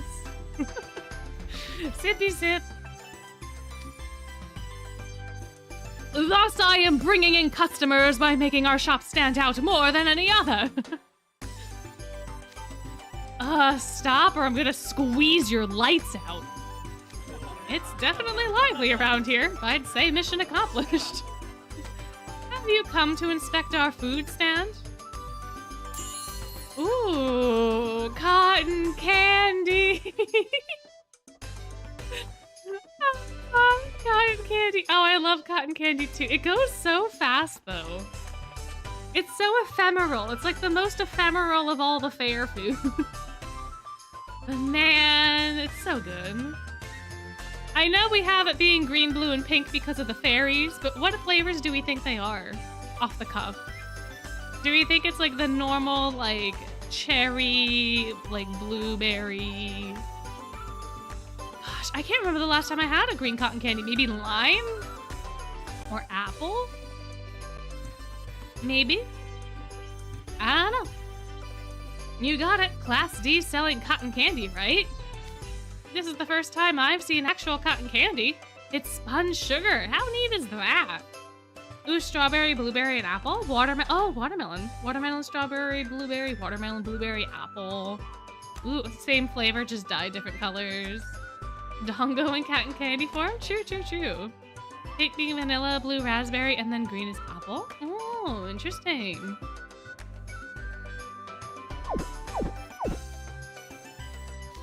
It just disappears when I put it in my mouth. This stuff is wild. It's a burst of yummy sweet flavor. I could eat 1,000,000 pounds of this stuff. Well, don't do that. It's basically just sugar. You just dove right in without even asking permission to have any. You shouldn't do that without asking, Grim. It's all right. I shall allow it, as he is your companion. Ooh, root beer cotton candy. That sounds delicious. Oh, I love root beer. And cotton candy. That'd be a novelty to try. Malleus has spoken. This transgression shall be allowed to pass. Ah, another sippy sip. So what made you guys decide on cotton candy? It is a staple food at It's a staple at food stands in Briar Valley. This is because it looks like one is spinning yarn when making it. Spinning yarn is one of our most sacred crafts. As legend has it, there was once a time when no one was able to spin yarn throughout our land. At some point, an individual with much free time made cotton candy to amuse themselves. This is purportedly the origin of the practice. I'm given to understand that the varied colors of the cotton candy are meant to mimic the magic of the famous 3 fairies. Huh, is that so? Cotton candy is also super easy to make since you can do it with a machine. The sugar gets heated and spun into strands in this big pot, and then you wrap all of it around a wooden stick. Yeah, you see these machines all the time at festivals. Malleus and I had never seen such a thing before. Indeed, we used something quite different to make cotton candy in the Briar Valley. Oh boy. Also another sippy sip. It's a wheel that rotates vertically to spin the sugar. It looks just like a spinning wheel, in fact. Although I rarely have the opportunity to leave the castle and go to festivals. As such, you might want to take what I say with a grain of salt. I'm no cotton candy expert. Is this your first time having cotton candy, Malleus? Oh no, Lilia brought some to the castle for me once. That does sound like him. Did you like it? I could not ascertain how to eat it. Aww. Aww. Where's the music called Malleus located? Don't know. It would probably likely be somewhere in Book 7. But I couldn't tell you off the top of my head. I don't know what the tracks are actually named, so I don't know. The cotton candy he brought was so big that it was taller than I, you see. Oh, that's actually cute. What? Oh, that definitely sounds like him. That must have been huge. Shoot, sounds like a hoot. I want to try making one like that. What? Just pop the switch here and wrap the spun sugar around the stick. It's getting bigger and bigger. Stop it, you fool. Why? I'm not gonna waste it. Relax. That is not the issue. You have no business attempting to contend with Lilia. You are but a pale beam in contrast to his brilliant radiance. That's not the issue either. Oh no. Oh, this is gonna get bad. Oh, there it goes. Uh-oh, what's going on? Is all that dark smoke supposed to be coming out of the machine? Oh, bummer town, it's busted. Can it be fixed? Let me have a look. Just blew up immediately. Malleus was like, I could fix the technology, and then it just was like, oh hell no. Oh hell no. Oh dear. It sounded like something exploded inside the machine. Has it broken? Well, don't go breaking it now, Sea Slug. You already did! What are you talking about? He delivered the coup de grace. So what are you going to do? You really should fix it. Neither Malleus nor myself are so craven that we require the aid of mechanical contrivance.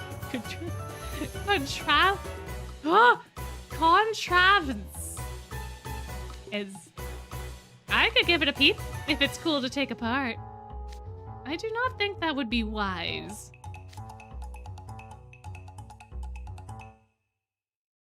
Come on, people. I still got a hankering for cotton candy. Just get Edia to fix the thing. There's a thought. I'm sure someone from Ignihide could help us. Malleus, I shall return post-haste with Edia's shroud in tow. Please stand by. All right.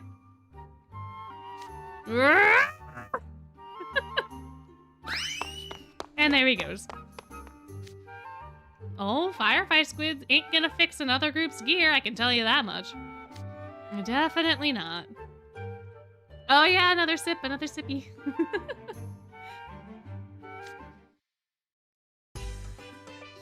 So, Hugh, I hear the Portfest steering committee is putting on a show. It's gonna be awesome. Truly? Well, if you think so, then I'm sure it will be something to behold.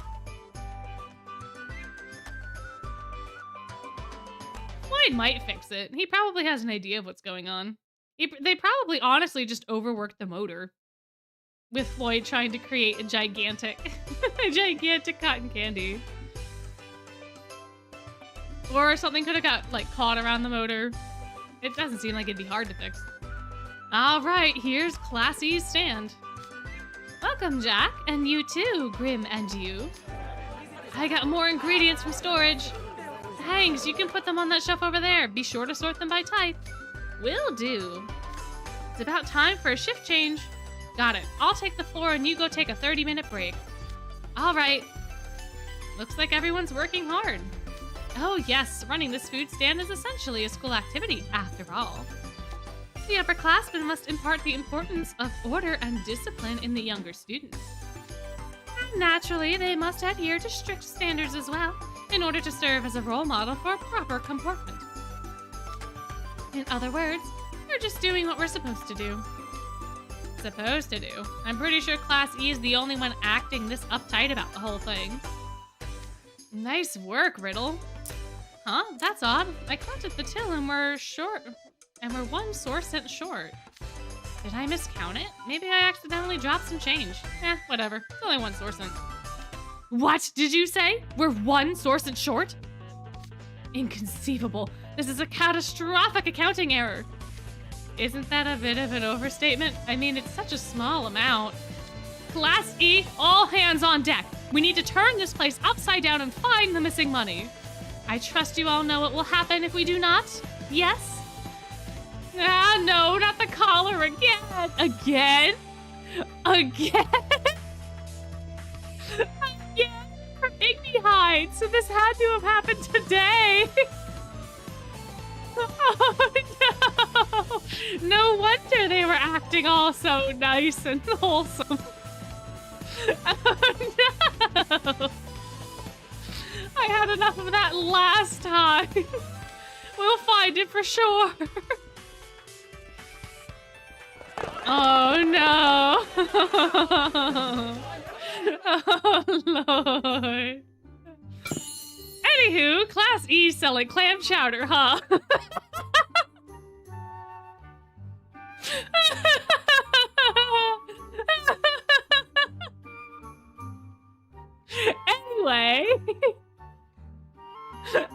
Anyway, they're selling clam chowder, huh? Oh my gosh, guys, I can have this again. Guys, I can eat clam chowder again. Clams don't kill me. I'm so happy about this. Oh man, it's been such a long... I really just like the milky soup base.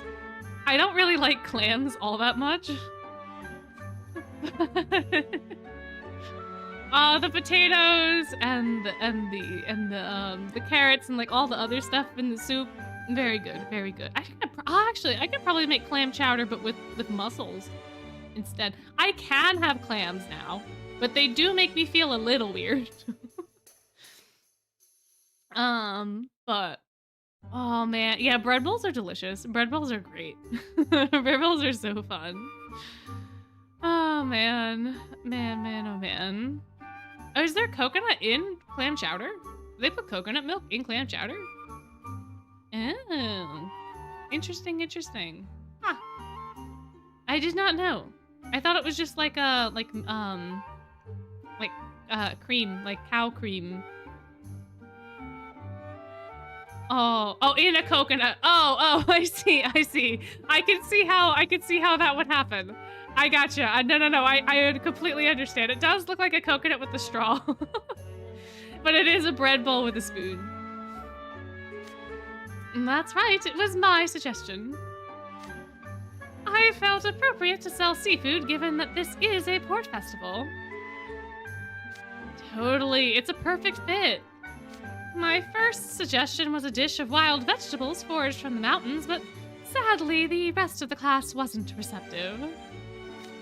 Can't blame them. I don't exactly think about veggies when someone says seafood. The clam chowder's going over a treat, too. Unsurprising, given that Trey is our chef de cuisine in Class E. Hey, Lilia.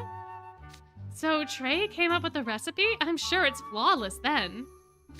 I tried to jazz it up here and there, but I was rebuffed at every turn, unfortunately. Indeed, it was most unfortunate. It's all a bit irksome. I'm supposed to be leading this group, after all. On another topic, word is you guys are putting on a show for us, Jack. You've heard it too, huh? Sure did. How's about letting little old me help you out? I guarantee I'd liven things up. No thanks. We're good. Shame. I'll tell you the secret to a good show then. 2 words. Stage dive. Well, if a show is okay, Lilia has a point. If a show is going well and the crowd is hype, stage diving will work. If the show is going well but the crowd is not quite into it, stage diving will not work. If the crowd is not into the show and they're not having a good time at all, stage diving will never work. And stage diving can be very dangerous. So, I appreciate the advice. I don't think we'll need it though. Well, that's no fun. That clam chowder looks amazing. Let me get in on that. Seriously, Grim, you're stealing food right in front of Riddle? You just don't know when to quit. Wait, you're not stopping him? He's doing a taste test as part of the food stand inspection, isn't he? I'll allow it. After all, it's the solemn duty of the steering committee to verify the taste, quality, and safety of our food. Here you are. Oh, wait, perhaps I should supply you with some photos of the chowder first. Be sure your records reflect its size, weight, appearance, and aroma.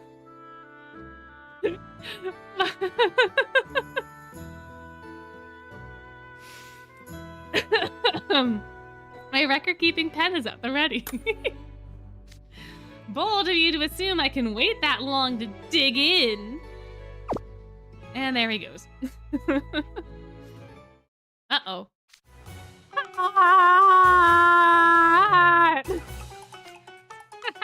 I thought that might happen.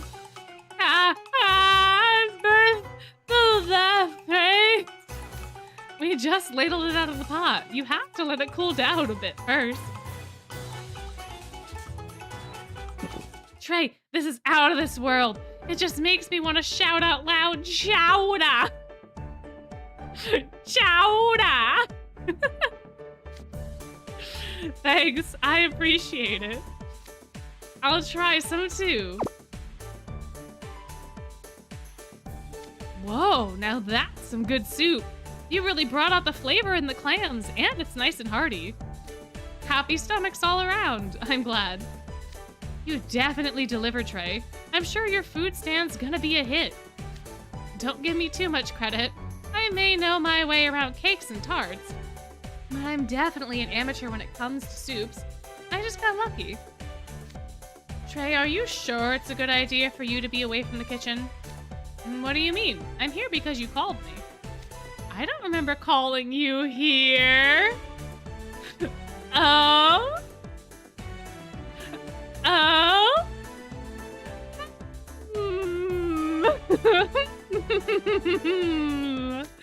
Lilia. Egads, there's no telling what horrors he might inflict upon us and the world. Well, this is rather hilarious. Horrible. Soup's up, whippersnappers! And by soup, I mean Lilia's clam-tastic chowder surprise! Chowder surprise? Is it supposed to be that particular color? Sure is. I added a secret ingredient. Secret? Are you sure about that? I just had a brainwave. Our intrepid steering committee leader is here, right? You can try some of my latest culinary masterpiece. I what? Think of it as my way of saying thanks for making this great festival happen. Go on now. The soup pot. The soup pot is overblotting. The soup itself, the chowder is the one that's overblotting. Okay, down the hatch then. Ah! Fire! Mouth! Fire! Jack, are you okay? What's this now? Do you not like it? Maybe I added too many spices, or perhaps I turned the heat up too high. Or it could have been something else. Yeah, now that's funny. Oh dear. Are you sure we shouldn't stop him? Food crimes or no, Lilia is Class E's leader today. Besides, I believe he's just trying to inject some joviality into the proceedings for the underclassmen. So you're interpreting this as him trying to be kind, then? I see. How profound. Heartwarming as well. Ugh, I think I'm gonna pass out. I think you guys might be a little off on that. Oh, Jack. Jack's a good sport, but man, you should have never ever had the chowder. Not Lily is chowder. Oh, dear. Next up, we got Class C. Azul's in this group, eh? Wow, they got a first-rate stand here. Yeah, he was pretty thrilled when the Headmage announced we'd be selling food at Portfest. Gadzooks, look at this crowd. Well, that's a word I haven't heard in a long time. Gadzooks. It's massive. I know he said he was going for huge profits, but this is something else. What are they selling? Let me check the forms they submitted. Salad cups? Precisely. Oh, hey, Azul. Gotta say, I didn't expect you all to sell salad. It's true that salads are not exactly common fare at festivals. They contain raw, fresh vegetables, so refrigeration is a must. Furthermore, the ingredients are costly, and you just have to dispose of anything you don't sell. The fact that you still went with them despite all that tells me you must have a plan. But of course, thanks to Vil, our business is booming. What do you mean? Initially, I planned to select some standard festival foods to ensure steady, reliable trade. But since Vil is in our group, we decided to change the business plan. Our core advantage over the other groups is Vil's overwhelming name recognition and the strength of his brand. Reason could we have not to leverage that? I get you. And also, like, do we really believe for 1 second that Vil would tolerate selling, like, funnel cake or anything like that? Do we really think that Vil would let us sell greasy food if he's the one running the stand? Like, it makes sense. But of course you do, you. Your insight is as keen as ever. And oh, look at how pretty that is. Look at all the little apple slices and everything. In any event, we changed our menu to a healthy salad cup as recommended by Vil. With a model of considerable repute and a brand recognition endorsing it, customers would hardly balk at paying a somewhat higher price. On the contrary, the price only adds to the prestige of this product. Such is the nature of branding.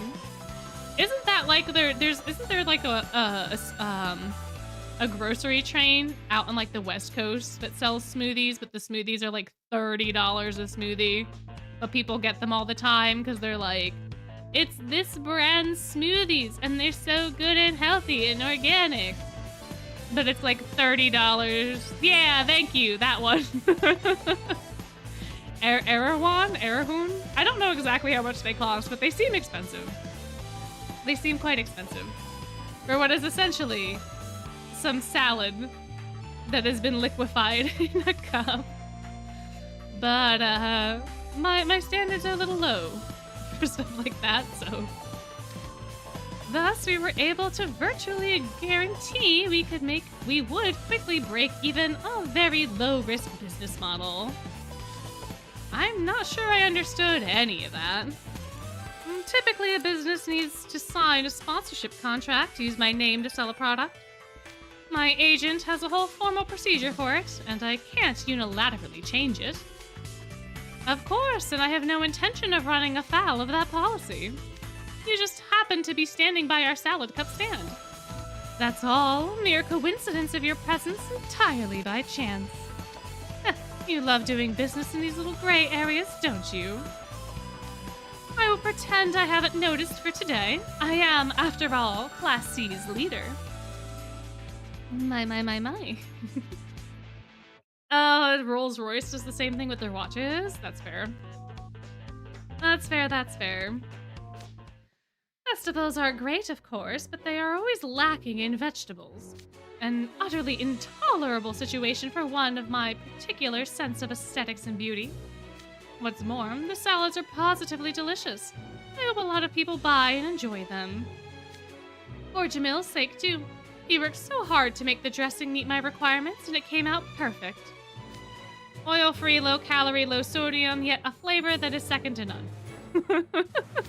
It took considerable effort to get it right. Bill had such exacting standards, and I had a little time to come up with the recipe. It appears that I've managed to meet his expectations, though. The fact that our customers seem to like it is a relief as well. It's a marvelous dressing. I'd expect nothing less from you. I'd love for the Pomfiore students to try it, too. Perhaps you can share the recipe later. It's probably like a vinegar-based one, right?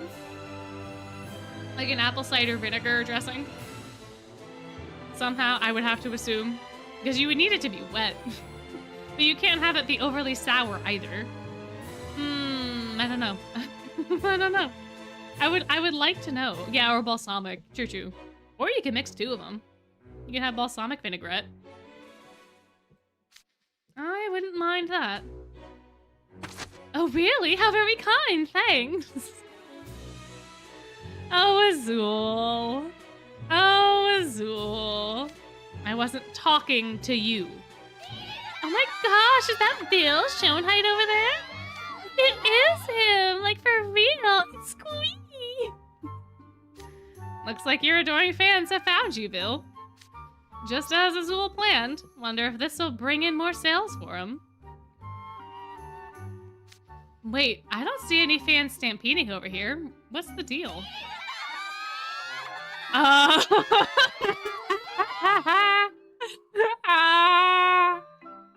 my gosh, is that Bill Schoenheit over there? It is him, like for real. Squeaky. That was you, Ortho? Why'd you change your voice like that? Operation Shill It Up, Azul Ashengrado asked me to do it. Basically, he wants me to shout in different voices every so often to make people notice that Vil is here. If a crowd gathers to see Vil, then it will make the food stand look like it's booming as well. And that will translate into salad sales. It's the bandwagon effect. People see a line and they want whatever's at the end of it. You've certainly considered all the angles. Astonishing. Oh my gosh, is that Bill Schoenheit over there? It could be, or it might not be. Hey, look at our guest appearance from none other than Chenya. Eat, floating head. There's a floating head. What in the world? God, that guy is nothing but a head. What, it's a diverting little food stand. Such throngs of people thronging about it. Whoa, but even if I joined the crowd, no one would confuse us for a clouder of cats. Why, you ask? Because I'm a person who just looks like a cat. Wait a second, I remember you. You're from Royal Sword Academy. What? Oh my gosh, it's like we're in town. A town that everyone has access to, including RSA. Well, this is a small island. It's no great surprise we'd see Royal Sword students here, I suppose. I was terribly excited when I heard that this year's Portfest would be bigger. But never in my wildest dreams did I imagine Night Raven College students would be manning the culinary helm. And there are so many fun things for sale at the stands. Why, I couldn't be bored if I tried. But now I'm off to sniff out Riddle and Trey's stands. Wee! Bye, Chenya. He disappeared. What kind of guy shows up, mumbles a bunch of nonsense, then vanishes? A Royal Sword Academy guy, apparently. He seemed to be enjoying himself, too. I suppose he meant no harm. Hey, Sealy, sea urchin, little shrimpy, what's crackin'? It's nearly time for us to ascend to the concert stage, so we came to get you. All of you on the Portfest steering committee are going to put on a concert soon, right? I didn't know that Jack Howell and the others had learned to play instruments. I'll have to update my databanks. Strange, I thought Rook was an expert at listening to music. Floyd's fantastic on the drums, and he's no slouch when it comes to the brass band instruments. Oh, I understand. Then Floyd Leach will be playing all the instruments one right after the other. Jack, how will you and the others be carrying all the instruments for Floyd Leach to play? Oh, what an interesting little misunderstanding we have. Now there's a novel idea. Trace bien, we had not considered that. Still, centering the performance on your best musician is a sound choice. If you would try and hang the whole show on a guy as fickle as Floyd, it's gonna be over before it starts. Hard to imagine what you guys go through on the normal day in the basketball club. I'm not gonna be wailing on the drums or any brass instruments today. What? What? What? Then what's the plan, Brooke? Let the mystery set your heart aflutter until the curtain goes up on our performance. So this is all part of the show, hmm? Very nice. I'm looking forward to it. Dun dun dun dun dun dun dun dun dun dun dun dun dun. Alrighty, what do we all think they're gonna do? What do we all think they're gonna do?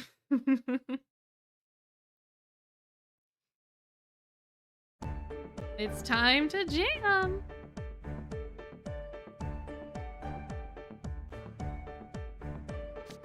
The sun is fading steadily from view and Portfest nears its conclusion. Which means it's just about time for us to give these people a show. Only 15 minutes to go. Man, I've got the jitters. I just keep imagining how bad it'll be if we screw this up. Oh, good night. Thank you for coming and hanging out. Seriously, waiting around is agony. I just want to do this thing. Shall we make our way to the golden straw then? And Trickster, please record every second of our show. Catch you after you.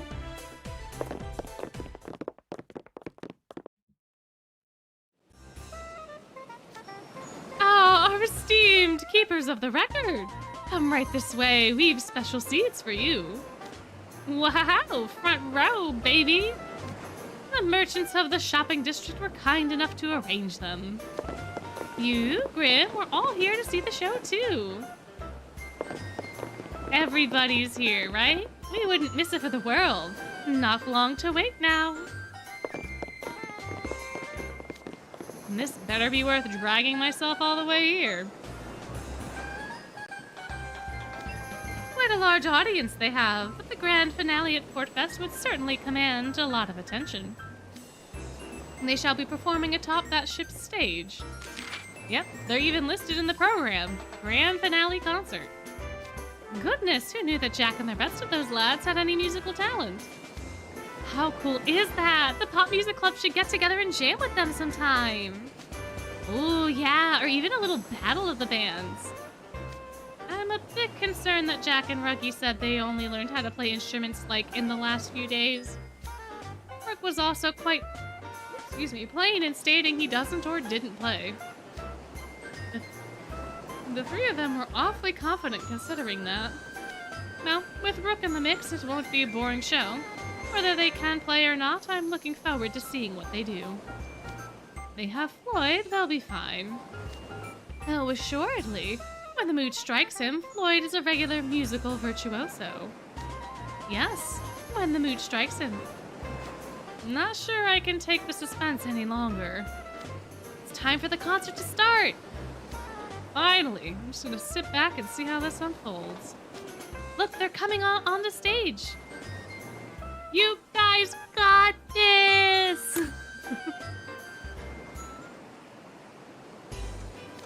Yo, who's cheering for us? Little Shrimpy's right over there in the front. Hey! Merci, Trickster. My passion grows all the stronger. That cheer was definitely turned up to 11. We cannot let our dear friend down. No sloppy performances today. Let's rock their faces off. That's the spirit. Come on, guys. Time to jam. Twist tune time. Twist tune time. Twisty tune time. Y'all ready to see their brilliant performance? Y'all ready to see what this little surprise was all about? Are we ready? Are we ready? Then let's go.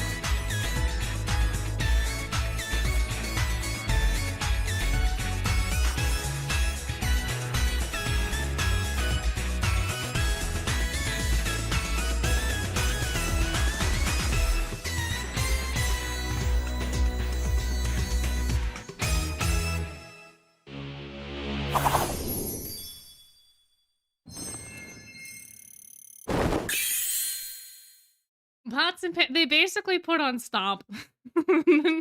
They basically did a Stomp show, which is so funny. I got distracted for half a second because I was like, what the heck is Floyd playing? He just got a little bell up there. こうやって見てみると、俺の尾ひれ Good job, guys. Good job. Good job. My.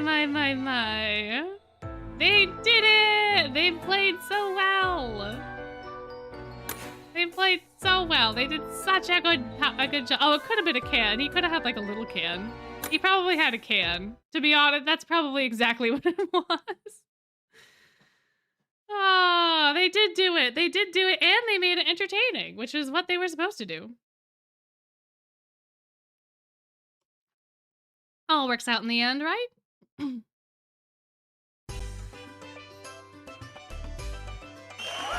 Yes, that was perfect.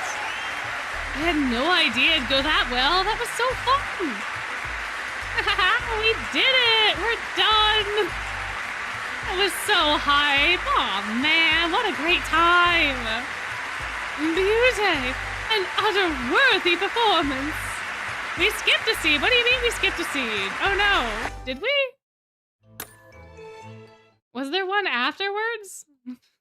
I don't remember there being one after the twist tune on this bit. I don't remember there. I thought the twist tune afterwards just was the end of the thing, but we'll see. We'll see. We'll go back. We'll look.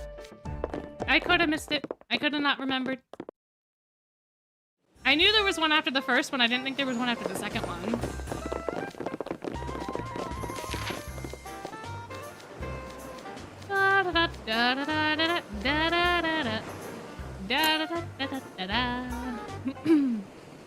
We'll find out shortly.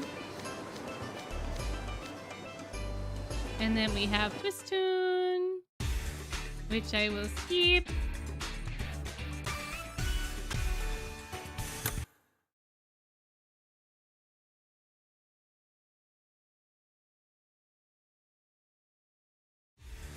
Oh, there was something. Oh yeah, this is awesome. I'm totally feeling the music. I just want to bust a move. What a rush. Looks like the audience is digging it too. I can feel their excitement from here. Très bien. We can't let them down now. Let's give the people what they want. Abs. I guess. Woohoo! Or biceps, rather, I guess is. Yeah! You're really getting into this, sea urchin.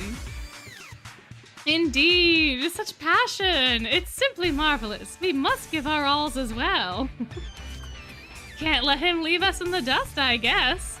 Hold on to your hats, people.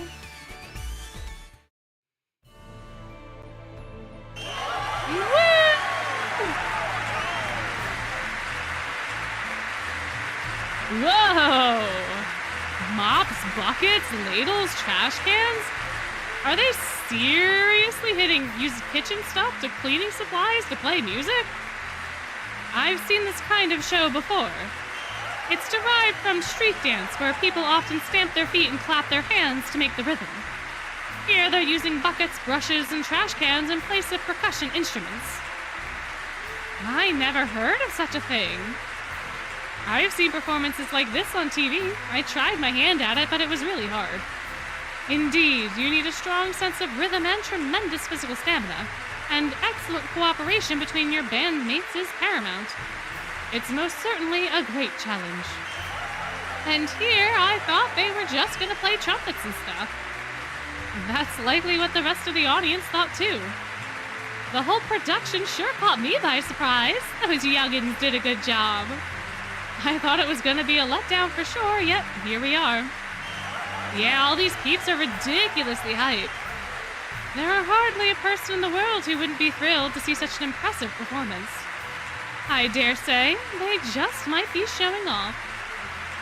To be honest, I was curious how those three musical neophytes were going to keep up and not get on Floyd's nerves. But he looks like he's having the time of his life. They all do, in fact. The performance certainly suits such an active, dynamic group. And just listen to that applause. They came together themselves. Even then, they got everyone in the audience to come together as well. A fitting end to Portfest. Gotta give him credit, and that show did it for me. Jack was all worried about it, but it looks like he racked his brains and pulled out something pretty ingenious. Guess I gotta give him a passing grade on this one. Aw, thanks, Leona. Thanks. Okay, so I didn't remember that happening at all. But thank you for catching me. I would have completely forgot about that little bit. But that was cute. They made him proud. What a good time. Yes, that was perfect. I had no idea it'd go that well. That was so fun. We did it. We're done. That was so hype. Oh man, what a great time. Beauty, an utter worthy performance. For real, and the audience is going wild. They just keep cheering on and on, louder than the waves. Eternal. Check it out, they're still clapping. What an amazing feeling. Aww, that's awesome. All their hard work paid off. Aww. And you got super into it, Jack. You even whipped off your jacket with that sweet move.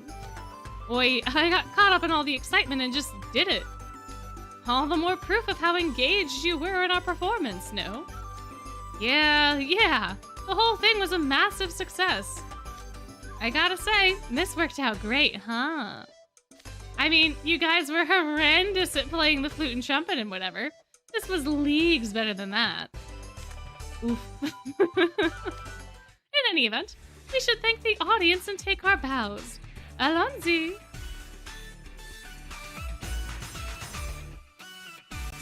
Great job, guys. That was so cool. Hey, thanks, man. I'm glad to hear it. What did you make of our ensemble, Phil? You were splendid. I didn't anticipate such a powerful performance. Perhaps you'll honor us with an encore sometime? Merci beaucoup, Rui de Poisson. Splendid work, Floyd. Thanks a bunch. I had a blast. You gotta join us next time, Azul. Oh, I'm not. Sounds marvelous to me. We're in. We? Don't speak for me. That was amazing. You guys look so awesome, Ruggy. Appreciate it, but man, am I beat. I think I'd like to try the dance you did. Would you be willing to teach me? Oh, yeah, me too. I want to do it. Maybe ask Jack. I don't want to see any deck brushes anytime soon. That ruled. Good job, everybody. What do you think of our show? Judging from the smile on Trickster's face, I hardly think we need an answer. Guess we managed to pull it off then. That's a relief. We owe it all to you for coming up with the idea, Jack.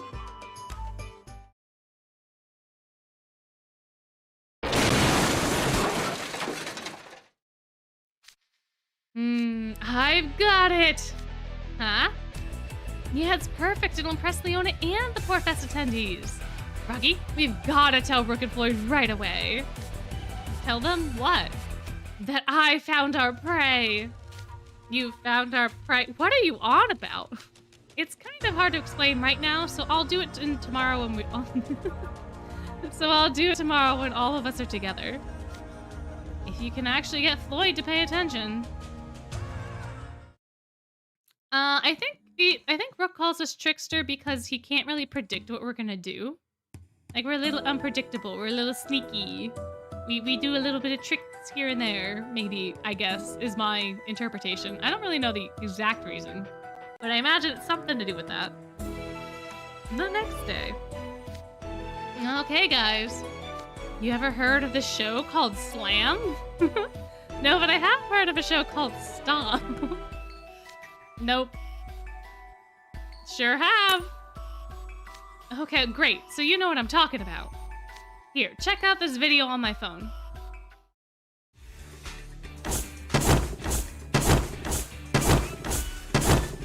They're creating the rhythm by stomping their feet and using brooms and metal barrels while they dance. Whoa, that's sick. getting me all hyped up. I love it. It's such a sophisticated performance. Are you suggesting that this is what we should do atop the ship's stage? You bet. This is something we can do even though most of us can't play instruments. What? Dude, you say that like it's easy. I mean, have you ever done that? Nope, never. You're not exactly fulfilling me with confidence. I'm totally aware how difficult it is. We gotta have a sense of rhythm, and we'll need to work together with like a well-oiled machine.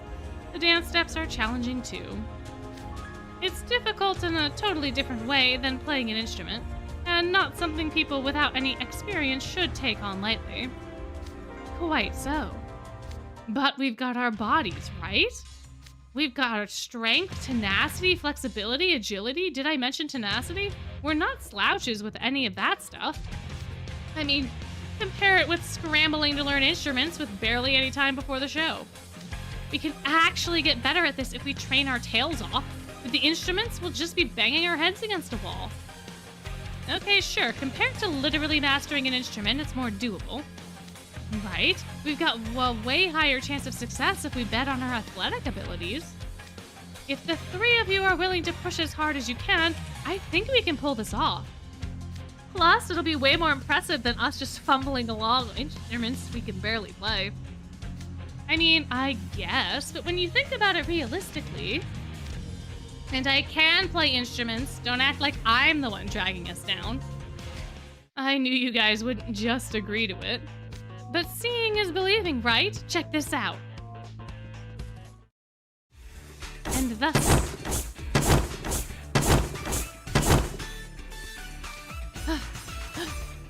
What do you think of that? Whoa. It's still pretty rough, but I mean, you did it. You performed it all the way through. Exactement.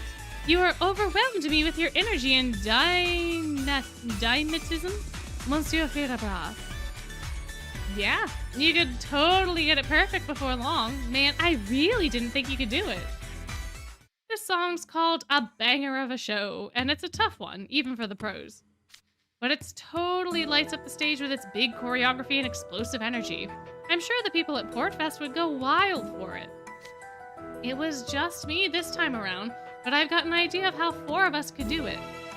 First, we'll set up Rook and Ruggy with deck brushes, and Floyd, you'll get this trash cannon stick. Oh, it was a trash can. It was technically a can of a kind. Yo, hold up. Just because you can do it doesn't mean we can. That is a fair point. This is the first time we've seen such a show. It's only natural we might not progress as quickly as you, who is already familiar with it. You two still aren't sold on it? I mean, I don't care either way, but yeesh, tough crowd. I could do all of that after just one night of practicing, but I guess it's still too hard for you. What? You're just gonna run away because it looks tough? My. Why don't you just admit that I'm more physically capable than the rest of you? Trying to pick another fight, are ya? Let's do this. For real? I can do that dance no sweat.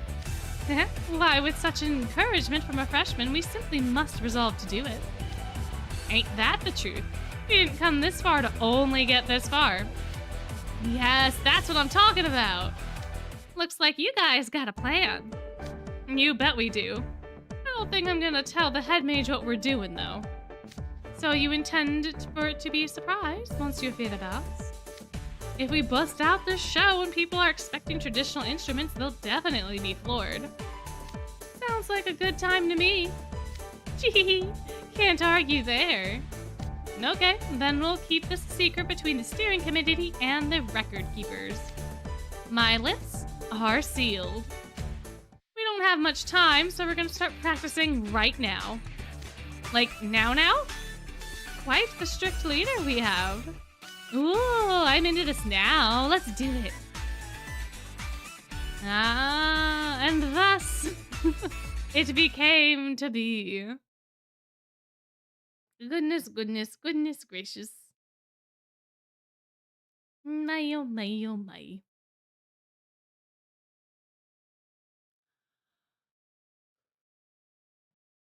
It seems the longer we go on, the longer the loading screen takes, too. There we go. Such a relief. Wow, that's a great story. After that, we were trained with gusto each day. It was brutal and one-time thing for me. But it was totally worth it for the show that we did. It was such a relief seeing how surprised the audience was. You managed to hold my interest all the way to the end. Not half bad. But, I mean, thank you. Oh? Portfest has now closed for the year. Thank you for all your support. Aww, it's over. Looks like Portfest worked out too. How did things shake out at Seawind Plaza? Did we make a profit with the food stands? Are you kidding me right now? You went through all of that and you're still thinking about the cash? Class A stand was a roaring success. You guys were competing to see which year's churro sold best, weren't you? Leona ordered us to sell a pack with all 3 flavors in the middle of the day, and that turned out to be a massive hit. It also meant that we're sold out all 3 at the same time, so the competition was a draw. What a weak ending. And that stupid competition didn't even matter. It was way more important for us to sell out and close up shop. Oh, yeah, totally. So nobody ended up winning or losing? Boring. No, not at all. It means all 3 groups got first place, the best possible outcome. That is a good point. That must have been Leona's plan from the start. It was not.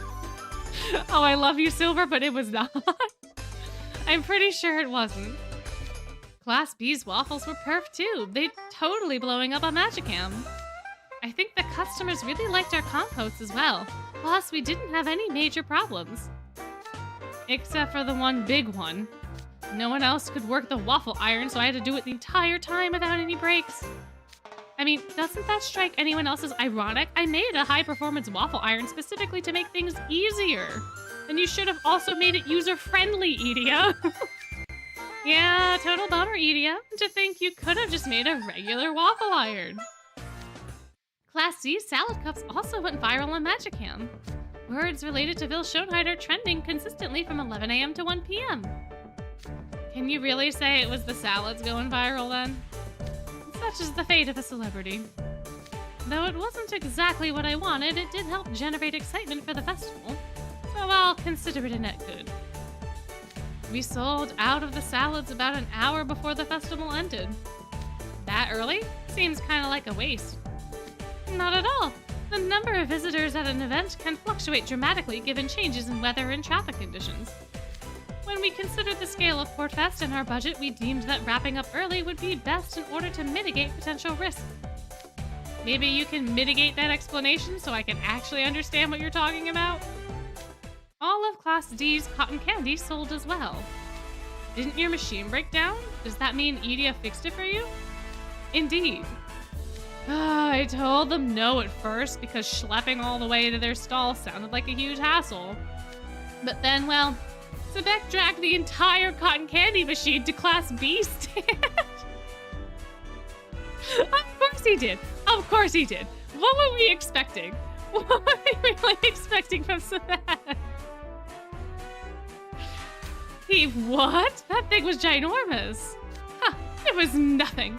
I would haul 10,000 cotton candy machines if it would help Malleus. What's the quote from Monsters, Inc? I'd kidnap 1,000 children before I let this company die. I'd haul 10,000 cotton candy machines before I would let Malleus fail.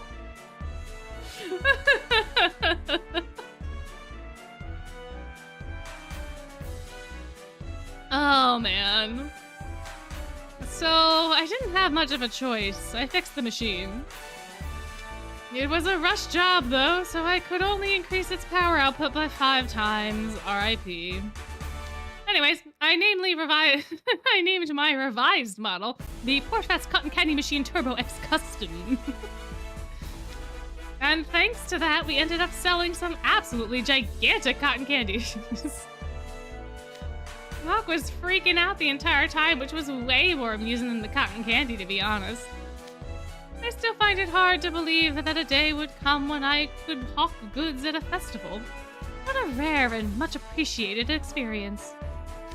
Class E sold out too. You better not have sold any chowder surprise after what happened to me. Uh-oh. Uh-oh. Obviously we didn't. Okay.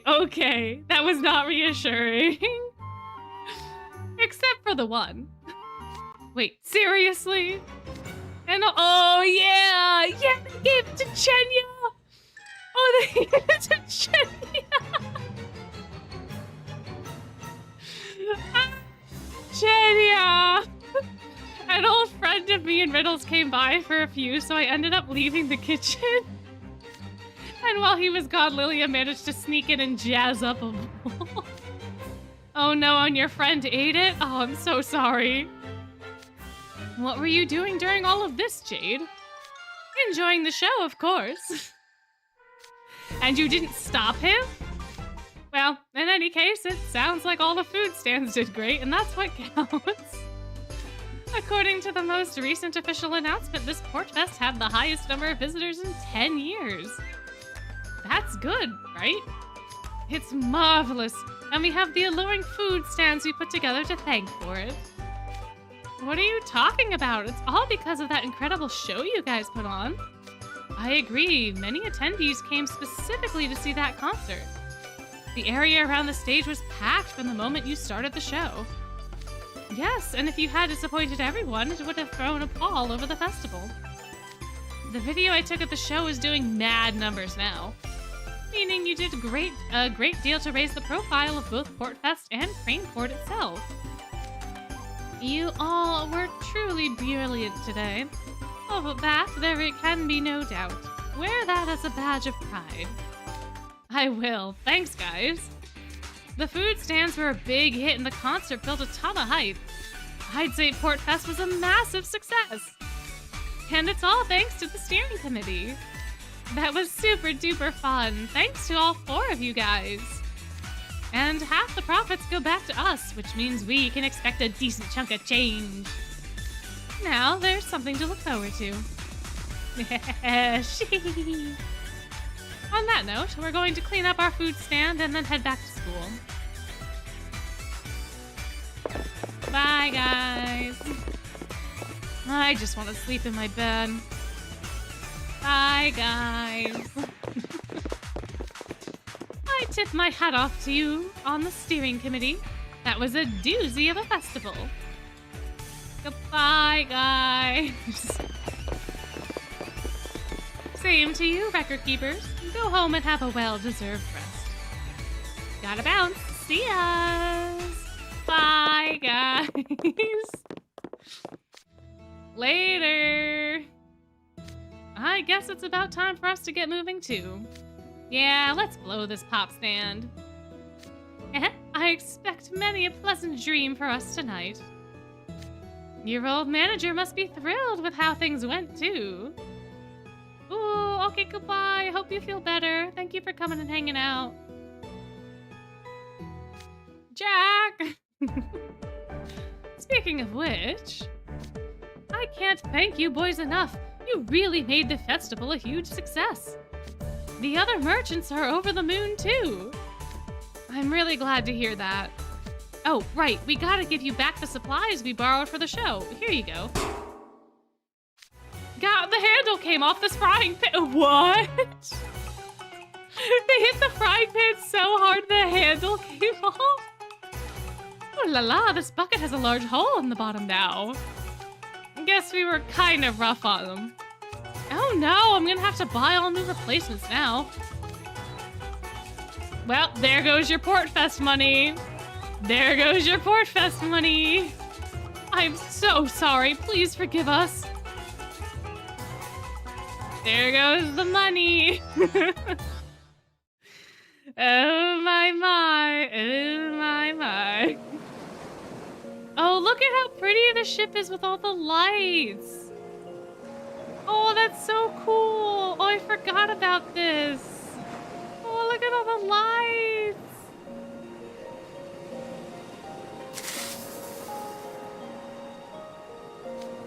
Yo, it's gotten real quiet, huh? Sure has. All the guests have gone home. Guess that's it for Portfest this year. It was loads of fun, I'll tell you that. Had the post-event blues. A calm down, but still a lovely feeling to experience nonetheless. What a great day. What a fantastic time. The neon lights on the golden straw sure are pretty. More dazzling than even the stars twinkling in the night sky. I believe they only turn them on for Portfest. But today's the last day they'll be on then. Yeah, this will be our last chance to check them out until next year's festival. Aww. Oh, we're getting sentimental. Aww. Oh, that's so cute. And then they're gonna be bored. Why in the world are we just sitting here peeling these stupid little... Oh, we're peeling potatoes. We have to. We broke all the cookware and stuff that we borrowed from the manager. I asked if there was anything we could do to help with to make up for it, and he said peeling potatoes. I mean, we also made Portfest a huge success. Can't we just say we already made up for it? No way, man. I want to do the right thing. Okay, great. Knock yourself out. I'm way over this. You and me both, dude. Now, we have but a few potatoes remaining. Obviously, we peeled 1 billion of them already. What's he even gonna do with this many stinking spuds? His restaurant's famous for cooking with potatoes. They use them in a bunch of dishes. That reminds me, actually. Was this special you wanted me to try a potato thing too? Yep. Sorry I couldn't treat it to you. Treat you to it when we first came here. But now that Portfest wrapped up, the manager ought to be able to reopen his restaurant. Which means I'll finally be able to buy you lunch. You could even go this weekend. Well, look at what we have here. You've got a real potato mountain going on, boys. That's plenty. Thanks a lot for help. Oh, finally done. That sucked big time. Whew, I'm exhausted. I cooked up something for you all with some of those taters, actually. Just my way of thanking you for making Portfest so successful. Eat up. You don't have to tell me twice. This here's our special dish. This special?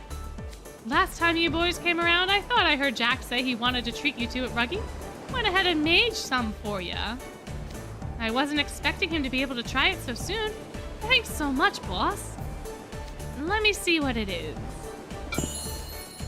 Ooh, donuts! Donuts are my favorite! But wait, you said they make them with potatoes, didn't you? That's right, these donuts use potato in place of flour. It's their signature dish, young or old, everybody loves them. I knew you loved donuts, so I wanted you to try them. Oh, so that's why you were so insistent about it. Yep, and now you've got them, so dig in. Don't mind if I do. Potato donuts? Gimme, gimme, gimme, gimme, gimme. I'm pretty starved myself. Likewise, let us all partake. Donut time! Heck yeah! Oh man, potato donuts must be so delicious. Oh yeah, those are great. A++ donuts right there. You really like them? Depth, simple, with a hint of sweetness that builds up as you go, just how I like it. They are much chewier than traditional donuts too. I could eat 1 million of them. They taste even better when I remember that all the others are still cleaning up too. Great job on the festival today, everybody. Good job, good job. You guys worked hard recording everything too. Nice work all around. I'm really happy you guys like them so much. I feel like the weight's been lifted. It looks like the meal the 6 of us were deprived of a few weeks ago has happened at last. I thought I'd never happen for real. Sheesh. Marvelous, simply marvelous. I am overcome with emotion. I wasn't too worried about whether or not I got to eat with you guys. Floyd being like, I was just there. I didn't care about you. I can't believe how much work I had to put in to get these donuts. Like, they're good, definitely top tier, but not worth that much effort.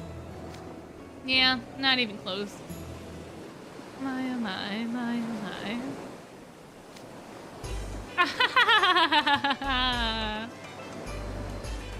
Oh, good night. Have a wonderful evening. Thank you for coming and hanging out. There's plenty more where that came from, and I brought you some drinks too. Merci, Monsieur Manager. Perhaps we should take advantage of the opportunity and make a toast. Good thinking. Our leader ought to say a few words then. Not me, but of course. Yeah, so get cracking. Oh, right. Well then, to a successful Portfest. Cheers! Aww. And that's it. That's it. That's the whole thing. That's the event. That's it. There you go. That's how it is. That's how it goes. Thank you all for joining me on this journey. It was quite delightful as always. Love having y'all here to hang out with me. I have vignettes, I believe. I do. For Floyd, Ruggy, and if we want, we can do these wherever they are. I don't have Ruggy. Oh, I thought I had Ruggy. Okay, well, I don't have Ruggy, apparently. I guess Ruggy must have been on the... I don't have Jack either. No, I didn't get his SSR. Apparently, I don't have either of them. So we have Floyd and we have Rug. I thought I at least got Ruggy. I guess I didn't pull on the banner at all. I could have sworn that I got Ruggy. Well? Who do you want to see first, Floyd or Rug? What do you want to see, Floyd or Rug? Yeah, if the Corel event is out in time for next Friday's stream, we could do that on stream. For sure, for sure. Yeah, absolutely. Bye, thank you for coming and hanging out. It was a delight having you here. Alright, so I see a couple Brooks in the chat. I'm just gonna leave a poll real quick because I have to make a little pit stop before we dive into the vignettes. So I will be right back, but y'all can decide in the poll what you want to do. And I guess I should leave the game up on a neutral page. So we're not influenced at all. Alrighty, I'll be right back.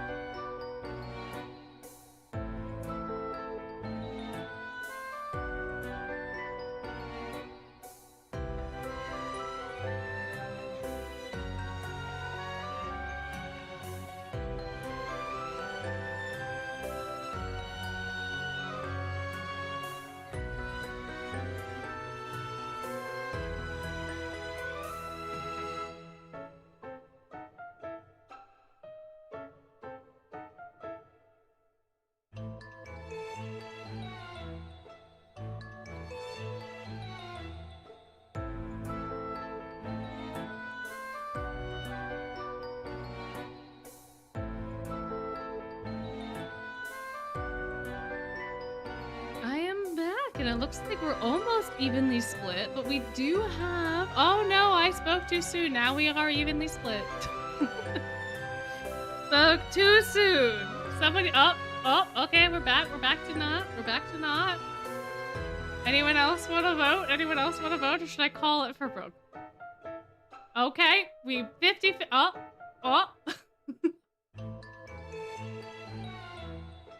It keeps flip-flopping. Keeps going rook 50, rook 50, rook 50. Someone else has to vote. One of y'all has to vote.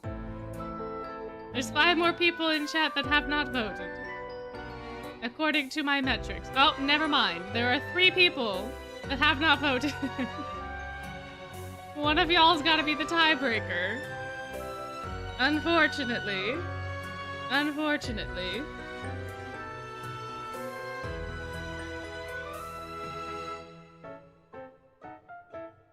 My oh my, my oh my.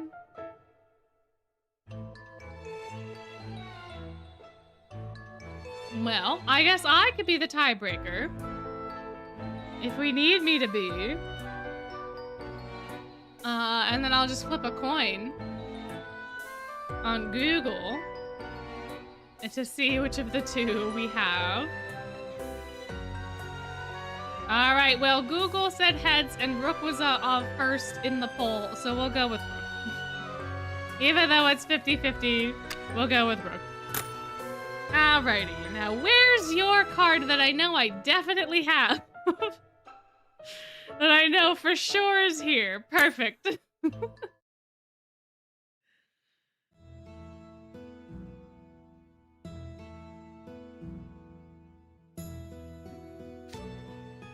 Class A is going to be selling churros at our stand. Meeting over. Now all of you get lost.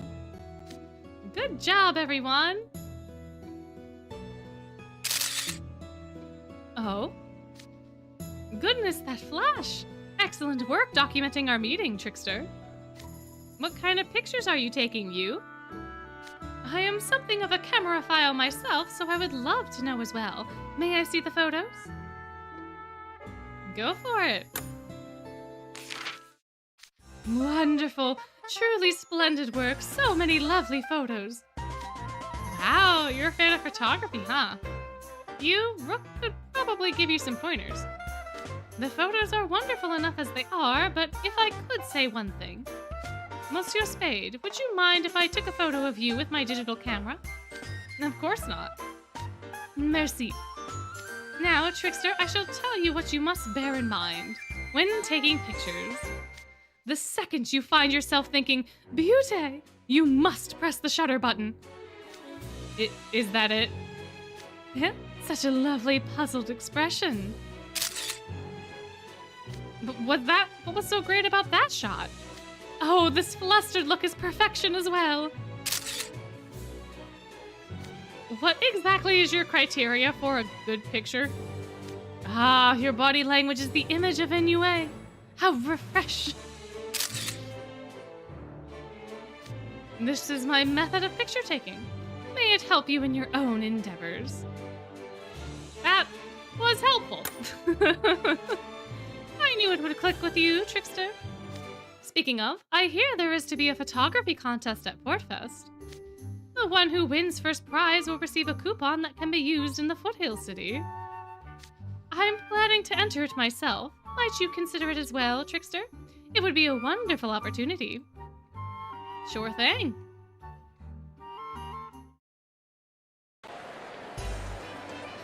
On the day of Portfest. Welcome, step right up and get your churro. Monsieur Spade, I shall place the fresh churro right here. I appreciate it, Rook. Oh, that's pronounced ennui? Oh, interesting. Okay, thank you. Also, hello, welcome. Now I shall tend to the customers with you. Let us sell as many as we can. Yeah, Deuce? Hey, weren't you going to take photos for the contest? You were so intense taking pictures the other day, I thought you'd be snapping away here too. Oh la la! You look as though you are readying for an attack. Please rest easy, Monsieur Spade. I'll not be getting in the way today. That's not what I meant. I was just making sure it was okay that you're not getting lots of shots like you did the other day. For the contest, I will be submitting a photo taken with a traditional film camera. That means you can't check the pictures immediately after you take them, right? Oui. I will know how they turn out. Oh gosh. I will know how they have turned out only after developing the film and printing the images on photographic paper. And unlike digital camera, one cannot take many pictures at once. Once the film has run out, the camera must be reloaded with a new roll. Oh, I see. So you can't just mash the shutter button like before. That seems kind of inconvenient, though. It's quite exhilarating, actually. Photography with limits is something akin to hunting, you see. Of course, I typically use a digital camera. But given the warm sunshine and the sea breeze caressing my face, I'd like to preserve such memories not only in my mind, but on film, too. There will be a moment, one which is the definite expression of this day, and I intend to capture it. Yet, one never knows when that chance will rear its head, and thus I'll not relinquish my hold upon my camera until it does. My. Yeah, the difference between, like, traditional film and digital photography is quite, extreme's not the right word. But they are definitely, like, they're very separate art forms despite being, like, the same thing. It's quite interesting, honestly. A few hours later. Welcome! One churro, please. Coming right up. Thanks for your business. Man, this place is hopping. The churros are going pretty fast. You can say that again. Hey, I don't see Rook anywhere. Rook, he went off to do some of his steering committee work, although it's about time for a shift change. I have returned. Welcome back. You sure keep him busy. Well, the steering committee and our food stand are both enjoyable endeavors, well worth my time. It looks as though we are almost out of churro dough.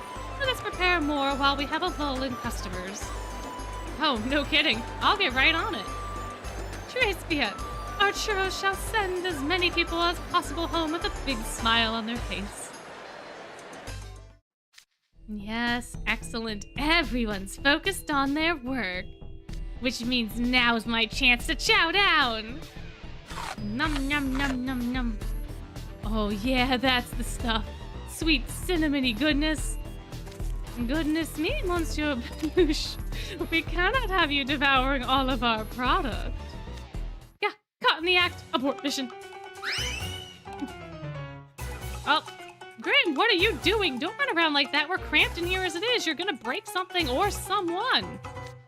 What's with all the racket? Pipe down, you hairball. Leona alert, time to change course. Look out, you're coming right at me. Ah, there we go. Oh no, the flower Ace was carrying went all over the stand. Oh no. Ooh la la, everything is covered in flour now.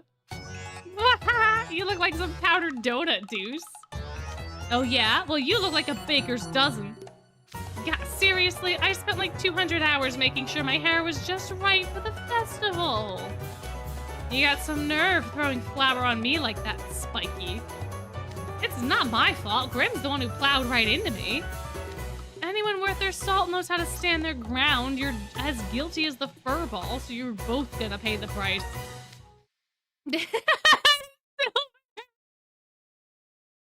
Silver's just like, hawkshoe, hawkshoe, hawkshoe.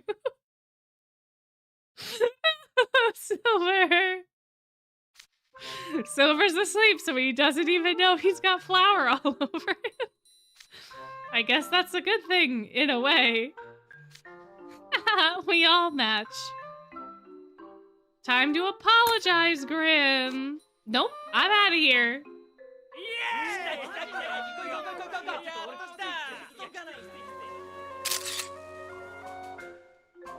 My, the perfect moment when everyone's covered in flour. A few days later. Yo, there's an announcement. They've announced the winners of the Portfest photo contest on the official site. Oh, I wonder if I won. Were you actually trying to win? Mind if I join you two to view the results? Oh, hey, Rook, and of course not.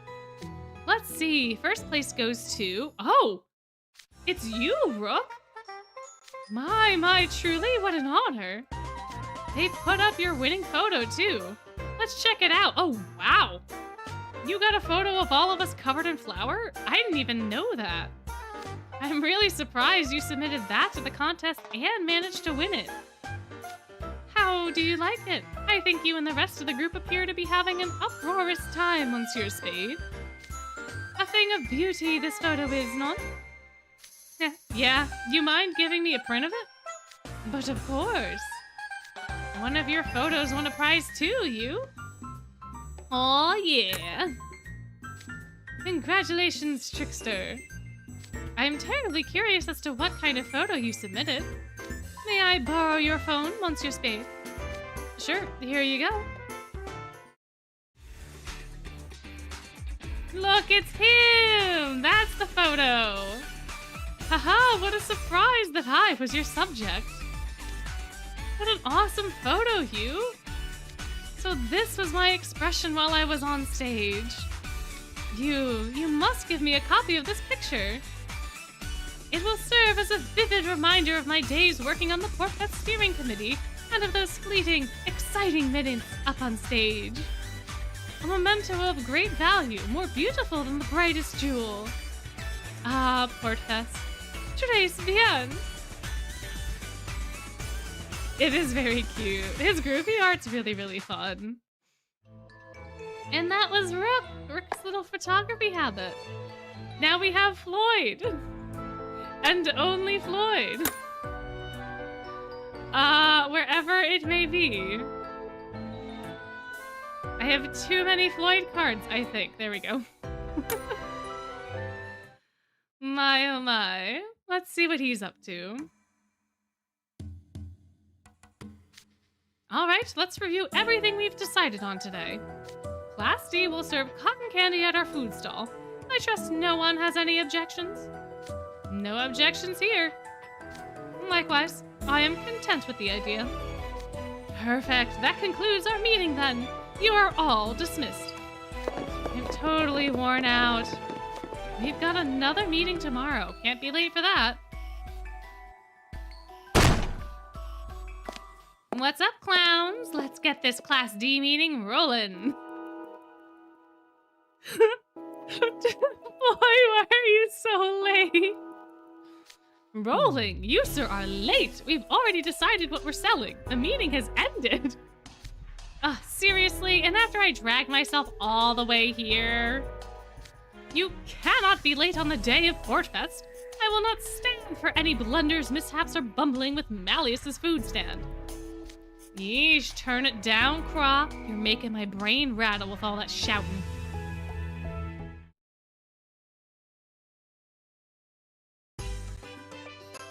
On the day of Portfest,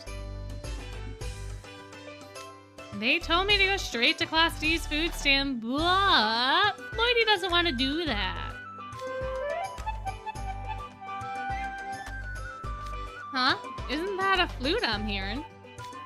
Hey, listen, they're holding a music competition on the boat stage right now. You're serious? I gotta see that. A music competition, you say? Come to think of it, I entered one of those with Jade and Azul way back when. I came up with my own spin on the music and tried it out. The judges were dumbfounded and they looked it too. The audience loved it, but I got disqualified and Azul really let me have it. Gotta say though, this one sounds like fun. Think I'll check it out.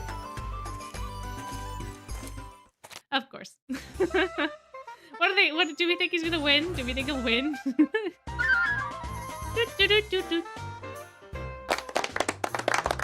Thank you very much.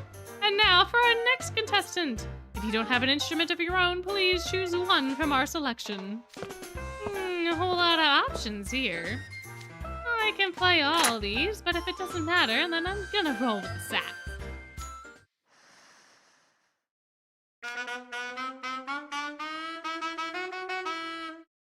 Oh, look at him go! My word, that was incredible! It was as if the very rhythm of the sea breeze was pouring from the saxophone. I wonder what Sebek's gonna say. The festival has already started, but there's no sign of that rapscallion anywhere. Malleus, are you determining how to deal with him? Please say the word and I will search him out myself. No, I was actually thinking about the fact that we don't have any customers. Oh, no! That's tragic. Not to worry, I can take care of that. I will draw in some without delay. What? To the cotton candy stand! Step up and enjoy Malleus's incredible cotton candy! What is up with that food stand over there? I feel like they're shouting my ears off. Seriously, and those big dudes are just staring us down. Come on, let's go somewhere else. Yes, a sippy sip from Sibek. Now it seems people are actively avoiding us. I am so sorry. Ah, what am I to do? Hey, you sea slug. Let's shake and crack. Chatter, chatter, chatter, chatter. Finally, you show up. Wait a second. There's a massive crowd following you. Just what is going on? Why are you carrying a saxophone, Floyd? Oh, I just won a music competition. You won a competition? You mean those people behind you? That song you played was amazing. Play it again for us, please. They've been going on like this since the contest. They're like a school of Golden Trevally. Look, I'll play one more time, but then you gotta buzz off.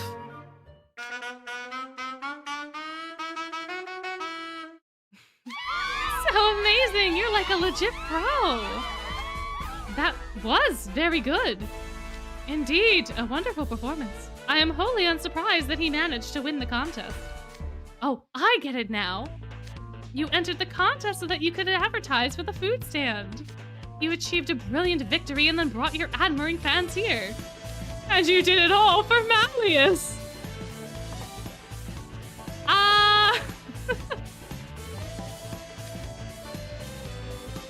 Your lack of communication beforehand is a problem, but I acknowledge your intent to help and grow our stand sales. Huh? What are you talking about? I just told you. Well, I'll put my appearance here as promised. Time for me to skedaddle. I think I'm gonna go check out Jade's stand. Peace out, guys. Wait, don't go! Play us another song! Hey, humans, stop! Nope. That's it. It appears he's taken his entourage with him. What in the world did he even come here for? Ugh, I don't understand him at all. Yeah, well, that is Floyd for you. That is Floyd. That is how he be.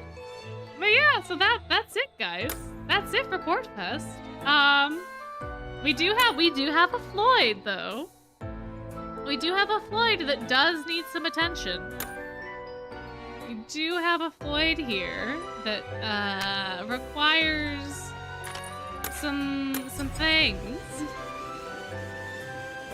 I am quite curious what his diorama looks like. I have only seen Jade's. 恋人ちゃんと一緒にいると面白いことばっかで飽きないな。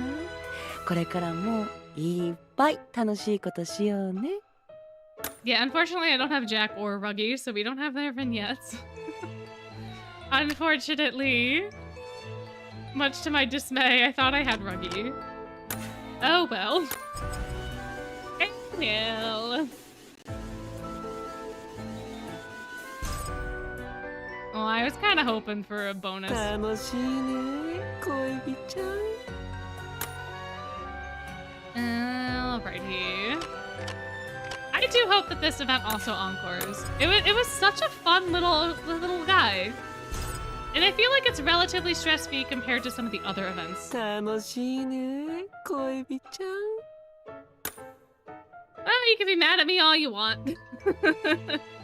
I don't remember if I didn't have gems at the time or if I was just like legitimately not interested in Jack and I was like, yeah, well, Rocky's kind of chill, but like, you know, whatever. That's how it goes sometimes, you know. 今魔法を見せる気分じゃねえんだけど、後にしてくんね。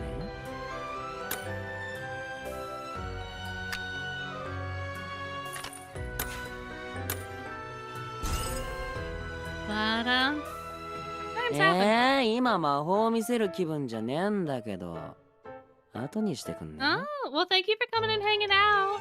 Good luck on your test tomorrow. Bye. Bye bye. Alrighty. Now it is time. It is time for Floyd to become groovied. It is time. We'll see how it goes. I don't know what he says. 現実のジェイドが気持ち悪いことを言ったら、今度こそ海の底に沈めてやる。 Oh, he was very, very angry. Oh, he was so angry when they were fighting. He looks delighted but also pissed. It's a lovely mix of both. It's very lovely unhinged. Man, I did not like this card at all. Like this groovy at all when it first came out in JP. I was like, this is a little too spooky. This is a little too spooky, but I honestly think that I like the color a bit more here, and I think that's because there's more of like that purple. Like there's a lot more of the purple, and there's a lot more of like the red. There's a weird like little purple dots other places, but it's cool. It's pretty cool. This is a good time. 超いい気分。なんか楽しいことしたくなってきたかも。 I mean, fair enough, fair enough. It is Floyd that we are talking about. That is true. That is true. Although now, I am so insanely curious about what he looks like in flight exam. ジェイドの夢の中の俺。 in flight lessons. So shall we go and see what he looks like in flight lessons as an eel? Shall we go explore? Let me still take them with Sebek so that I can actually get my achievements, but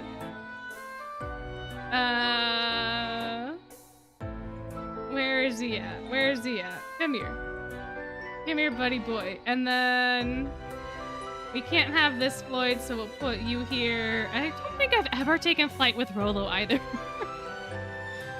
So let's see. I probably should have done this before I maxed out his vignette, but you know. I always forget flight lessons are a thing. Oh no! Oh, I forgot to change it. Okay. I forgot it wasn't on by default. Oops. Oopsie doopsie. Oh, that would have been so nice to see that. Oh well. Oh, they go up pretty far on the perfect. Wow. Oh my. Yeah, I wanted both. I got Jade first. And then Floyd. But yeah. I guess I wasn't paying enough attention last time. Nope, that's the wrong one. I need flight, please. And then you, sir. Pretty please. For just a hot second here. Hold on. Thank you. Thank you, sir.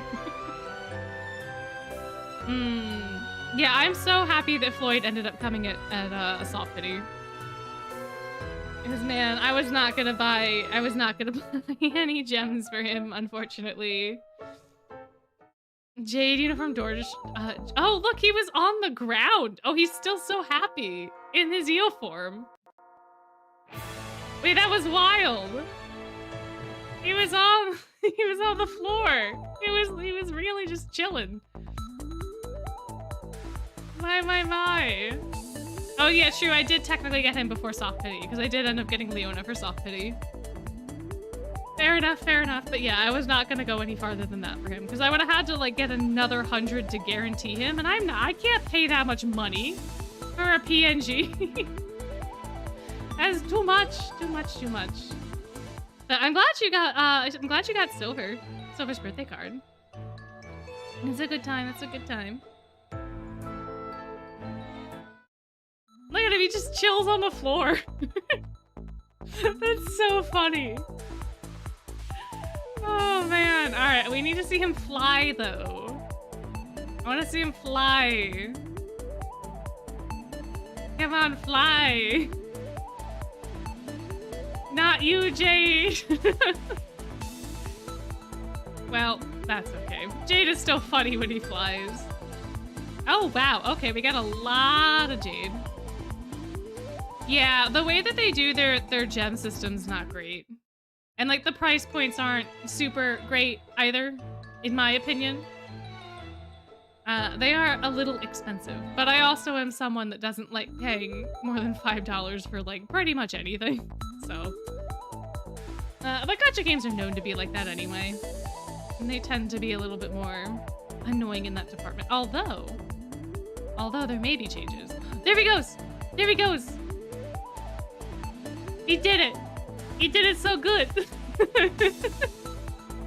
He did it so good, guys! Oh my gosh. My. You know, when I went to the restroom, I had that same thought. I don't know why it popped in my head, but I imagine they would do like every other fish. Can't imagine anything other than that.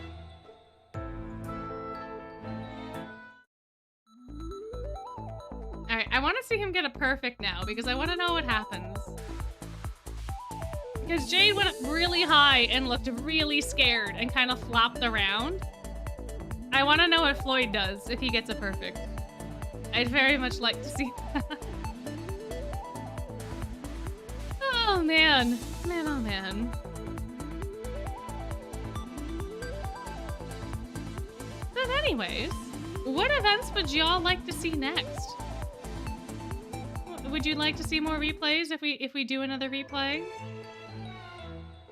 Is there any specific requests that we would have for that?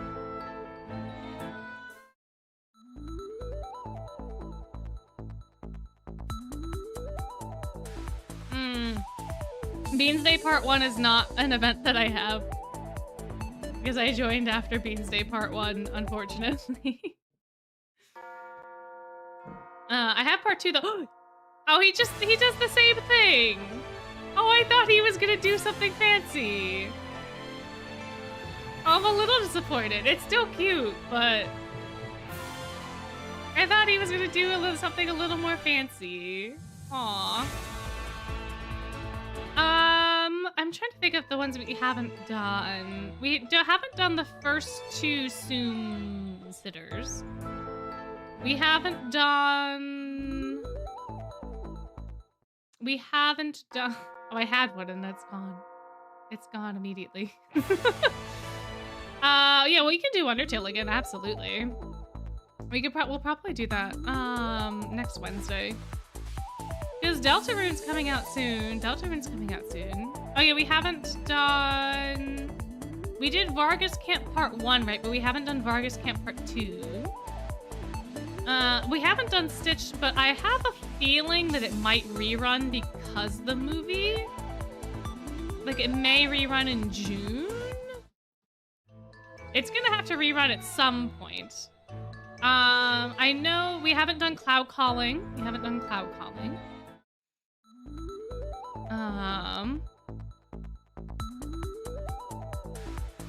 think of what other ones. Yeah, I feel like they did it in JP because of the Stitch movie, and I have a feeling that they're gonna rerun it here because it's not in the like event replay shop. So I would have to imagine that that would happen at some point. I'm trying to think of what other ones we have though. Or like what other ones in Twist we haven't done.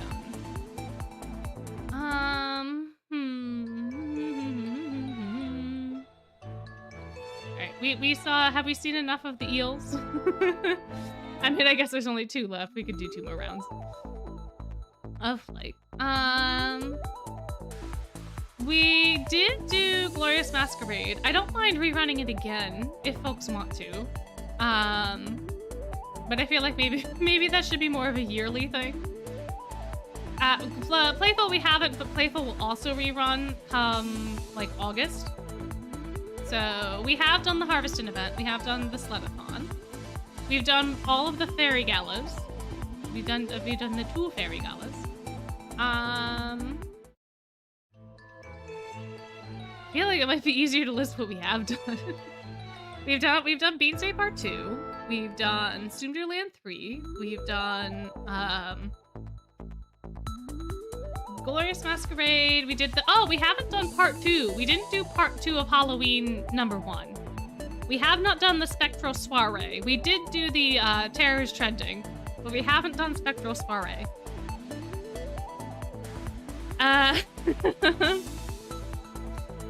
Oh, we haven't done the Master Chef yet, so we could do that for an evening. I do not have all of the cards, but we could do the ones that I have. Here, let's go to the event list, and then I can say for sure what we haven't done. And then we can have that sorted. So, in terms of event stories, we have done the Fairy Gala remix, we have done Red Carpet Cadets, we've done the Arcane Combat Drills with Crowley. 3rd anniversary. Well, I guess we could do the anniversaries too if we wanted to. Sam's New Year's sale, I believe we did with the tops. I could be wrong. I don't think we've done the New Year's sales. I don't think I did videos for those. Twisted Sunderland 3 we did, Playful Lane we did, Harvestin we did, Glorious Masquerade we did, Cloud Calling no, Stitch no, White Rabbit yes. Zoomderland 2, no. Anniversary, no. Sam's New Year, no. Violet Sky, yes. Portfest, yes. Spectral Soiree, no. Wish Upon a Star, yes. Vargas Camp 2, no. Phantom Bride, yes. Vargas Camp, yes. Fairy Galas, yes. Zoomderland, no. Beanfest 2, yes. Neither one of those. And that, I believe, will be it. So, yeah, we could speedban anniversaries. Next anniversary. So we have Sooms Part 1, Part 2, Spectral Soiree, Anniversaries, New Year's Sales, Vargas Camp 2,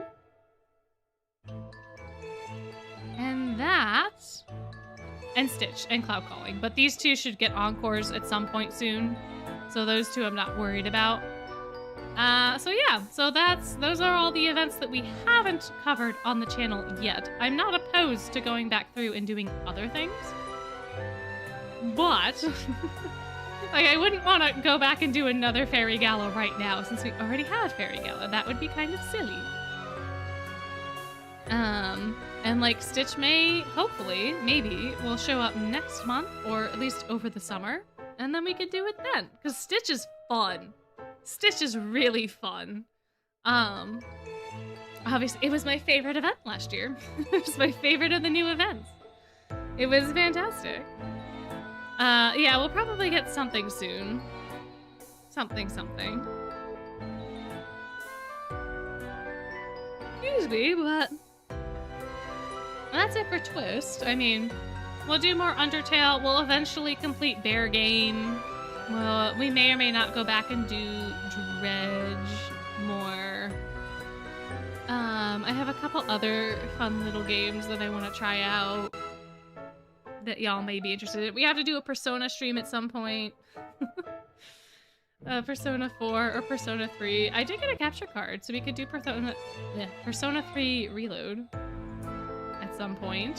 We could also do Crisis Core, the remake. There's lots of stuff that we can do.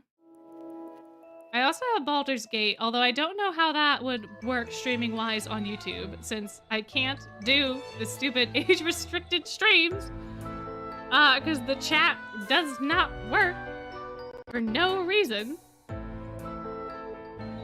But, oopsie, that one. But, teen-rated audience for any of the Persona games? I think they're rated, right? Persona 3 original so I can date men. Well, it'd have to be Persona 3 portable for me to do that. Which would be fun. I liked the one guy that kind of looked like Loki a little bit when I was young, when I first played Persona 3 portable. It was very fun. I do have Persona 4 on my Steam, so we will absolutely do that at some point in the future. You like Dredge? Okay, well that's good for me to know. I feel like the Dredge stream was just super chill. Just very relaxing. I mean, I wouldn't have to, but like Baldur's Gate specifically, I feel like Baldur's Gate 3, I feel like just should have it, perhaps. Even if you disable some of like the more risque settings, I have not completed the game to know like when certain things pop up. And I know that there are certain things that happen. So, and there's also just like a well, I guess you can disable the blood. So there's that. But I don't know. Like the other games probably not needed for age restriction. And I'm pretty sure that's the only one that is mature. I have not touched Infinity Nikki since the firework event thingy that happened. That was the last time I had time to play Nikki.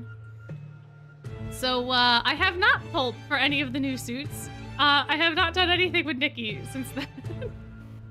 We could do a Nikki stream though at some point. I know I got to the point where I could challenge some of the sovereigns. And I thought that could be fun to do on stream, rather than just have me run around collecting wool again. Yeah, I keep forgetting about it until someone mentions it, and then I'm like, I could, but I'm a little lazy with that one in particular. Also just because I got really tired of the gacha. And apparently there was controversy recently about the gacha. So I feel a little vindicated in that. Yeah, I think all age restriction really does is make sure that like kiddos can't interact with content. Like if you just have an age restricted video, then that just means that like people that are not confirmed adults can't watch it. That's pretty much it. As far as I'm aware. And I think if there are certain kinds of content or like certain kinds of themes, it has to be age restricted. I think. I don't know. I just want to be cautious. But most of the games that I play would not need to have that anyway, so. There are Persona. Oh yeah, there definitely are Personas that are rated M. Yeah, like, but a lot of those I also don't typically keep in my party. So I would just have to be cognizant of that while streaming to make sure that if I make them, that I, you know, don't have them on screen. But that way I can still create the other Personas. But yeah. Oh yeah. Oh yeah, I mean the free stuff's fine. I mean the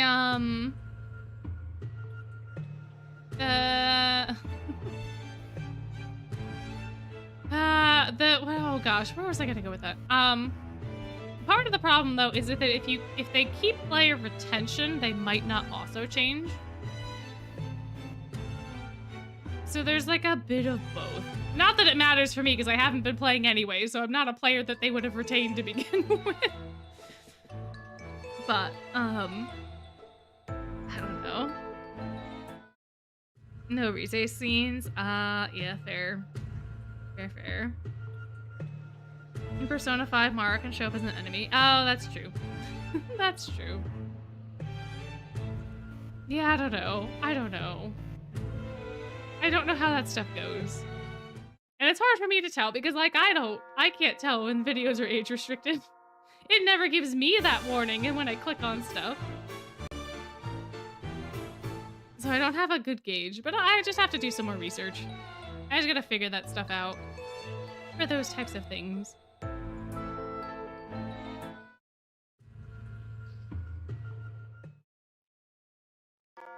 But Mara is avoidable in 4 because you have to fuse to get him to appear. Yeah.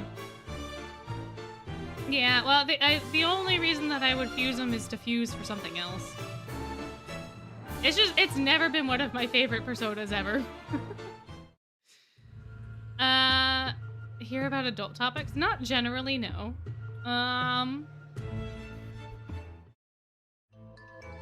I just try to remain family friendly. I like being family friendly. I don't know. But there are games that I enjoy in my free time that I would like to like share with you guys. And some of those games are also games that you guys like. So I would like to be able to do them as a community type thing. But, oh, about age restriction. Yeah, gotcha.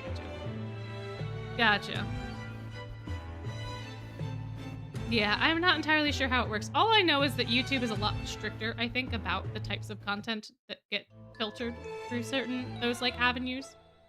So,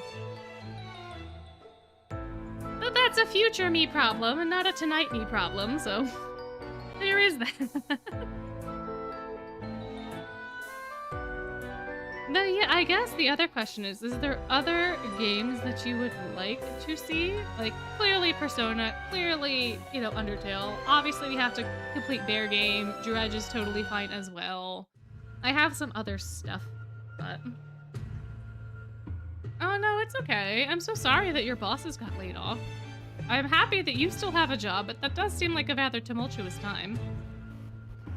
Yeah, Twist is, like, rated teen, right? I mean, there's some darker themes and stuff like that. Clearly. A lot of mental health stuff going on. Oh yeah, Metal Gear Solid. Yes, you do mention that every single time. And then every single time I go, oh yeah, that game that I've always wanted to play that I completely immediately forget about every single time it gets brought up. Yeah, we do have to do that at some point, don't we? Don't we now? Yeah, the Lion King platformer. Gosh, I don't know, man. I don't know. Cookie Run Kingdom, I don't know. All I know is that people go, like, feral over cookies. I don't know. I don't know, man. The Persona dancing game, which would be nice for one-offs.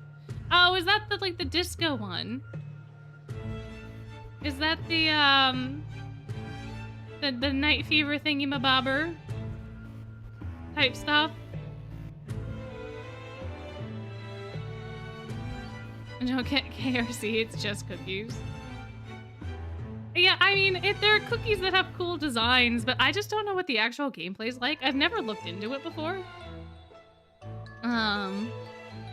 And the Persona dancing's... Oh, okay, cool. Persona dancings. I have not tried Project Sakai. I have not. I don't know what that's about. I feel like I've heard of it.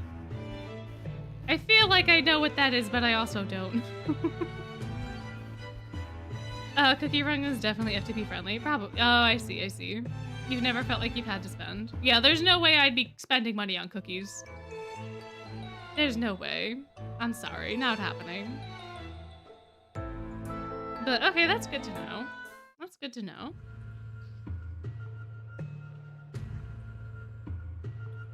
And that's fair.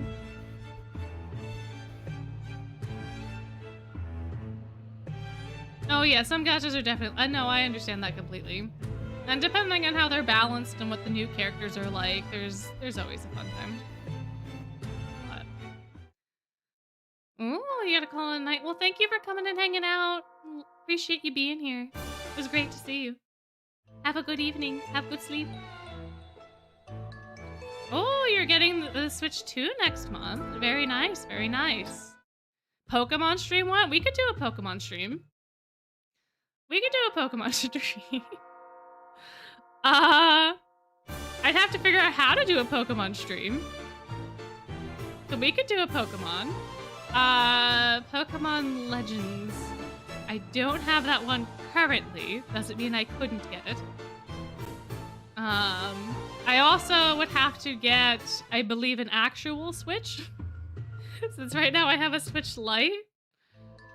And I at this point I'm not getting a Switch 2. I've heard too many things about it. Like, I wanted to get it from a hardware perspective, but apparently apparently, one of the new things is that they switched their terms of service so that you are basically paying for the license to the console. So if anything happens to your console that you may or may not directly cause, they can just shut off you being able to access your games and being able to use the console. It may not be that dramatic. I may be misquoting, but I saw something today from a couple different people that said something along those lines, which I was not happy with at all. And I was like, yeah, if that's the case, then there's no point in buying it. There's no point in buying a $500 license. I don't know. I don't think so. There might be a ROM hack to this game. Not hard to stream Pokemon, depending if it's Switch or ROM. Gotcha. Full Switch streaming. If you mod it, they will shut it down. Yeah, you can't, so you can't record with Lite, and Switch Lites don't have an HDMI cord because they like cannot connect to like a TV or a monitor. So like you can't capture card it either because you need an HDMI cord. So if I was to do any of the Switch games, I would have to get an actual Switch, which is why I was waiting for the Switch 2. But if the Switch 2 is going to have these things, I am not buying a Switch 2 because I think that's a poor financial investment for something that you may just get cut off from without too much recourse. If, again, that's all true, because I did not dive deep enough into it, but certain device to stream the Switch, which you could hook up to the dock. Yeah, but I don't have a Switch. That's my problem. I would need to get a Switch. Which, you know, may not be that bad. Especially after the 2, because if prices do somehow drop magically, which they won't for like 3 years. But that's true too. Yeah, people will probably be selling theirs since they're getting the new one. But you would probably get it so you could play Switch games with better performance. I mean, that's fair. It definitely has a better frame rate, and there's definitely technical specifications that make it better. And like the Joy-Cons and everything else too seem like they're gonna be better. Like everything else about the Switch 2 appeals to me, except the stupid licensing thing. And the fact that like even the, at least now I think they said that certain developers were going to do the digital key in their physical copies versus giving you the physical game, but now I think they've changed that to every physical game is going to be a digital key, which I hate so much. So, I don't know. See, I'm just very curious to see what will happen with this particular console and how it will go. I don't know. Which makes me sad, because then I can't play the new Kirby Air Riders, but that's a small price to pay for saving $500. I don't know. Well, almost $600, because the game's expensive. Anyway, at some point in time, we might even do Animal Crossing streams if I do get a normal Switch. Because then we could do Animal Crossing, which could be fun. That could be cool. Pokemon Fusion is a lot of fun. Is that like the 3-of-a-kind thingy? I think I used to play that. I haven't played it in a long time. But a ROM hack of Emerald would be better. Yeah, I think if I did any of those the old Pokemon games, I'd probably have to do that. But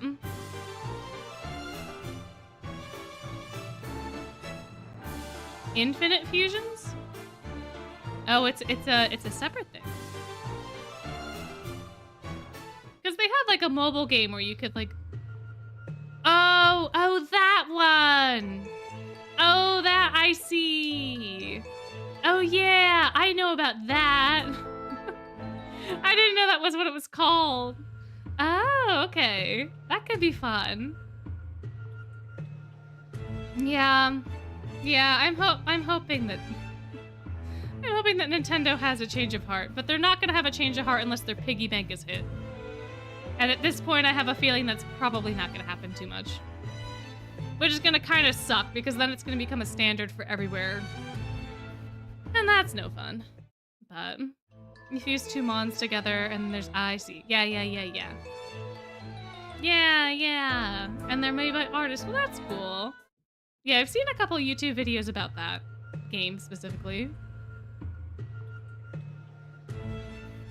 Gotcha. Interesting. Well, good information for me to have. Good information for me to have. Because I want to do stuff that I like, but I also want to do stuff that's not going to bore you guys. So while I have you here, my lovely little audience, if there's stuff that you want to see, just let me know. Just let me know. Just drop a line.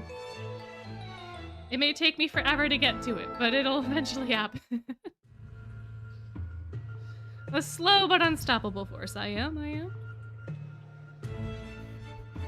Legends could be fun. I have no idea what it's about.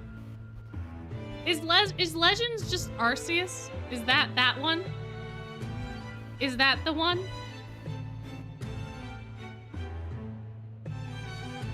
Is that what we're talking about?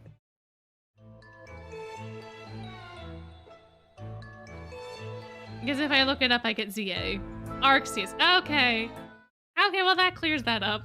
Yeah, Arceus seems like a really fun one. Legends ZA, yeah, but Legends ZA is only going to be Switch 2, I think, right? Yeah, Arceus has looked fun to me.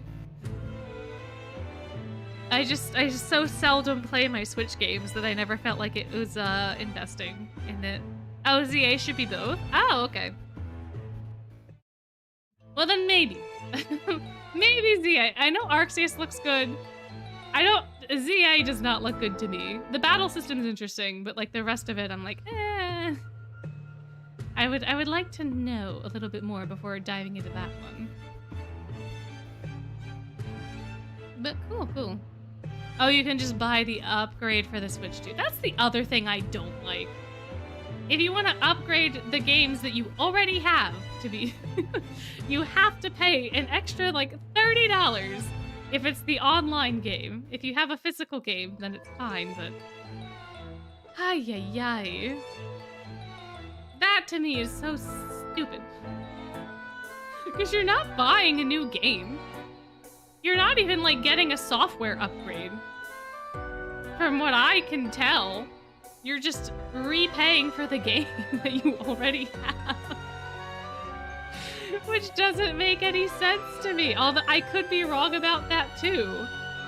But it just seems like you're paying again for what you already have. Some get free upgrades, but you know that's probably going to be a limited time thing. I can't imagine that like the whatever their like Discord Skype thing that they're doing that just was like a very unnecessary feature that's also going to be locked behind a paywall. And also, you know, the game that teaches you how to do stuff on the controller, that you have to pay an additional $10 for if you want to learn how the controllers work.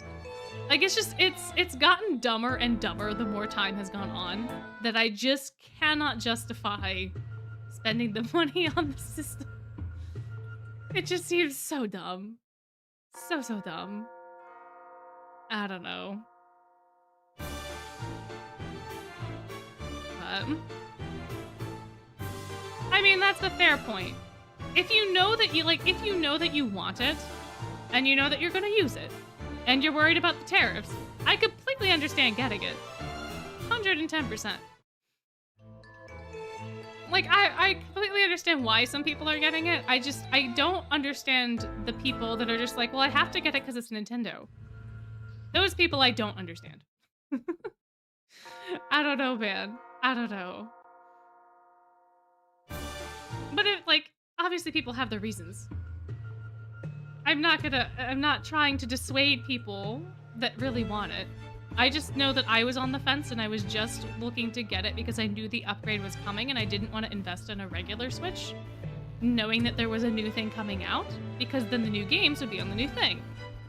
But now knowing what I know, or what is at least being talked about for this new thing, I It's not worth it for me. For me, personally.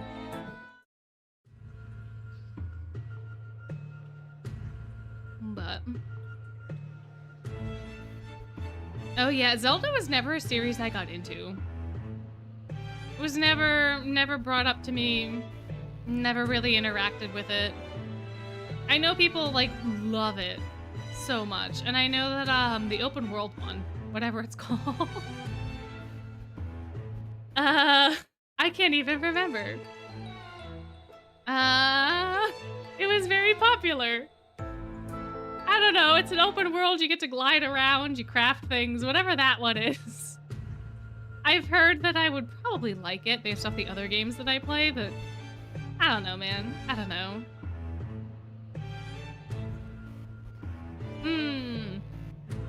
Well, that's good. Thank you for your service in doing that. As a first day launch owner. That feedback would be very important, I think, for for folks who may be on the fence. Ah, Breath of the Wild! That one! That's the one! That's it. Very fair. You're still on the PS4 because the Trail series keeps doing both PS4 and PS5. Fair enough, fair enough. Yeah, I got PS5 partially for Baldur's Gate, but then also because I wanted to do other PlayStation games, but the only PlayStation that I own until I bought the PS5 was the PlayStation 2. So all of the games that I wanted to play were not on the PlayStation 2. So I figured I might as well just get the 5. Between the 4 and the 5, I might as well just get the 5, because then I have all the options. But, I still like my PS2 games. Still enjoy them quite a bit. But, yeah, the older consoles are fun as well. Digital games, because Nintendo put a sour taste with the physical being... yeah. If all of the physical games are just a key, then there's absolutely no reason to buy the physical games, especially since they are currently, at least from the information that is out there, going to be $10 to $15 more expensive than the regular digital key that you get in the store. For a physical copy of the same exact thing. Because you're not even getting the game. Yeah, nah. I have so many thoughts. Not for me. It's just not for me. Not at this point, anyway. Not at this point. But so it goes. But sometimes things change. Who knows? They may walk it back. They may not. I don't know. Right now, it just, for me, is not that great of a deal. But who's to say? Who knows? What'll happen in the future? I would like to do some of the Switch games. Like, I think it would be kind of fun to do, like, Animal Crossing little streams. Because Animal Crossing is just such a fun, little, relaxing game to just zone out to and just enjoy. Or like Mario Kart, which I don't currently own. But, you know, the new one doesn't look like it's all that much specialer than the one that already exists. So, like, unless they cut off the online services for it, could be fun. Could be fun. We could all hang out and play Mario Kart. Those of us that have it. I don't know. It'll be exciting. But yeah, I would want a new Animal Crossing game too. But I want them to treat the series better. Because New Horizons was so ridiculously successful and they just kind of let it rot. They just kind of let it go. And I don't fully understand why. Not that I feel like there was too much else you could have done for it, I guess. But like, it only had one major update and then a DLC, and then they were like, we're done. I don't know.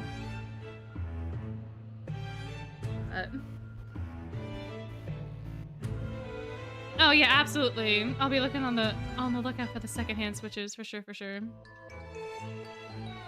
Ooh! Animal Crossing in space would be fun. Because of Splatoon, I see. That's also a game that I've never had any inkling to play. Pun not intended. I know that they're squids. I know the whole point is ink. And it's like, It's like a turf war thing, right? Never had any inkling to play it. Never at all. Those sorts of things I don't know. Battle royales, I think I have come to learn over the course of my existence that battle royales are not really my thing. Like, I really liked Apex when it first came out. That was kind of cool. Didn't play it for a while. Didn't like it after that. But you're like, okay, so you're like on teams though, battling over the stadium to get as much turf as you can. Does that not also fit that definition?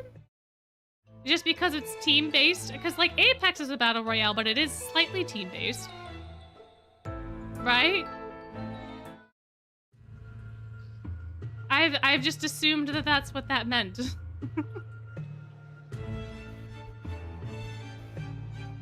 What is TDM? Oh. Oh, team defense? Tower defense? I'm not good with acronyms, guys. Team deathmatch. Oh. I see. It's really fun, but online play is competitive if you don't follow the objectives. I see. Well, I will say battle royales are not my thing, and I thought that Splatoon was a battle royale. So, I don't know, maybe I would like it more. I don't know. Now I'm very curious about what other games fall into Team Deathmatch that I have probably been misrepresenting my entire life. Now I gotta go look up a list.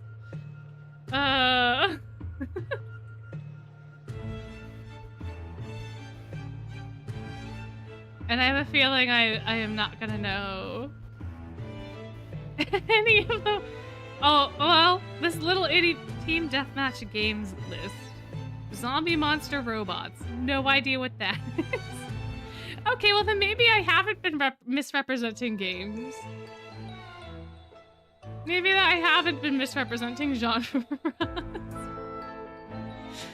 Okay, well, anyway. My. Splatoon story mode is worth it alone. Interesting. Yeah, Apex was really fun when I was in university and I had people to play it with, but then, you know, my problem is I don't like playing those types of games with random people, which is like 90% of the experience of playing those games. So, that's probably why I don't like them so much. Like, even League. I used to play League in college all the time. I really didn't like playing with random people. I know you have to play with random people to, like, get good at the game. But I didn't like it. At all. And now I don't play anymore. But, it's how it goes. And now I feel like there's too high of a barrier for entry. Because I know so much of the old ways, and there are so many of the new ways. Just not a vibe for me for that one anymore. Yeah, I also don't need toxicity in my life. I don't need that many, or that much of it. It comes from other sources. I don't need to subject myself to that anymore. I have grown out of it.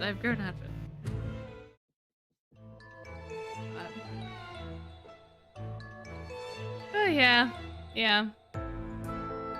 Oh, League has WASD controls? Interesting. I feel like that's more of a nightmare. But okay. That's what they want to do. I guess. But... yeah, I don't know. I haven't done a lot of multiplayer, like online multiplayer things in a long time. I actually, honestly, cannot remember what the last online multiplayer game I played was. Oh, Genshin, I guess? But that's not really multiplayer. And I guess Nikki technically is multiplayer now. But like Genshin has a multiplayer mode. But like, not really multiplayer. In the traditional sense. Goodness gracious me. Oh, it's been forever since I played Among Us too. Good lord. That was a time and a half, wasn't it? I'm kind of getting the itch to play it again, but like I need people to play it with. I don't want to play with random people in Among Us is just hell on earth, I feel like. It's an experience. For sure. What else? Yeah, I'm looking through my Steam library and I really don't have really anything that's multi. I have Tabletop Simulator. That's multiplayer. That's fun. I played the We Were Here series with my one friend. There you go. That's that. We could do a community Among Us stream, I suppose. If people wanted to. We could do it Among Us. That does require some talking though. Or at least it's more interesting if there's talking. It'd have to also be a Discord-y thing. We could also just do Among Us as like a Discord exclusive if we wanted to.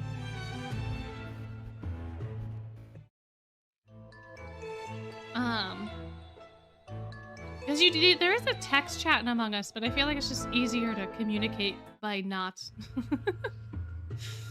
texting. Yeah, you can do it with the text chat. This is true. But yeah, it's much slower doing it that way. I don't know. I've never liked the text chat. I've liked the accusations and oh my gosh, wait. Do you guys I don't know how many I guess raise your hand if you like Death Note? I guess cuz there's a Death Note version of Among Us that looks hilarious.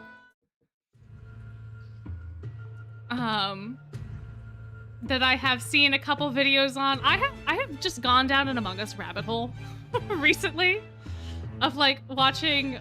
Honestly, I've just gone down like an Alpha Rad wildcard rabbit hole, and it has mainly been the Among Us videos. But they played the Death Note one, and it just seems like such a goofy little game, such a goofy little time, and I have the urge to play it now.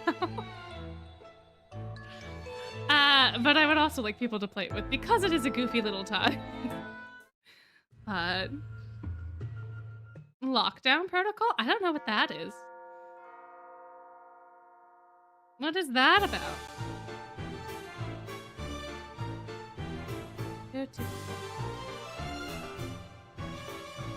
I don't know.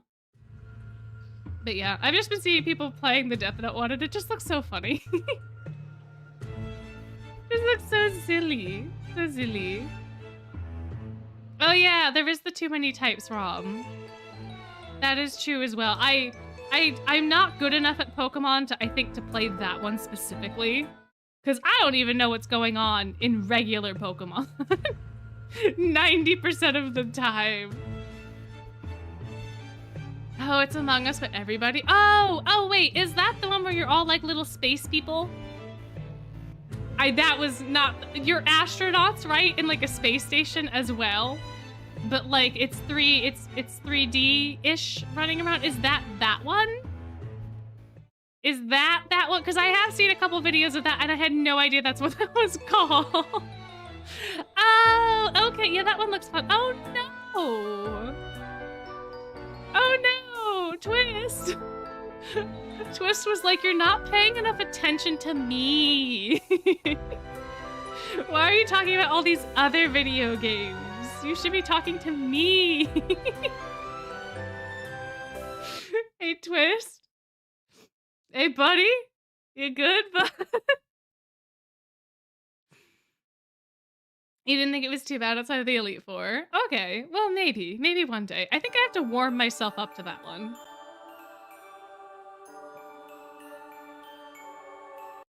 Same glitch when picking a background color. Oh, interesting. Oh, look, Floyd is so bored looking, and now he's not bored looking. Fantastic. Well, anyway, maybe that was a sign. I think we could do one more 10-round lesson thing. Bob. And then I will go to bed because I should probably get up early and do stuff tomorrow. Yeah, I think the game was either jealous or oops, that's not lessons. It was like, hey, maybe you should go. Maybe, you know what, we'll end with some history lessons with Sebek. And we're gonna put both of the eels up front. And it'll be a wonderful time. It'll be fantastic. It'll be good. It'll be good. Oh, you're going to a Ren Fair tomorrow. Oh my gosh, that's so fun. Oh, I hope you have a good time. Oh man, I've been seeing like videos and stuff from the LA Ren Fair, I think. And it's just, oh man, it's getting me itchy. I really want to go to a Ren Fair. I can't wait. I can't wait for the local one to start. I cannot wait. I can't wait. Oh, I'm so excited. Oh, it's gonna be your first one? Oh, you're gonna have such a fun time. I hope the weather's nice for you. But I think you're gonna have such a good time. There's so much fun. There's so much fun. They're so exciting. A Ren Fair is a Renaissance festival.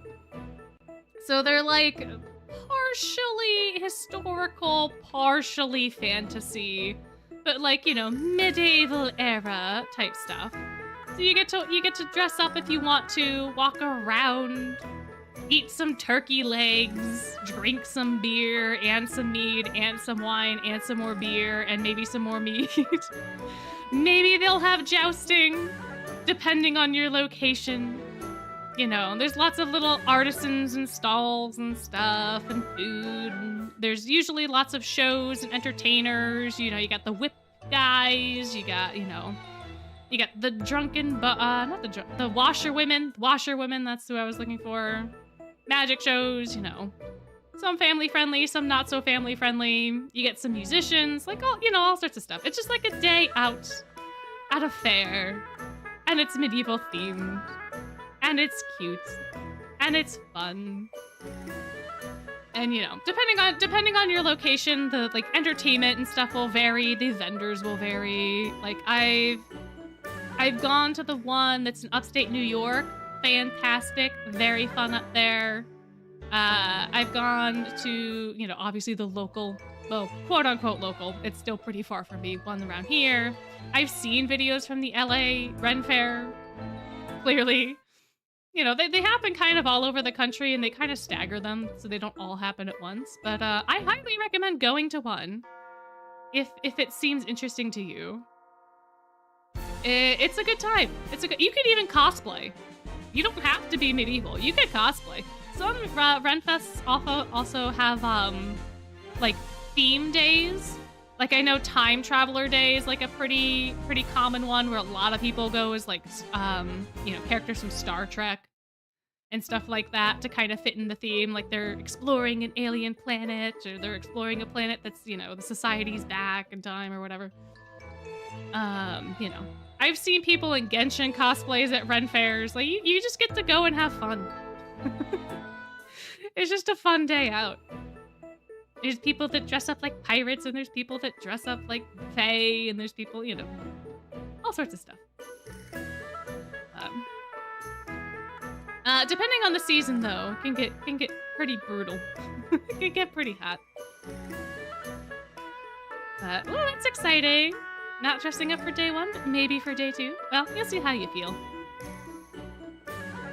I don't know. I highly, highly recommend Ren Fairs. They're like one of my favorite activities to go and do. It's just such a good, wholesome little time where you can kind of forget the world for a little bit. And they usually have really tasty food and drink. Pricey food and drink, but good. But good. And then sometimes they also have games. You could play like little, you could toss a tomato, at some people. Sometimes you can dunk a mermaid. That's fun. Sometimes you can like slay a dragon. I think the one in New York has like a really cool like maze that you can go into.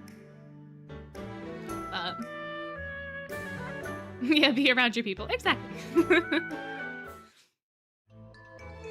It was hot in your area today? Aw. I am sorry. It was very rainy here today. It was very, very rainy. Yeah, I guess you could slay Malleus if you want to. You're gonna have to get through Sebek first, but, it's a challenge. And then depending on which one you go to, sometimes you can talk to, there's lots of actors that kind of free roam around that you can, like, have interactions with and talk to and stuff like that, and sometimes they're more historically based, sometimes they're more fantasy based, so like you can get some really interesting historical information, or you could just have a really fun time. You should tell him Lilia needs him. I don't know, man. I'd like to slay with Malleus. I don't know that I really want to slay him, but I suppose there are ways.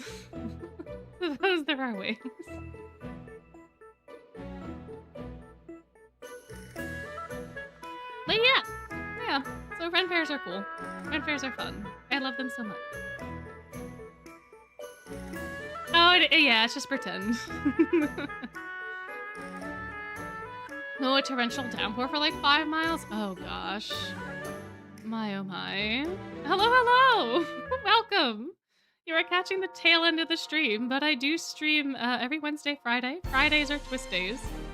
Wednesdays are sometimes twist days. But sometimes they're also variety. We just did we did Portfest tonight. We went back through the story. Oh, it's midnight for you? Yeah, it's almost midnight here. Well, thank you for coming and hanging out and chatting about run fairs and stuff. It was delightful having you here. But yeah, unfortunately, after this round of lessons, we'll be wrapping up. But there's tons of videos and other things on the channel regarding Twist if you would like to peruse. And like I said, Twist every Friday, so... Ian, Twist streamers. Oh, you just got back into Twist? Well, lovely. Well, welcome. Love having you here. Yeah. We do lots of fun stuff, hopefully. But yes, there is also a Discord, so if you want to come and, like, chat with us, please do. The link should be in the description, the video description, so you can come join us. Just make sure you fill out your little introduction, and we can get chatting away there, too. My favorite season is fall. 100, I like the apples, I like the ciders, I like the leaves, I like that it's cold, but it's not frigid. It's a good time, on stars? Oh, you're, gotcha. Yeah, yes, storage limits on phones, man. Storage limits on phones. It's rough out there. I'm happy the phone that I got, my new phone, has twice the amount of storage. Which is so nice.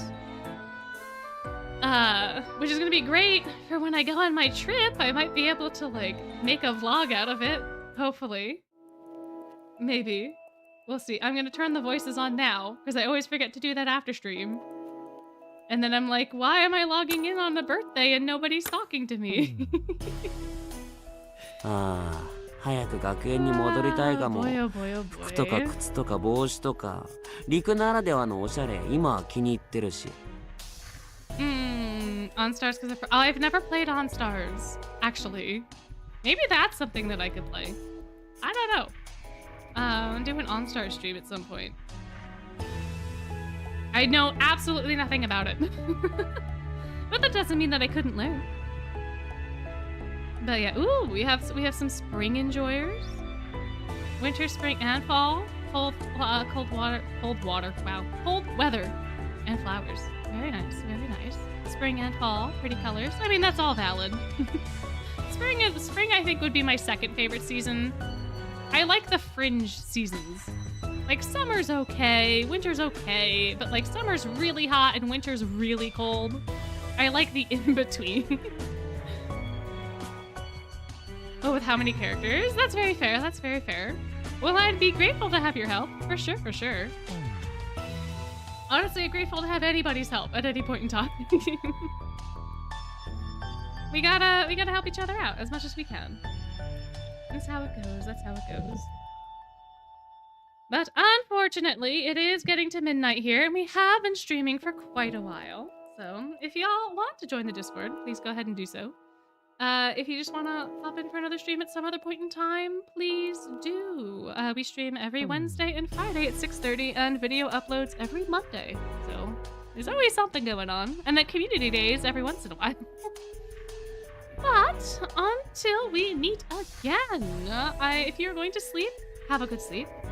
If you are having a day, have a good day. And I will see you in the next one. Night's blessings. Bye-bye.